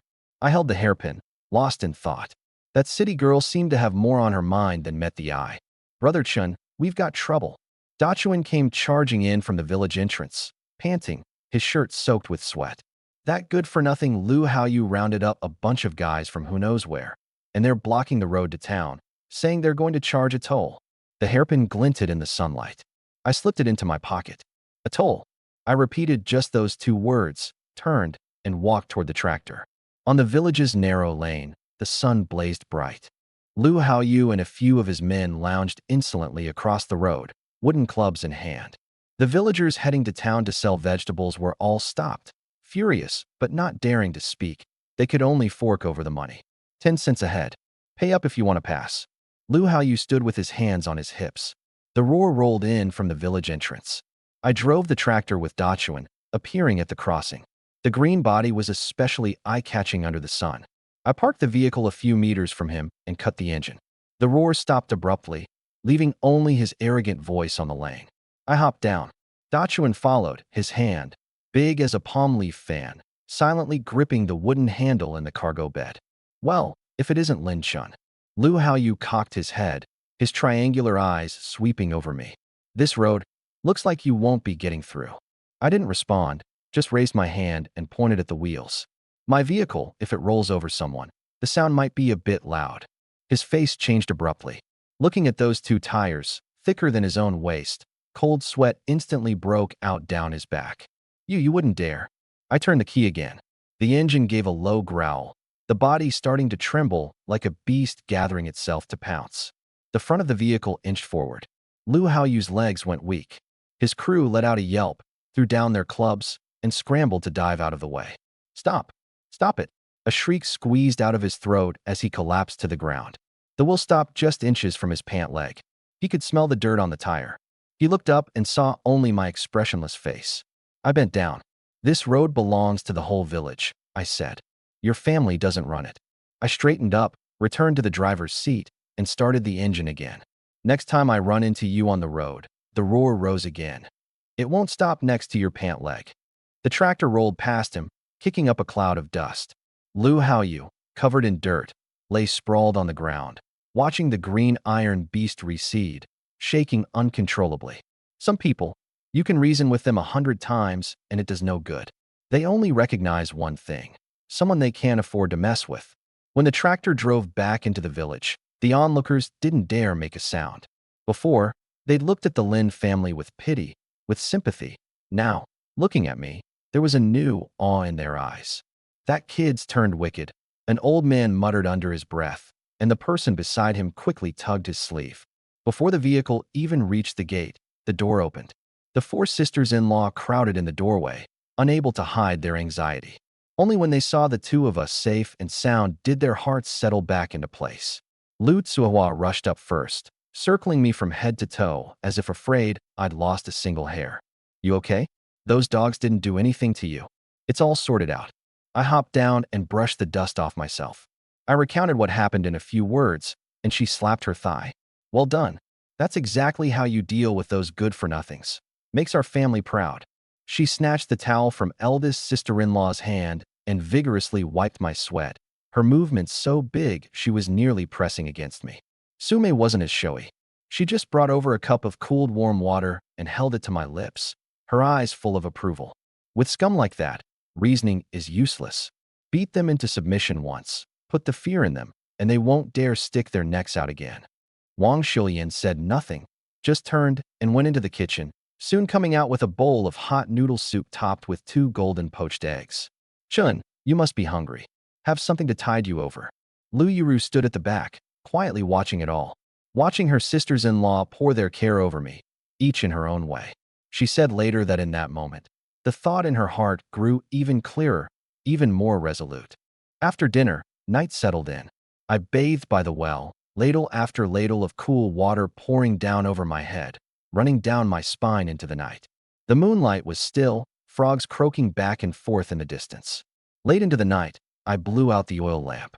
I'd just lain down on the Kong when someone gently knocked at the door from outside. Who is it? It's me, Chun. It was eldest sister-in-law's voice. I threw on my clothes, got off the Kong, and slid open the door bolt. Lu Yuru stood in the doorway holding a bowl of calming broth, changed into clean clothes, her hair neatly combed. She set the bowl on the table and sat down at the edge of the Kong. The room was dark and very quiet, with only a sliver of moonlight coming through the window. I caught the faint scent of soap bean on her. She didn't speak right away, just gazed at the unlit oil lamp. After a long while, she spoke softly, as if afraid to disturb the night. You worked hard today? With you here, all of us feel at ease. Eldest sister-in-law, it's only what I should do. My voice was a little hoarse. Her 2 hands rested on her knees, fingers interlaced, knuckles white, as if she were making an enormous decision in her heart. She took a deep breath and finally spoke the thing the sisters-in-law had discussed all night. Chun, our Lin family. The line can't end with your generation. Her voice was very soft, trembling slightly. The hand holding the bowl froze in midair. Outside the window, the moonlight was like water, and the room was so quiet you could hear each other breathe. This family had staked their very lives on me, from surviving, to living with dignity, to carrying on the line. I suddenly understood that what I bore on my shoulders had never been just a tractor or a contract. Some burdens, once taken up, can never be set down again. That tremulous sentence was like a stone dropped into the still waters of the deep night, sending ripples of something indescribable through the entire West Room. Our Lin family. The line can't end with your generation. As the words fell, the room sank into an even deeper silence. I could hear my own heartbeat, one thud after another, pounding in my chest. Eldest sister-in-law sat at the edge of the calm, the moonlight tracing her gentle profile. Those eyes, always touched with sorrow, were lowered, her long lashes trembling faintly. She said no more, but the unfinished words weighed heavier than any blunt statement. Who would bear the child? How? I'd lived through 2 lifetimes. What scene hadn't I witnessed? Yet at this moment, the air in the room was scorching. Lu Yuru's fingers twisted together. She stood up, lowered her head, and quickly walked to the door. The broth, remember to drink it. She pulled open the door and left, almost as if fleeing. The door closed, shutting out the scent of soap bean and the warmth of a woman's body along with it. I picked up that bowl of calming broth and drank it down in one gulp. The broth was lukewarm, sliding down my throat, but it couldn't douse the restless fire in my heart. The next morning, the moment the sky began to lighten, I got out of bed. I pushed open the West Room door, and the atmosphere in the courtyard felt off. The way the sisters-in-law looked at me all carried a strange, probing quality. When Lu Tsuehua ladled out my porridge, her chest was thrust out even higher than usual, her almond eyes looking me up and down without the slightest concealment. Sume was much quieter, but when she passed me the pickle dish, her fingertip brushed the back of my hand, intentionally or not, touching and withdrawing in an instant. Even the timid Wang Shulian snuck several glances at me, and the moment our eyes met, her face flushed first. I pretended not to notice a thing. After breakfast, I started the tractor. The tremendous roar completely scattered that subtle tension in the courtyard. Today was the day to deliver the first batch of goods to the county co-op. The tractor, loaded to the brim with pastries, pickled vegetables, and rice wine, and carrying all the hopes of this family, rumbled grandly out of Kaoshan village. At the co-op's back door, Zhao Yaji was indeed waiting. A pale yellow dress, with a delicate ruffled collar. When she saw me pull up on the tractor, her eyes instantly lit up, and she came forward on her own, her voice sweet and clear. "Brother Linshen, you're here." She quite naturally reached out to help unload the goods. I hopped down from the driver's seat and called the sisters-in-law over to move the things. As I bent to lift the heavy rice wine jar, a small pale yellow object slipped from my shirt pocket and fell to the ground. Zhao Yaji bent down to pick it up. It was a small, delicate plastic hairpin. 2 blushes swiftly rose on her cheeks. Pinching the hairpin, she walked up to me, her voice thin as a mosquito's hum. "Brother Lin Chun, this is mine. Thank you for keeping it safe for me." Holding the wine jar, I finally remembered. Just as I was about to explain, a figure had already squeezed in. Lu Tsuehua closed the distance in a couple of quick strides and planted herself right between Zhao Yaji and me. She stretched out her arm, hooked it around mine as naturally as could be, and pressed her ample figure tightly against me, as if staking her claim. "Oh, so it's Miss Zhao's hairpin." She smiled sweetly, but there was an edge in her almond-shaped eyes. "Our Chun has such a kind heart. Whatever he picks up on the road, he holds onto it carefully, always afraid of losing something that belongs to someone else." The sour jealousy in that compliment was so thick you could smell it from several yards away. Zhao Yaji blushed even deeper, looking more than a little awkward. After all, she was a city girl, well brought up, and she'd never fought over a man to his face like this. She just gripped the hairpin tighter, kept a polite smile, and steered the conversation elsewhere. "As long as the goods have all arrived, that's what matters. Let's go to the office and check everything." In the office, Sume pulled out a list she'd prepared in advance, and, neither servile nor arrogant, went through it item by item. Category, quantity, packaging. She covered everything without a single gap. Zhao Yaji admired her, and the 2 of them quickly fell into discussing future supply arrangements and packaging improvements. Everything checked out, and it was time to settle the payment. Zhao Yaji took a stack of crisp, brand-new 10 yuan bills from the drawer, counted them one by one in front of everyone, then handed them to me. "Brother Lin Chun, count them yourself." Just as I reached out to take the money, her fingers, whether on purpose or not, lightly brushed across my palm. Warm, soft, delicate. My hand froze for a second. "Come have some tea at my place sometime. My dad's always talking about you too," she added softly, with a trace of barely concealed hope. Lu Tsuehua saw it all clearly, and her jealousy boiled right over. She suddenly let out an "I-O" and went limp. I can't take it anymore. My legs have gone completely numb from standing. Still complaining, she plopped herself down, right in my direction, without so much as a warning. I was sitting on the only long bench in the office, with no time to react at all. The next second, a warm, soft, and astonishingly springy body pressed down firmly onto my thigh. I went completely rigid. Through 2 layers of coarse cloth trousers worn pale from washing, I could feel every bit of that weight and softness. A wave of heat surged from the spot where we touched and spread instantly through my whole body. And Lu Tsuehua wasn't done. As if her legs had really gone numb, she shifted around on my lap, found a more comfortable position, and practically nestled herself into my arms. Once she'd done all that, she even turned her head, raised an eyebrow provocatively at the already dumbstruck Zhao Yaji. The air froze in an instant. Zhao Yaji stood there with her mouth open, still clutching the hairpin, utterly stunned. Wang Xiuyan turned pale with fright and instinctively shrank behind Su Mei. Su Mei's scalp went numb. She took a deep breath, stepped forward to smooth things over, and yanked Lu Tsuehua up off my lap, forcing a smile onto her face. "Miss Zhao, please don't take offense. This second sister-in-law of mine is just blunt and rough. She works hard, but doesn't know her own strength." As she spoke, she gave Lu Tsuehua a vicious pinch on the waist from behind. Lu Tsuehua grimaced in pain, and knowing she'd gone too far, she kept quiet. That deal was finally, barely, completed in an unbearably awkward atmosphere. We left the supply and marketing co-op and climbed onto the tractor. Before I could even start it up, Sume couldn't hold back anymore. She turned around, and for the first time, that bright, gorgeous face of hers turned serious. "Lu Tsuehua, have you lost your mind today? Do you have any idea what you just did?" Lu Tsuehua stiffened her neck, refusing to back down. "What did I do?" My legs went numb, so I sat down. "What's wrong with that? It's that Zhao woman you should be worried about." Her eyes were practically glued to Chun, and her hands weren't behaving either. "Who does she take us for, blind? So what if she touched him?" Sumei's voice went up an octave. "She's our god of wealth. She's our business partner. You sat on Chin's lap right in front of her. What's she supposed to think of us? Do you even want to keep this business going?" Lu Tsuehua was stunned by the shouting, and her bravado faded, though she still muttered under her breath. "Business is business, and men are men. You can't mix the two up." Listening to my 2 sisters-in-law argue, my head was splitting. I said nothing, just slammed my foot down on the gas. Put put put. The roar of the tractor drowned out all the bickering. On the road back to the village, the truck bed was dead silent. Passing the lumber mill in town, I stopped the tractor, and before long I came back with an old carpenter carrying a toolbox and smelling of sawdust. I wanted to knock through the earthen wall between the east room and the west room, expanding it into a larger family workshop. If I wanted to scale up production, I had to prepare the space first.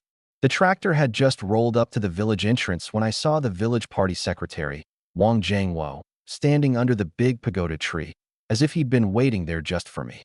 Beside him stood an old man with graying hair, dressed in an old cloth jacket worn pale from washing. He was thin and lean, yet carried an air of otherworldly grace. When Wang Jiangwo saw me, he waved vigorously, his face full of urgency. "Chun, come quick. Dr. Chun needs to speak with you." I cut the engine and jumped down from the tractor. The old man standing beside the party secretary was thin and lean, carrying a well-worn medicine box, his hair gray, but his eyes clear and bright, the smell of herbs about him. This was Dr. Chun. In my last life, after I'd driven my sisters-in-law away, Wang Xiuyan, the third sister-in-law with the weakest constitution, received no small amount of help from this old man. I'd always kept that kindness in my heart. I stepped forward quickly, first nodding to Wang Jiangwo, then respectfully greeting the old man, "Dr. Chun." The old man looked me up and down. Those eyes, which had seen countless patients, seemed able to see straight through a person. He nodded slowly. "Come with me," Wang Jiangwo explained from the side. "It's good news, Chun, the best kind of news." Puzzled, I followed him to a quiet spot under the big pagoda tree. "A few days ago, did you go to the county cadre sanatorium and sell a mountain ginseng?" Dr. Chun got straight to the point. My heart skipped a beat, but I kept my expression calm. "Yes. Old Chun at the sanatorium is a distant uncle of mine, from the same clan." His gaze sharpened with scrutiny. He asked me to pass along a message. That mountain ginseng was of excellent quality, well-aged, and it saved an old comrade of his in an emergency. He says he owes you a big favor. From now on, if you run into any trouble in the county that you can't solve, you can go to the sanatorium and find him. A few plain, simple words, but they landed in my ears like a thunderclap. The 3,000 yuan bought the ginseng. But that favor, that was the true priceless treasure. In this era, the promise of an old county cadre was worth more than gold. There's more, Dr. Chen continued. My uncle asked, did you dig that ginseng up yourself? Yes, I got lucky and came across it in the mountains. The head and the rootlets were preserved so completely. Even the little clumps of dirt on the rootlets were kept intact. That's not the work of an amateur. He stared into my eyes. Young man, do you know medicinal herbs? My heart beat a little faster. This was another, even greater opportunity. I didn't hide anything, but I didn't brag either. Half truthfully, I said, my grandfather used to be an herb gatherer. I learned a bit from him and can tell apart some common medicinal plants. A gleam appeared in Dr. Chen's cloudy eyes. He clasped his hands behind his back and walked a half circle around me, as if examining a piece of uncut jade. Good indeed. He said, good twice. These mountains around Kaoshan village are a treasure trove, but it's a shame the villagers only recognize a few common varieties. If you're truly serious, come by my place when you have time. As for this old body of mine, how much of what's in my head I can teach you depends on how much you're willing to learn. This was no longer a hint. It was a clear and open offer to take me on as an apprentice. My breathing grew heavier. Without a word, I bent into a solid, 90-degree bow before him. Master. The word came out crisp and clean, full of sincerity. Dr. Chen was taken aback for a moment, then stroked his beard and burst into hearty laughter. That laughter, like the man himself, carried a fresh, medicinal fragrance. A master can bring you through the door, but the cultivation is up to the individual. A craft is something no one can steal or take away. This was the kind of capital that could feed a man for a lifetime. The tractor putted its way back into the courtyard. The moment I announced the news about taking on a master, the whole Lin household erupted. Lu Tsuehua slapped her thigh. Now that's great. From now on, we won't just sell food. We can sell medicinal herbs too. That stuff is precious. Su Mei thought deeper, her bright, gorgeous eyes shining with excitement. Chun, this move was exactly right. Pickled vegetables and pastries, any household can copy those. But the skill of identifying herbs? No one can steal that. That's our family's real bumper crop, our iron rice bowl. Wang Xiuyan was the most moved of all. She'd always relied on Dr. Chen's prescriptions to keep her health up, and she both revered and feared the old man. Now that I'd become his apprentice, the weight that had been hanging over her heart finally settled. Her eyes reddened, her lips moved, and at last she said softly, from now on, we won't have to keep bothering Dr. Chen. That sense of relief and reliance said everything, without needing to be spoken. After dinner, the old carpenter spread out a pencil sketch on the table in the main room. The whole family gathered around it, and by the light of the oil lamp, everyone chimed in with their thoughts about what the future workshop would look like. Knock through this wall, and the space opens right up. Right?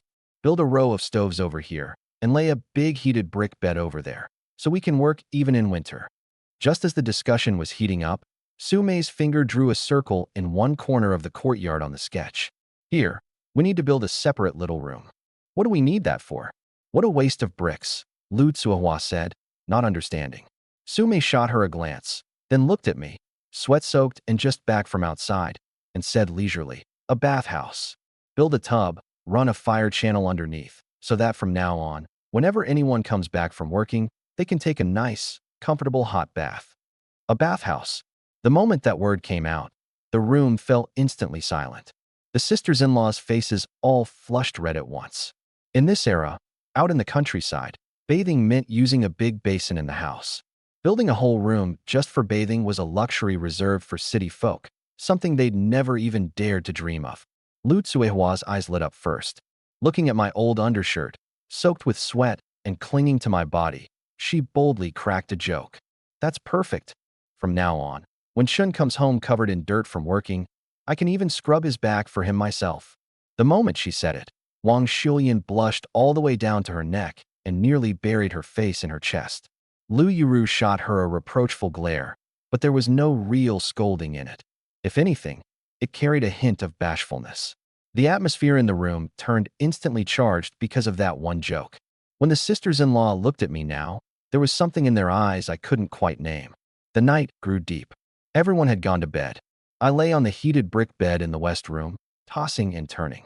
My mind flitted between Dr. Chen's clear, bright eyes and the excited faces of my sisters-in-law crowded around the sketch. And finally, it settled on Lu Tsua's line about scrubbing his back. My whole body grew hot and restless. Just then, the door was pushed open a crack, silently, from outside. A figure carrying something crept softly into the room. It was the eldest sister-in-law, Lu Yuru, again. I sat up, watching her unusual behavior with a puzzled heart. She too had changed into clean clothes, her hair combed neatly, and she was holding a coarse porcelain bowl. There was no lamp in the room, only the dim moonlight filtering in. She walked to the table and set the bowl down. A faint fragrance of rice wine mixed with sweetness spread through the air. It was a sweet soup made with rice wine. She didn't sit down on the edge of the bed like last time. She just stood a few steps away, uneasy and restless. "Chun, are you asleep?" Her voice trembled slightly in the quiet of the night. "Not yet, sister-in-law. What is it?" Lu Yuru took a deep breath, the hands at her sides gripping her clothes so tightly her knuckles turned white. As if she'd made up her mind about something, she finally lifted her feet and walked, step by step, to the front of my bed. This time, she didn't beat around the bush. She lowered her head, not daring to meet my eyes. The moonlight fell on her burning cheeks, and their color looked as if blood might drip from them. "Chun." Her voice was barely louder than a mosquito's hum. "Our Lin family. Can't let the family line die out. The sisters-in-law. We've all talked it over." At that, she stopped, her chest heaving violently, as if the next words would take every ounce of strength she had. My heart leapt into my throat. Looking at this gentle, graceful eldest sister-in-law before me, hearing her say such things, my mind went completely blank. Lu Yuru finally raised her head.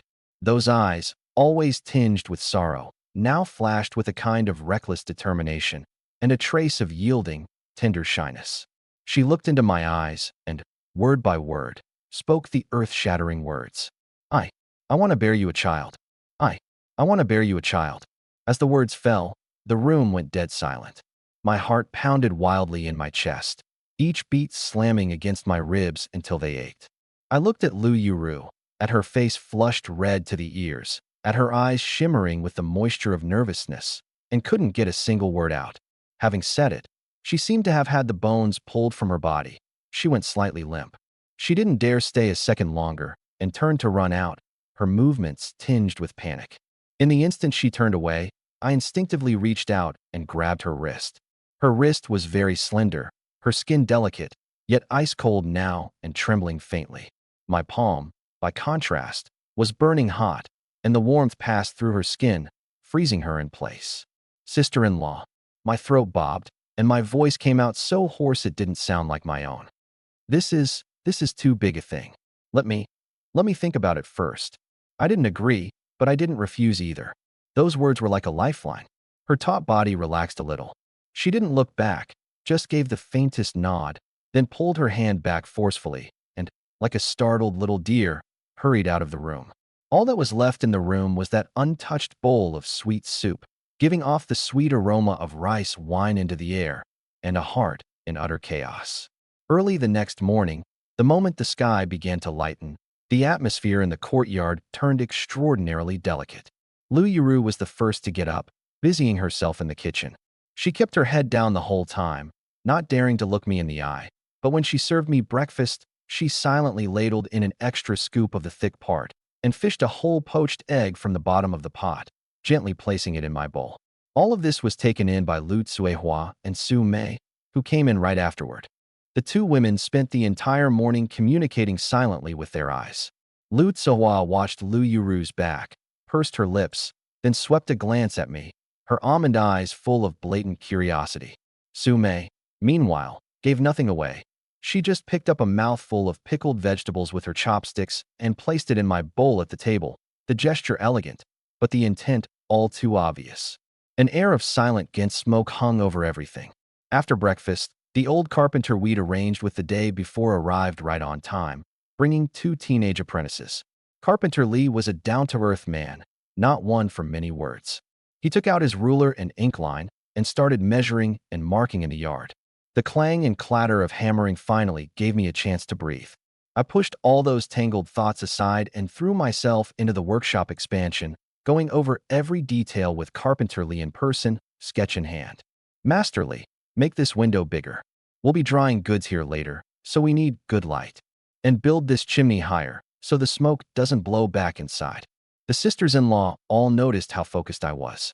Lu Tsuehua found an opportunity, carrying over a bowl of well water. Using the excuse of handing it to me, she deliberately pressed close to my side. She lowered her voice, her warm breath brushing against my ear. Chun, did Big Sister say something to you last night? I noticed she's been walking around in a daze all day, like her soul's gone missing. Flushing at the ears from such a bold, direct question, I paused with the bowl in hand. No, nothing. We were just discussing the expansion. I brushed it off vaguely and tipped my head back to drain the water. She didn't believe me and wanted to press further, but Sume came gliding over gracefully with a bowl of mung bean soup, elbowing her aside at just the right moment. She handed me the bowl, and with her other hand picked up a palm leaf fan, unhurriedly fanning me. Chun, look at you, drenched in sweat. If you've got any troubles, tell your sisters-in-law. Don't tough it all out on your own. We're family. Her words were tender and considerate, but those phoenix eyes of hers carried scrutiny, as if they could see right through a person. Off in the farthest corner, Wang Shulian said not a word. She quietly walked over and gathered up my old undershirt from the rope, soaked through with sweat. Soon, the sound of scrubbing came from by the well. She scrubbed it especially hard, rinsed it in extra time in clean water, then carefully wrung it out, shook it flat and smooth, and hung it back on the clothesline. Being besieged by my sisters-in-law in all these different ways, I felt my head about to split. This was no longer a sweet burden. It was an invisible, heavy pressure that left me struggling to breathe. Suddenly, I understood something. A man's true measure never lies in how much he can enjoy, but in how much he can shoulder. At dusk, when work wrapped up, Carpenter Lee wiped his brow, tucked his pencil behind his ear, and pointed at the marked-out foundation. Chun, there's no problem with this sketch, and the work isn't hard. Just one thing. Between building the walls and laying the stoves, you're going to need a lot of blue bricks. And the roof beams will need good timber too. He sucked at his teeth. Relying on the little stock they've got in town, it'll cost a fortune, and you still might not be able to get enough. You'd better figure this out ahead of time. That one sentence pointed to the biggest problem at hand. Building materials. Looks like I'd have to make a trip to the county town. Late at night, the day's clamor in the courtyard had finally faded, leaving only the chirping of insects and the occasional bark of a dog.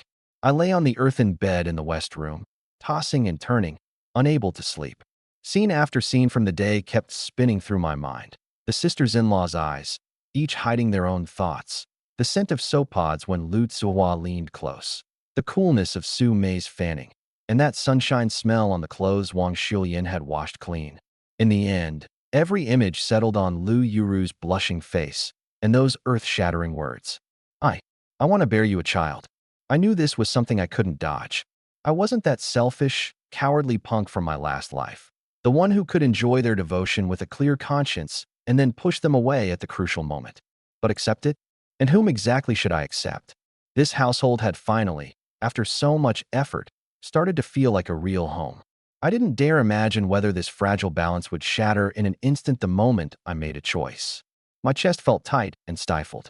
I suddenly sat up, threw off the blanket, got off the bed, pushed open the door, and walked to the middle of the courtyard. A bright moon hung in the sky, its cold, clear light pouring down and coating the entire courtyard in a layer of silver frost. I tilted my head back to look at the moon and let out a long, heavy breath. Just then, the door of the east room creaked open. In the darkness, a figure walked out and headed straight for the outhouse in the corner of the yard. It was the second sister-in-law, Lu Tsuehua. She wore only a thin single garment, and in the moonlight, her full, curvy figure was faintly visible. She went into the outhouse and soon came back out. Seeing me standing in the middle of the courtyard, her steps paused. She didn't speak, nor did she go back inside. Instead, she went to the well, drew up a bucket of water, and splashed it noisily over her hands and face. Only after she'd finished all that did she pick up the empty bucket and, striding on those two long legs, walk step by step up to me. She stopped in front of me, her almond eyes startlingly bright in the night, staring straight at me. Can't sleep? There was a slight rasp in her voice. I nodded. She suddenly let out a soft snort, set the wooden bucket down on the ground, and leaned in closer. A warm scent, carrying the fragrance of a woman's body, instantly enveloped me. She raised her hand and jabbed a finger directly into my solid chest. Thinking about what Big Sister said to you. Facing this direct interrogation under the moonlight, my heart skipped a beat. The spot on my chest where her finger had poked burned hot. I didn't dodge it. My throat bobbed, and I squeezed a single word out of it. Yeah. One word, admitting everything. My worry, my struggle, my uncertainty. Lu Tsuehua looked at my furrowed brow, and instead of getting angry, she withdrew her finger. She put her hands on her hips, thrusting her ample chest even higher, the moonlight outlining her stunning curves. There wasn't a trace of shyness in her voice, only a wildness that brooked no argument. What's there to worry about? Whatever Big Sister can think of, I can think of too. My body's sturdier than hers. I eat well, I sleep soundly, and I'll guarantee you a big, chubby baby boy. The words were bold and blunt, like a stone dropped into a pond in the dead of night, instantly scattering that charged, oppressive mood in the courtyard. I was left utterly stunned. I'd imagined countless possibilities, bashful ones, angry ones, aggrieved ones, but never a declaration so full of raw vitality. She circled around me once, those almond eyes roaming unabashedly up and down my bare torso, finally coming to rest on my waist and stomach. She clicked her tongue. This build, one look and you can tell it's made for making babies. All right, don't you worry about this, and don't fret over it either. Us sisters will work it out among ourselves. You just save up your strength. Either way, the roots of us Lins can't be allowed to die out with you. With that, she stopped looking at me, picked up the wooden bucket, and headed straight back to the east room, swaying her hips. Her retreating figure was full of grace, carrying the smugness of someone who'd just won a battle. I stood there, touching my still-burning chest. Her words were framed as a declaration of war, but they'd actually freed me, for the moment, from the desperate corner where I had to make a choice. She'd taken that hot potato and pulled it squarely inside the circle of sisters. A warm current welled up from the bottom of my heart. The human heart is a strange thing. The more you try to shoulder everything alone, the more others want to share your load. The more you keep them at arm's length with politeness, the more they want to push their way into your world. The next day, at the dinner table, I announced in front of everyone that I was going to the county town. We need to build the workshop, and we're short on bricks, tiles, and timber. We can't get enough in town, and it's expensive besides. I'm planning to drive the tractor a few dozen kilometers to the county brick kiln and take a look and ask about timber prices while I'm at it. The moment I finished speaking, the mood shifted. Lu Yuru set down her chopsticks and was the first to speak, worry in her voice. A few dozen kilometers, that's too far. Going alone, you won't have anyone to look out for you on the road. Wang Shulian timidly chimed in as well. That's right, Brother Chun, and the roads are so rough. The question of who would go became a problem. Lu Yuru had to coordinate the material preparations at home and keep an eye on Carpenter Lee's work here. She couldn't get away. Wang Shulian had 2 children to look after, and with her soft nature, she wasn't suited for going out to negotiate business. Sume dabbed the corner of her mouth with a napkin and spoke in her usual unhurried way. I'll go with you. I know the county town well. Buying things, haggling over prices, that's my forte. The words had barely left her mouth when Lu Tsuwa dropped her cornbread bun into her bowl with a dull thud. I'm going too. Everyone turned to look at her. She stuck out her neck, her reasons ready. I'm strong. I can load and unload the cart. Besides, a strapping young man like Chun going out alone. What if some brazen hussy tries to sink her claws into him? Somebody's got to keep an eye on things. As she said this, her almond eyes shot a pointed glance at Sume. Sume just smiled faintly, holding her bowl and sipping her porridge, refusing to take the bait. Watching this standoff brewing, I actually felt a wave of relief. I nodded. Fine, then everybody goes. Second sister-in-law's got the muscle, fourth sister-in-law's got the brains. Perfect combination. And just like that, it was settled. Before we left, the courtyard buzzed with activity. Lu Yuru and Wang Shulian carefully packed us dry rations and water. Lu Yuru came over to me and reached out to straighten my crooked collar. Her fingers were soft and warm, and as they brushed inadvertently against the rough skin of my neck, They sent a faint tingle through me. She kept her head down, her voice pitched so low only I could hear. Be careful on the road. Talk things over. Work them out together. Don't try to shoulder everything alone. Wang Xiuyan, meanwhile, came rushing out of the kitchen with a flushed face and quickly stuffed a still warm boiled egg into my pants pocket. She didn't dare look at me, murmuring just one line. Brother Chun, eat it when you're hungry. Then, like a startled rabbit, she spun around and darted back inside. The tractor's put-put-put rumble once again echoed through Kaoshan village. I drove, with Lu Tsuehua and Su Mei, two sisters-in-law of very different charms, riding in the cargo bed.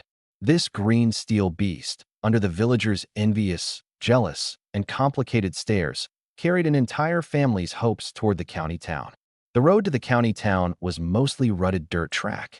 The tractor jolted violently, like a sieve shaking grain.